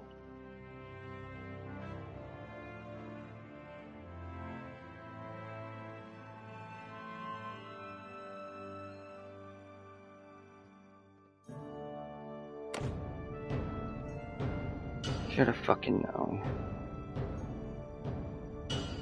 I don't want him getting any more than what he already has. I'm gonna have to give his shit up to other people. I'm gonna have to save their fucking resources for that, I guess, basically. So we just took Syracuse. Why, I didn't have my cab yet. Oh yeah. Oh well.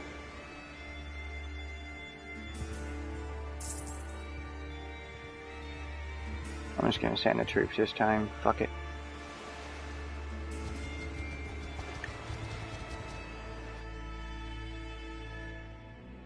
Yeah, everything else is useless now, so save over it.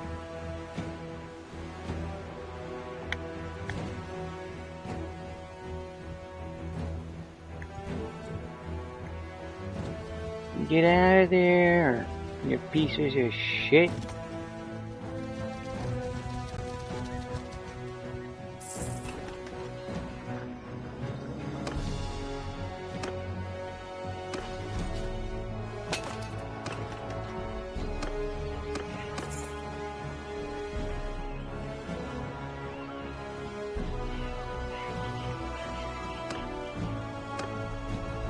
Then see, that makes you get the fuck out of there. There you go. Thought so.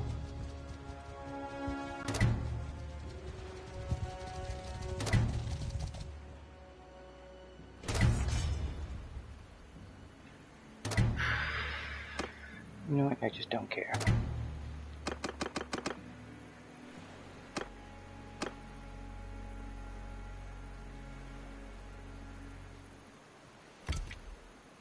I think I have to redo this entire fucking siege.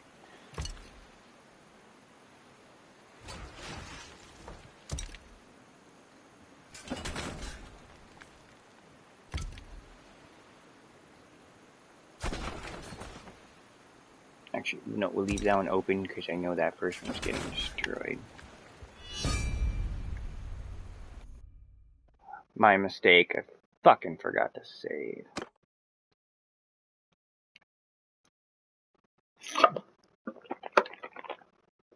These I know I can end this in 2 moves. This castle, then Tempes. And I'll control a majority corner of the places I like to recruit horse archers from, I guess.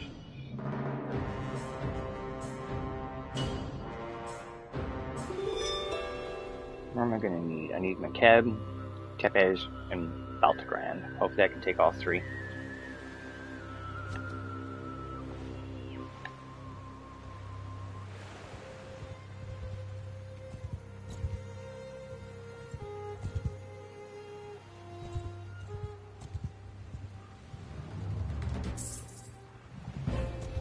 Get in and get out, motherfuckers.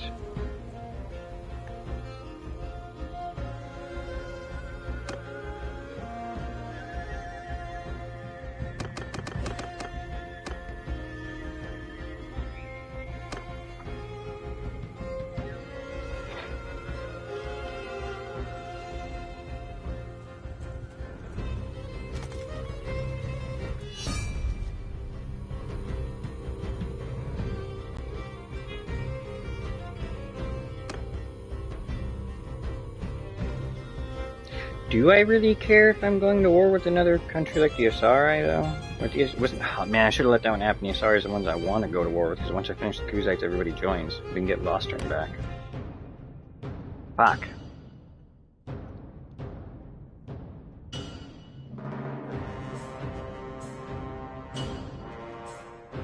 Didn't get as much as I wanted from these guys then.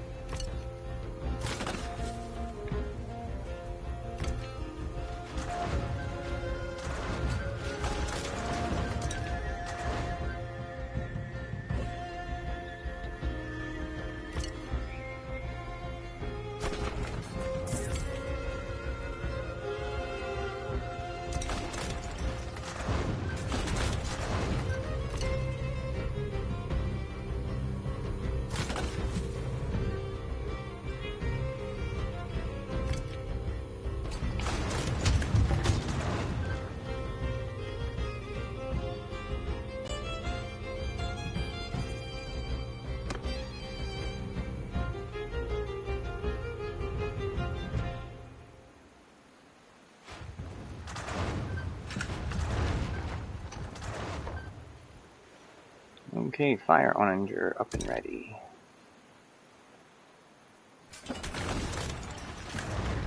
Up and at 'em, big boy.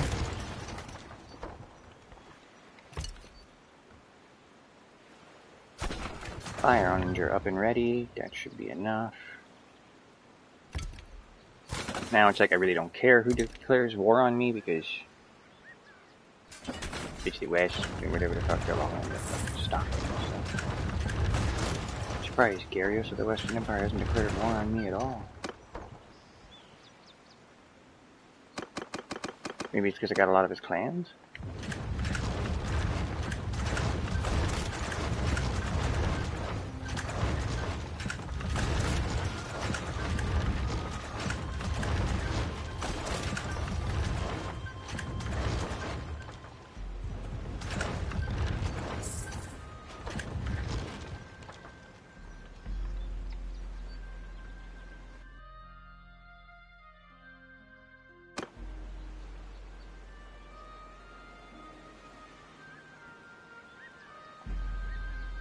Your city has nothing left.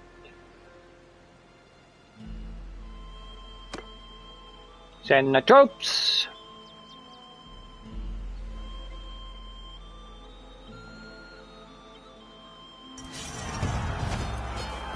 Okay. Yeah, hell no. We just got our asses kicked.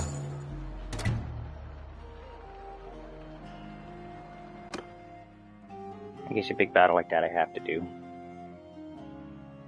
I want to protect my men.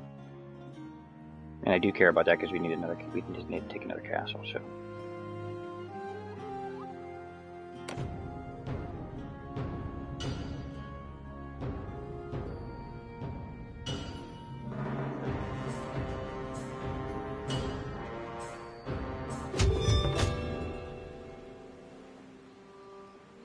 Lead the assault!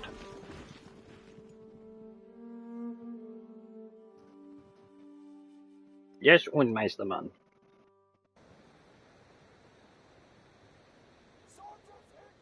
Everybody prepare to attack the enemy. I forgot I have to reset everything up now.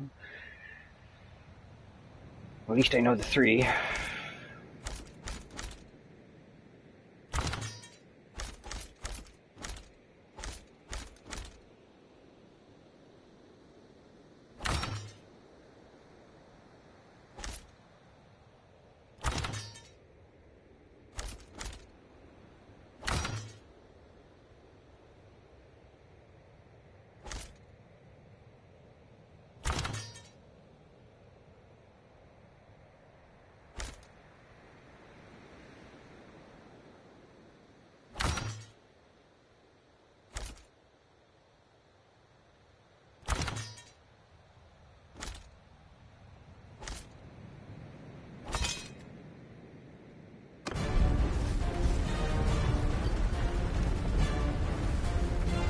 Do what you gotta do, man. Yeah!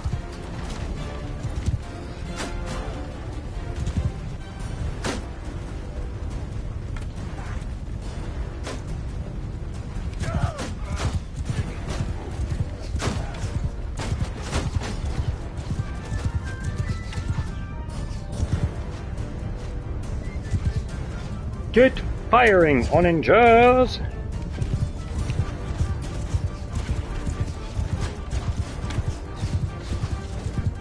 Siege engines, prepare for indirect assault.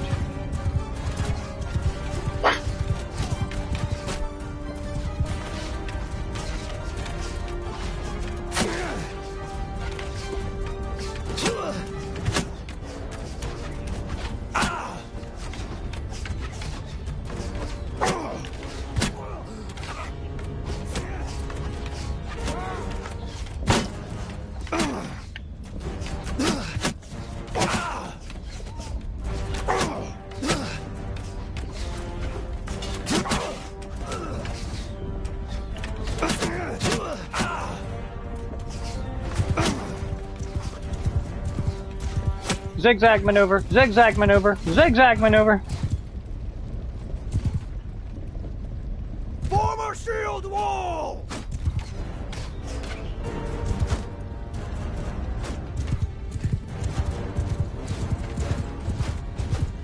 Shields up. Protect yourselves, men. Archers! Archers! Take over command!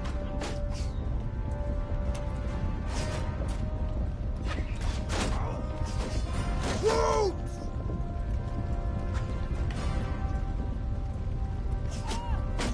Make a shield wall!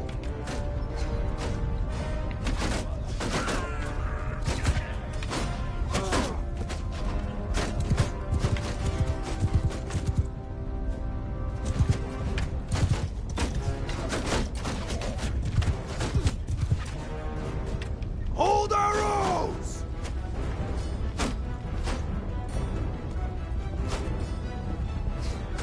Fire at will!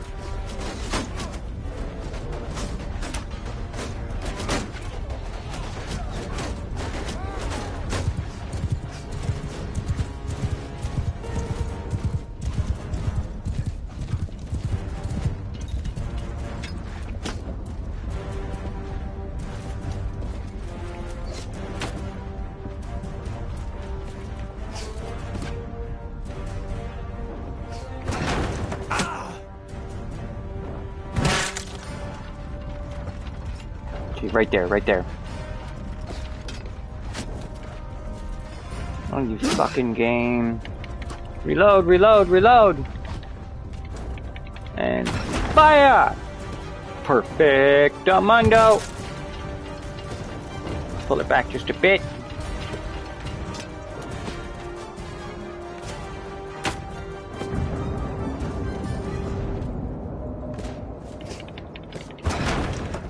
Come on. Just a bit more back.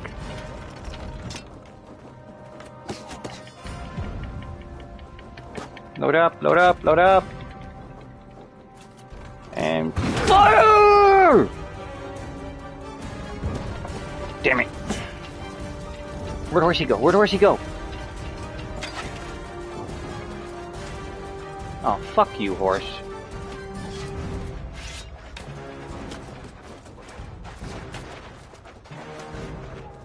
Follow your sergeants! Soldiers! Under my takeover command!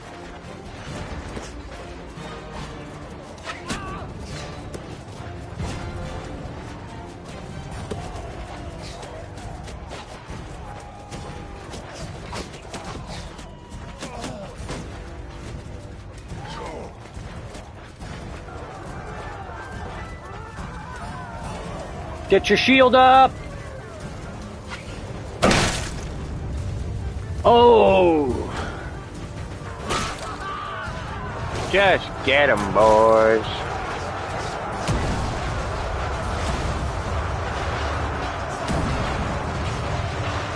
We having a hard time getting out of the gate or something? Having performance issues?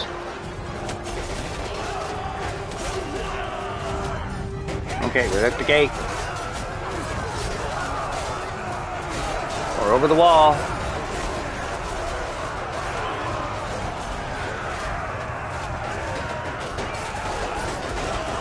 That wall too. Guys, just go through the shrine.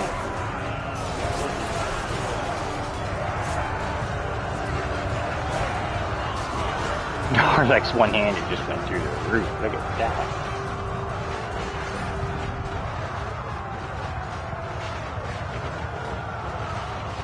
What the fuck just happened? I was like, did the game break or something? Oh, stop freezing like that.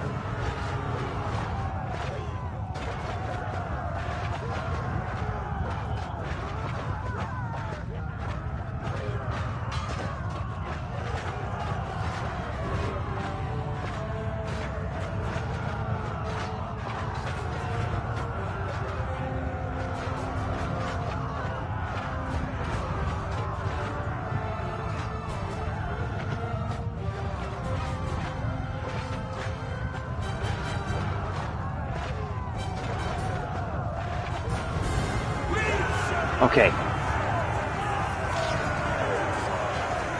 How many retreated to the keep? I won't be able to go for it though. 78 retreated to the keep. Who we sending? Banner Knights, let's do this.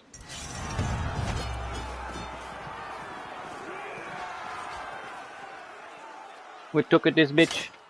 We took this bitch. We took this bitch quick, quick. We took this bitch quick, quick.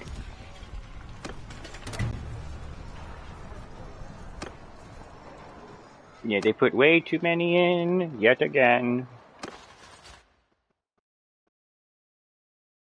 So now we go to the tier factor.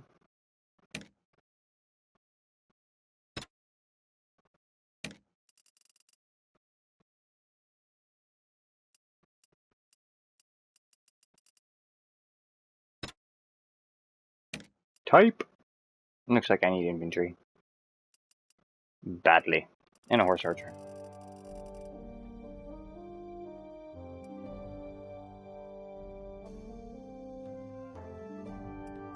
We got different men this time.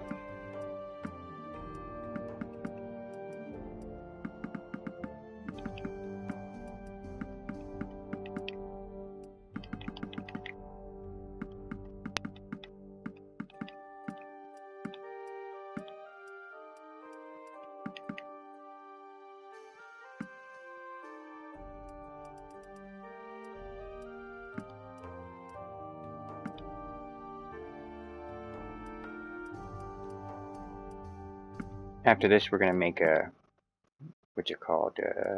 Viking army. The only thing that isn't gonna be the Vikings is the archers and horse archers, I guess. I'll have to do it like that.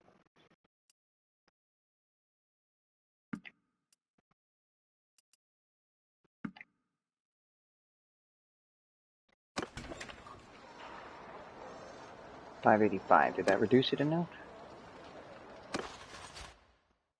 Yeah, it did. Now we chase this little fucker down! That's right, go attack that village like you did last time. Ah, you dumb fuck. Please tell me I saved after everything was said and done.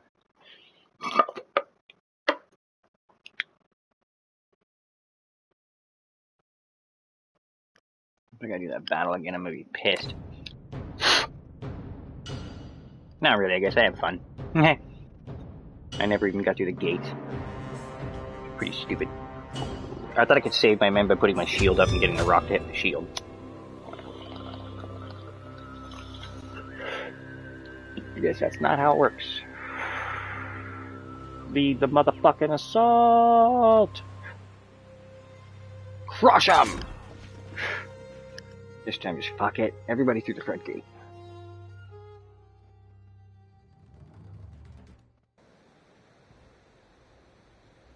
Sergeants, take command!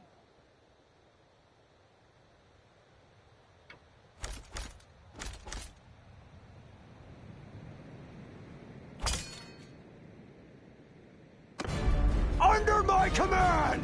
Sergeants in charge!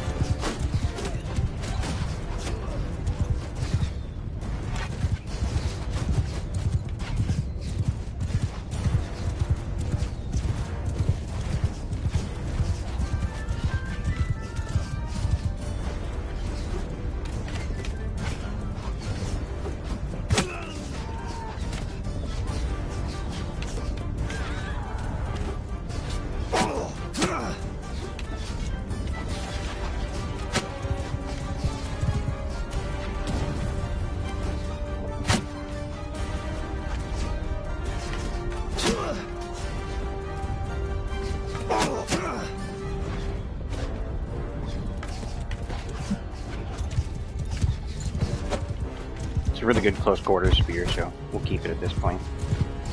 I'm gonna go stack up on that Oninger. You know, we're gonna crush those cocksuckers. We're gonna have to aim sighted in this time. Keep the horse protected.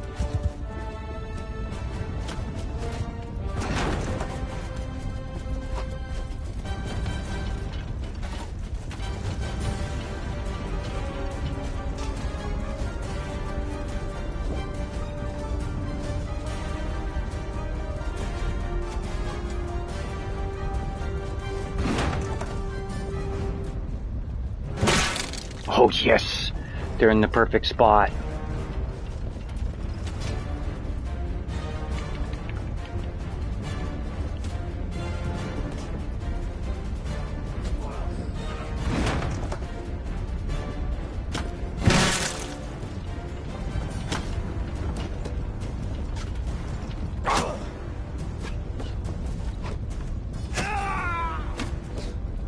Reload, reload, reload! And fire! Shake!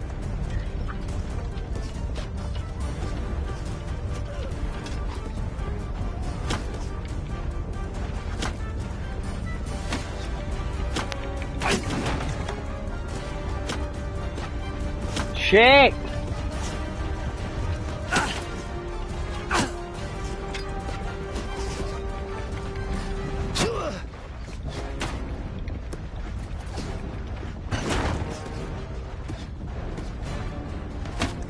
Okay, and go a bit to the right.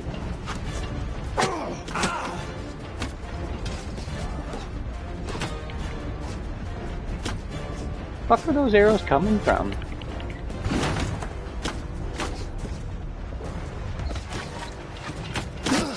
Sorry, boys, you're too clusterfucked over here. That whole tower can unload on you.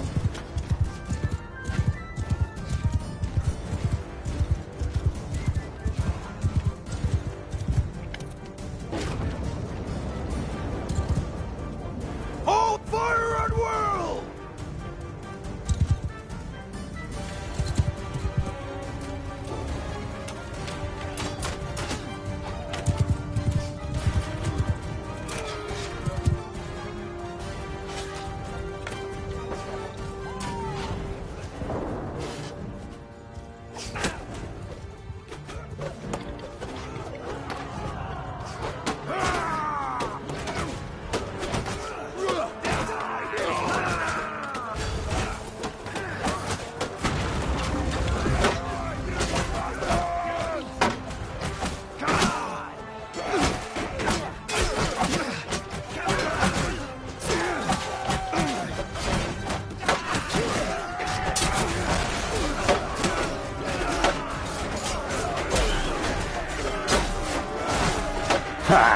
One shot at Darkan, you know this place could win.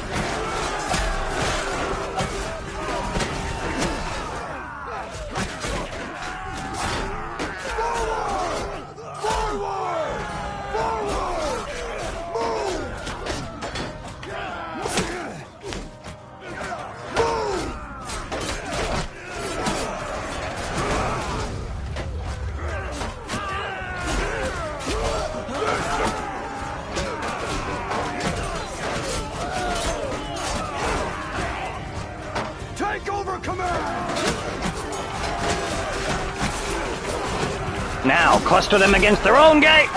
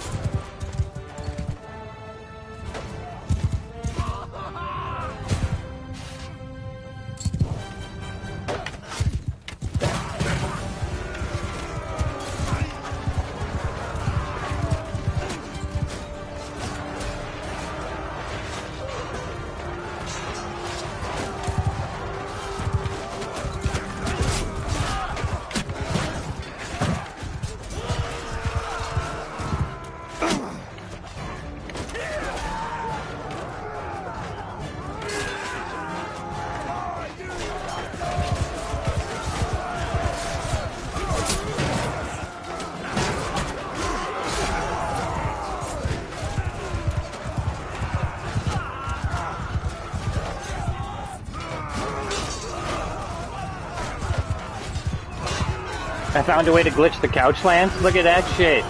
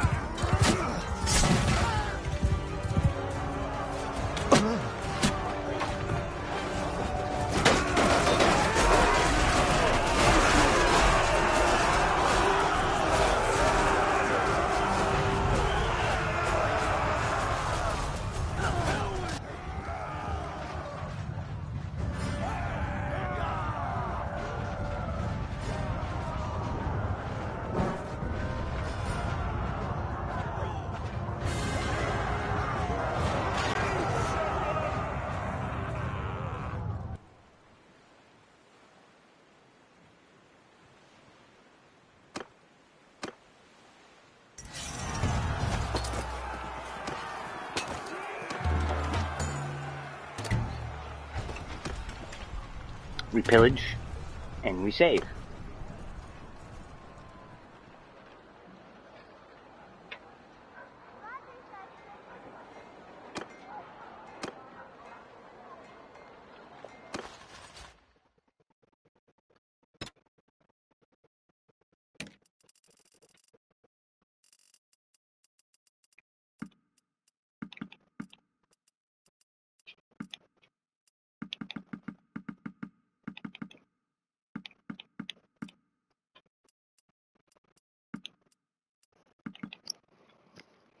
Man, Luke heavy cavalry? I mean, they at least have shields.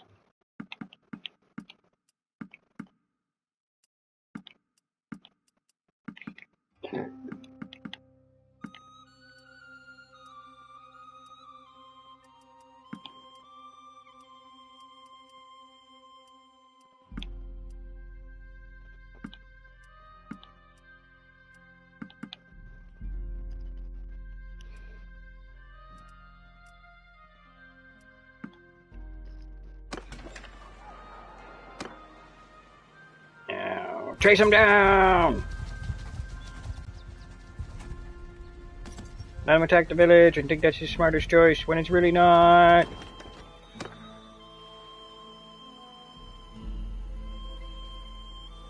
We're about to get you. Haha.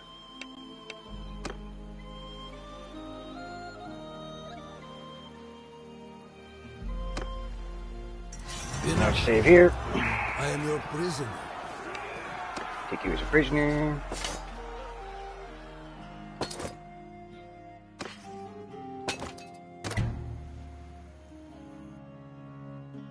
Save again. Go back to McCab. Ransom everybody off.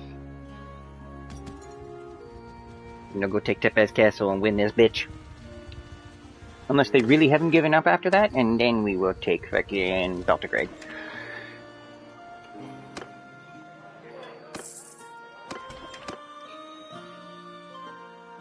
On to Tepes Castle!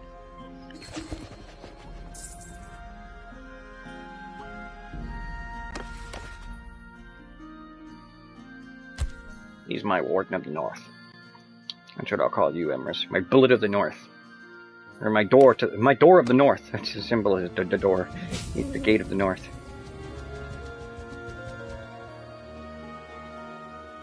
Which we shall call him in all his majesty. Warden of the North. For he holds the gate to the north.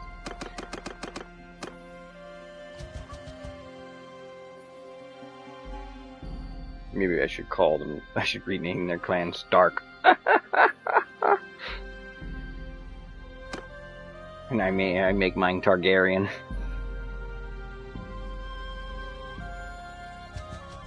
Too bad you can't have dragons in this game. That'd be badass.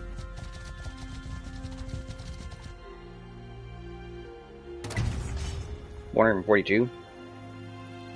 And that's really enough to take me on, motherfucker? Okay. I'll have your shit crushed in one move.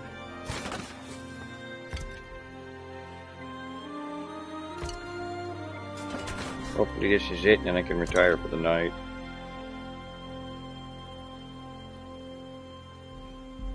I don't think I'll need the double whammy, as I call it.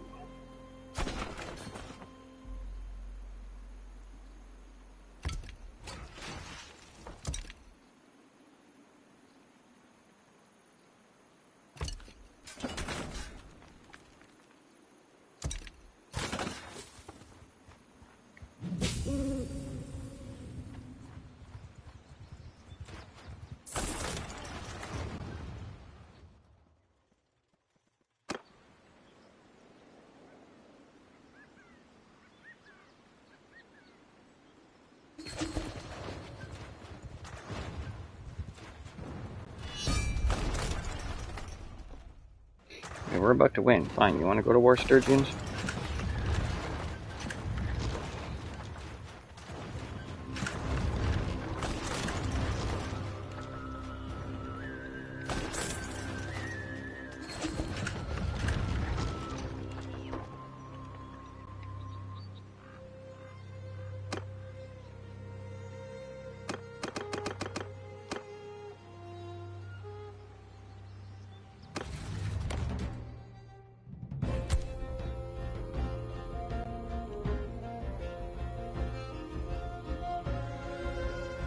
No war with them. That's just too stupid. Come on, guys. Be smart about it. West is about to join us. And we can push back the Sturgians. We can take Rebel, have our northern guardian point.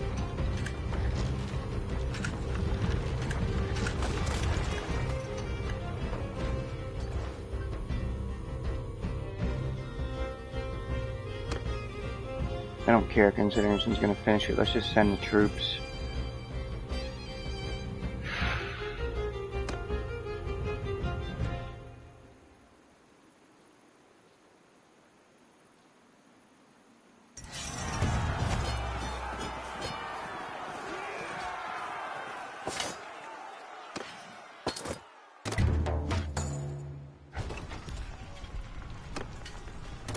Really? That didn't stop them?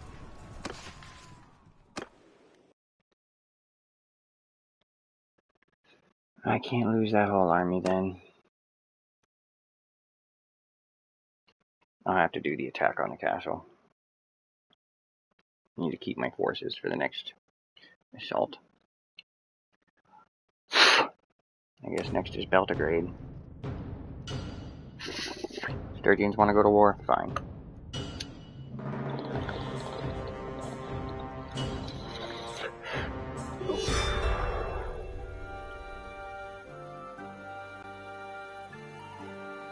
I can win that.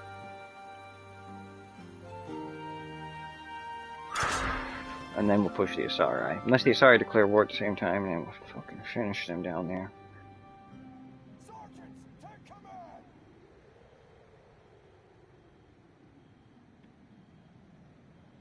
Wait, I can speed up time.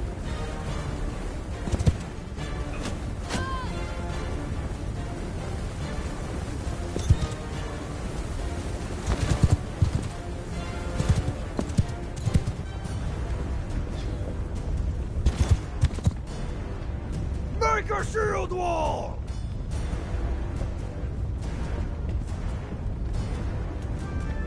Bowman! Bowman! Archers! Follow your sergeant! Troops! Troops! Make a shield wall!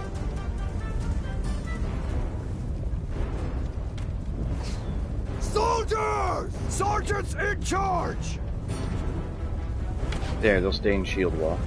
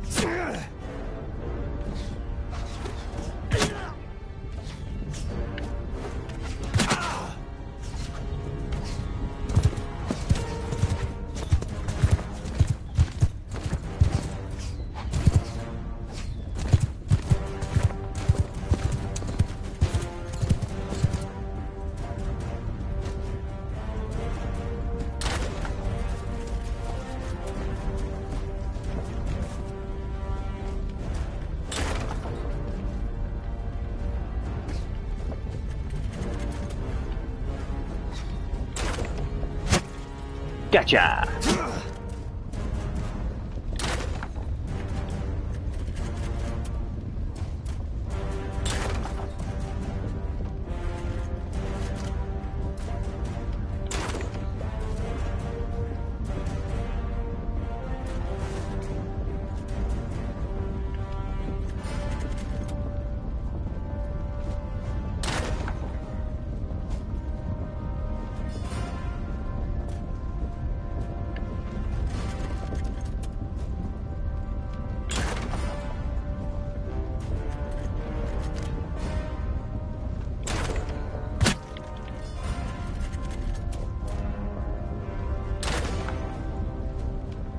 Fuck, I'm a little bit too high.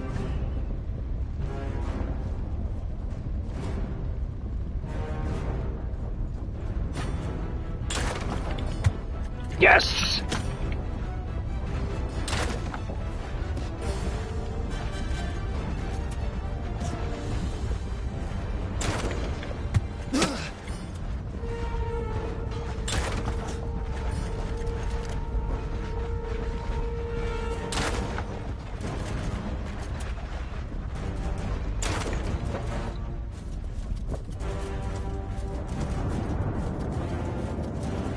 Man, I move really fast in combat now.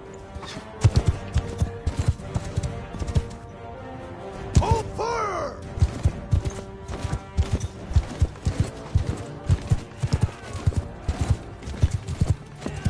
Start chucking spears!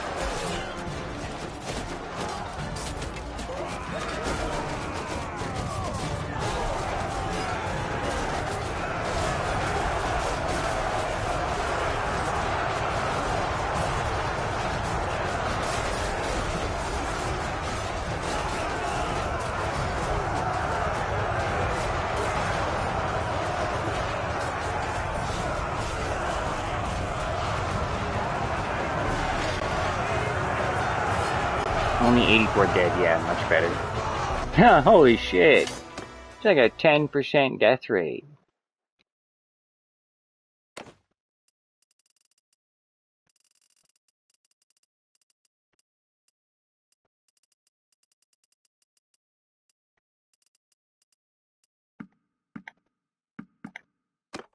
Useless men.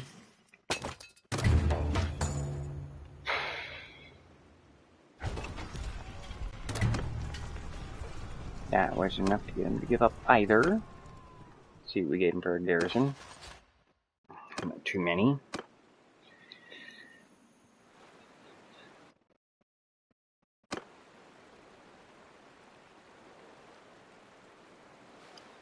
What did that push him to? 98. So if we can take Belgrade, they'll be pissed. But what would best unite us? Ortograde, actually. No, because then Ursik Castle sits in the middle. Belgrade is closer. Let's get it. Let's get it. That's the capital of their people, I think, actually.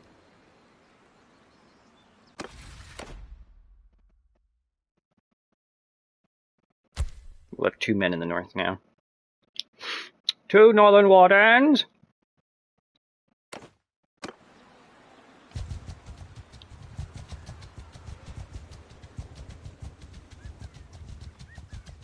Oh, fuck those guys. Depends on how much they just increased it by. It's only militia.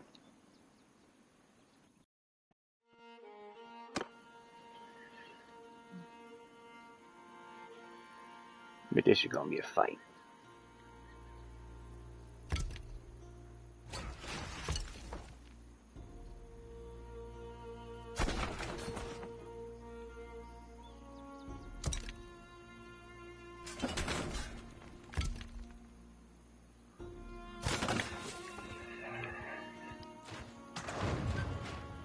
Come on, gang, roll it out, roll it out, roll it out.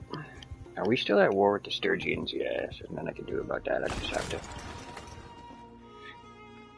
take it up the butt.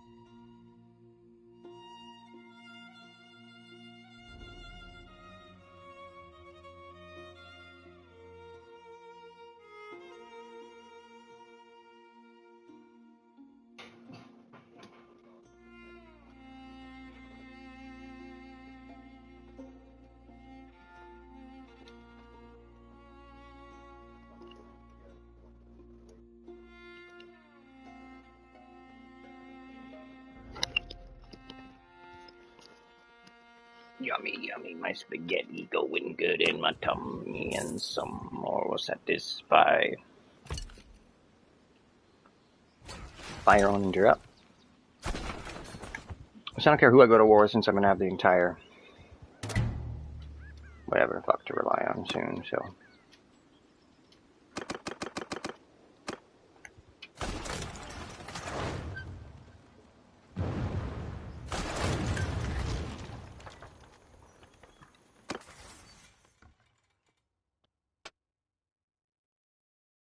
Oh, my engineering's locked?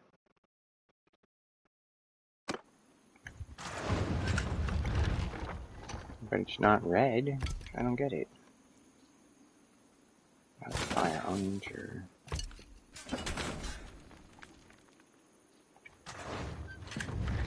Come on, get that fucking trebuchet up. Shadow, stop.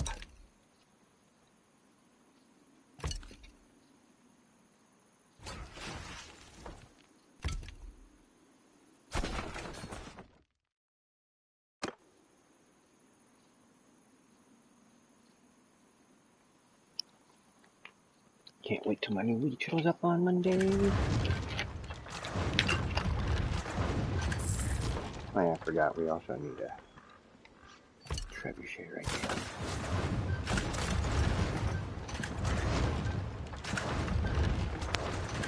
Come on, keep the assault up. I'm gonna need to build another trebuchet watch.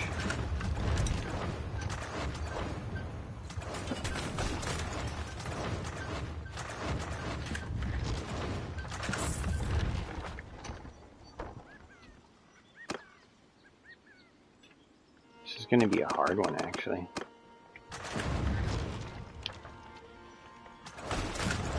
Okay, they're all up. Now I gotta restart. Oh, no, they're not.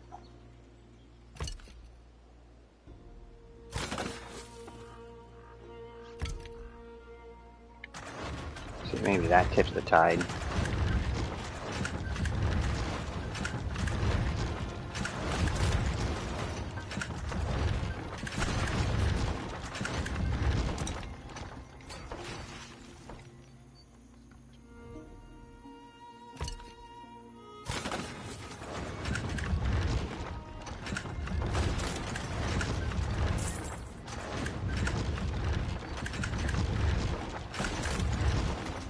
Wonder how many more they can make before we crack their walls.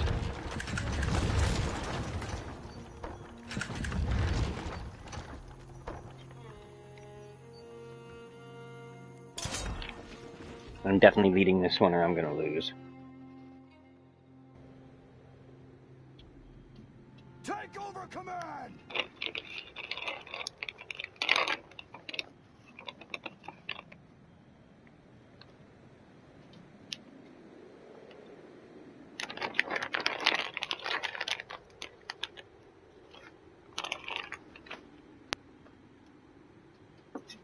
Shadow, leave her alone.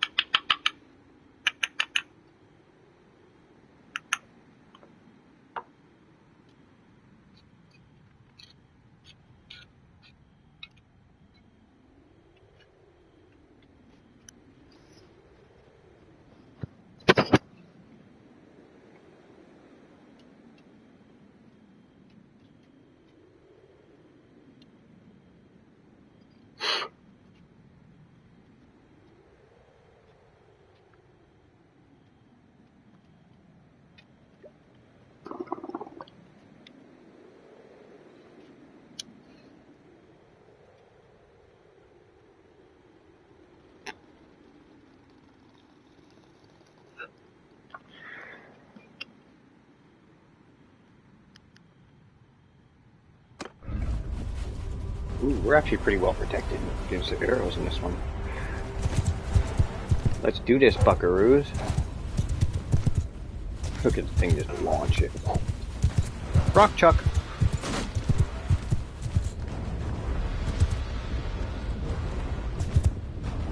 Form a shield wall! Shadow, she let you lick her before, now she's saying enough. Show your hormones, shithead.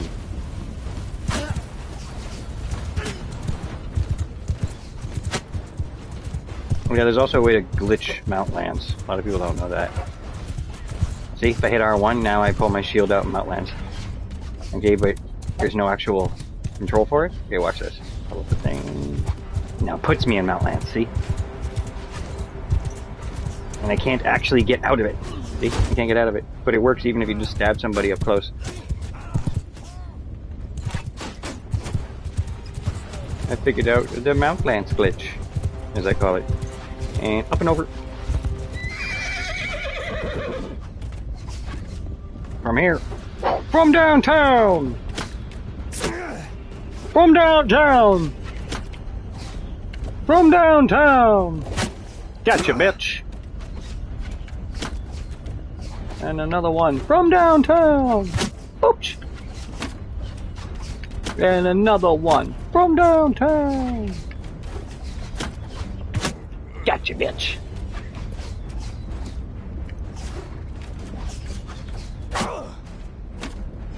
From downtown! Get moving. Time to grab. Do I have any onagers? Or is it just trebuchets? Okay, well I can at least hit him with the trebuchet. That still does massive damage if you line it up right.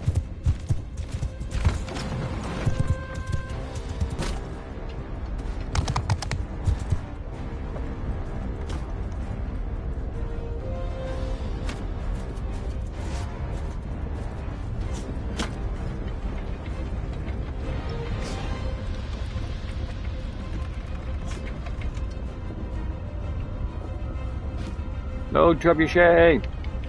Fire trebuchet!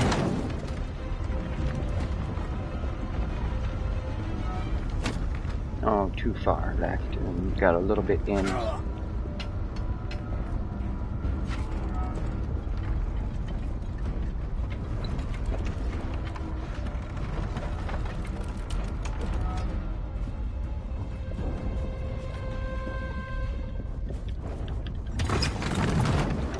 Perfect, come on.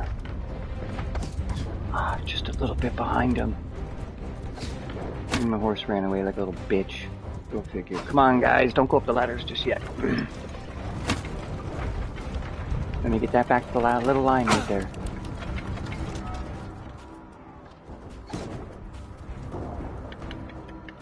Launch!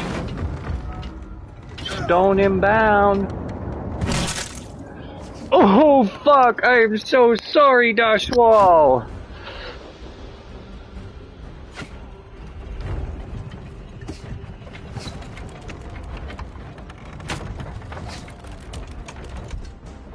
Just a teeny bit to the right. And fire!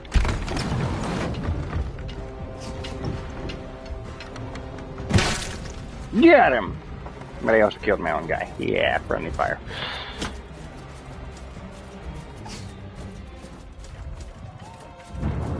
Where'd my horsey go?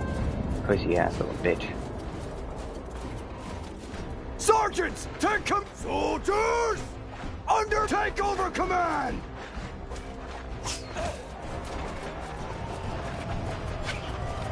Hold fire!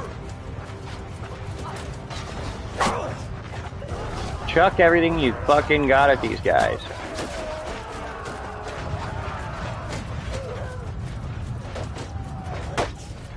Going over the wall with my men.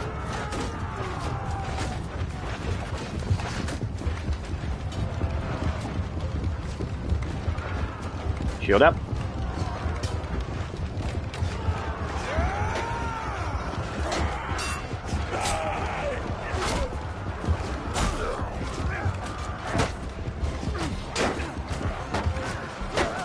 Stand your ground, men! Push through! Push through!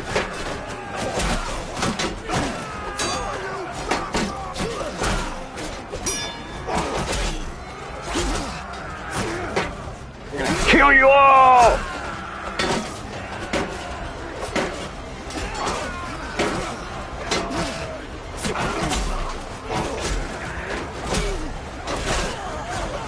Oh fuck. That probably just took me out. Yep. Come on, guys.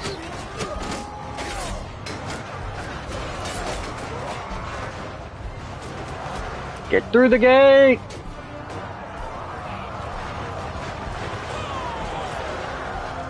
Get over the wall, get through the gate, come on! Come on, guys!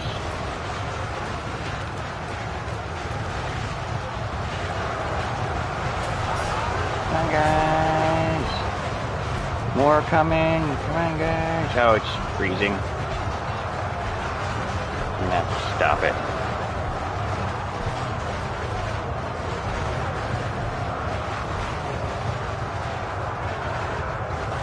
I see why they have it as the less people fighting. Idiot.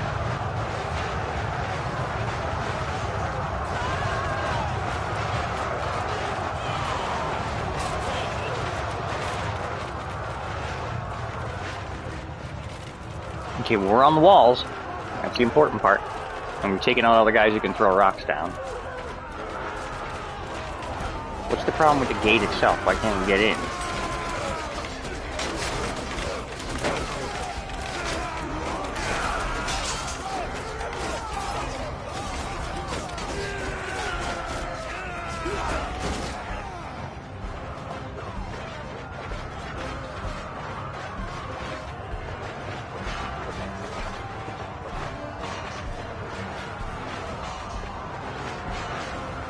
What's going on?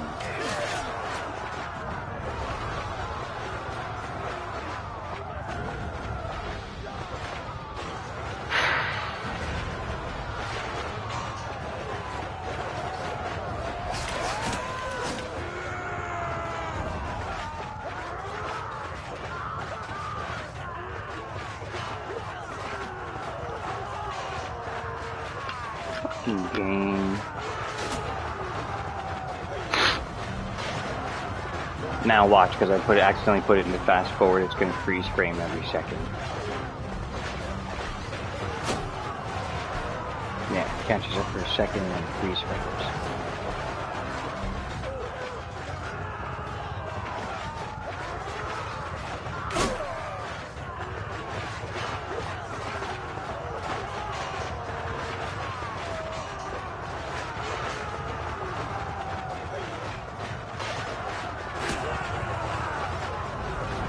Ah, it fucking froze again. Almost out of them froze there.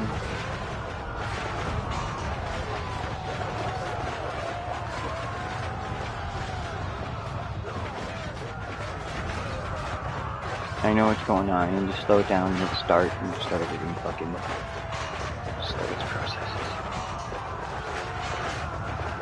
Come on.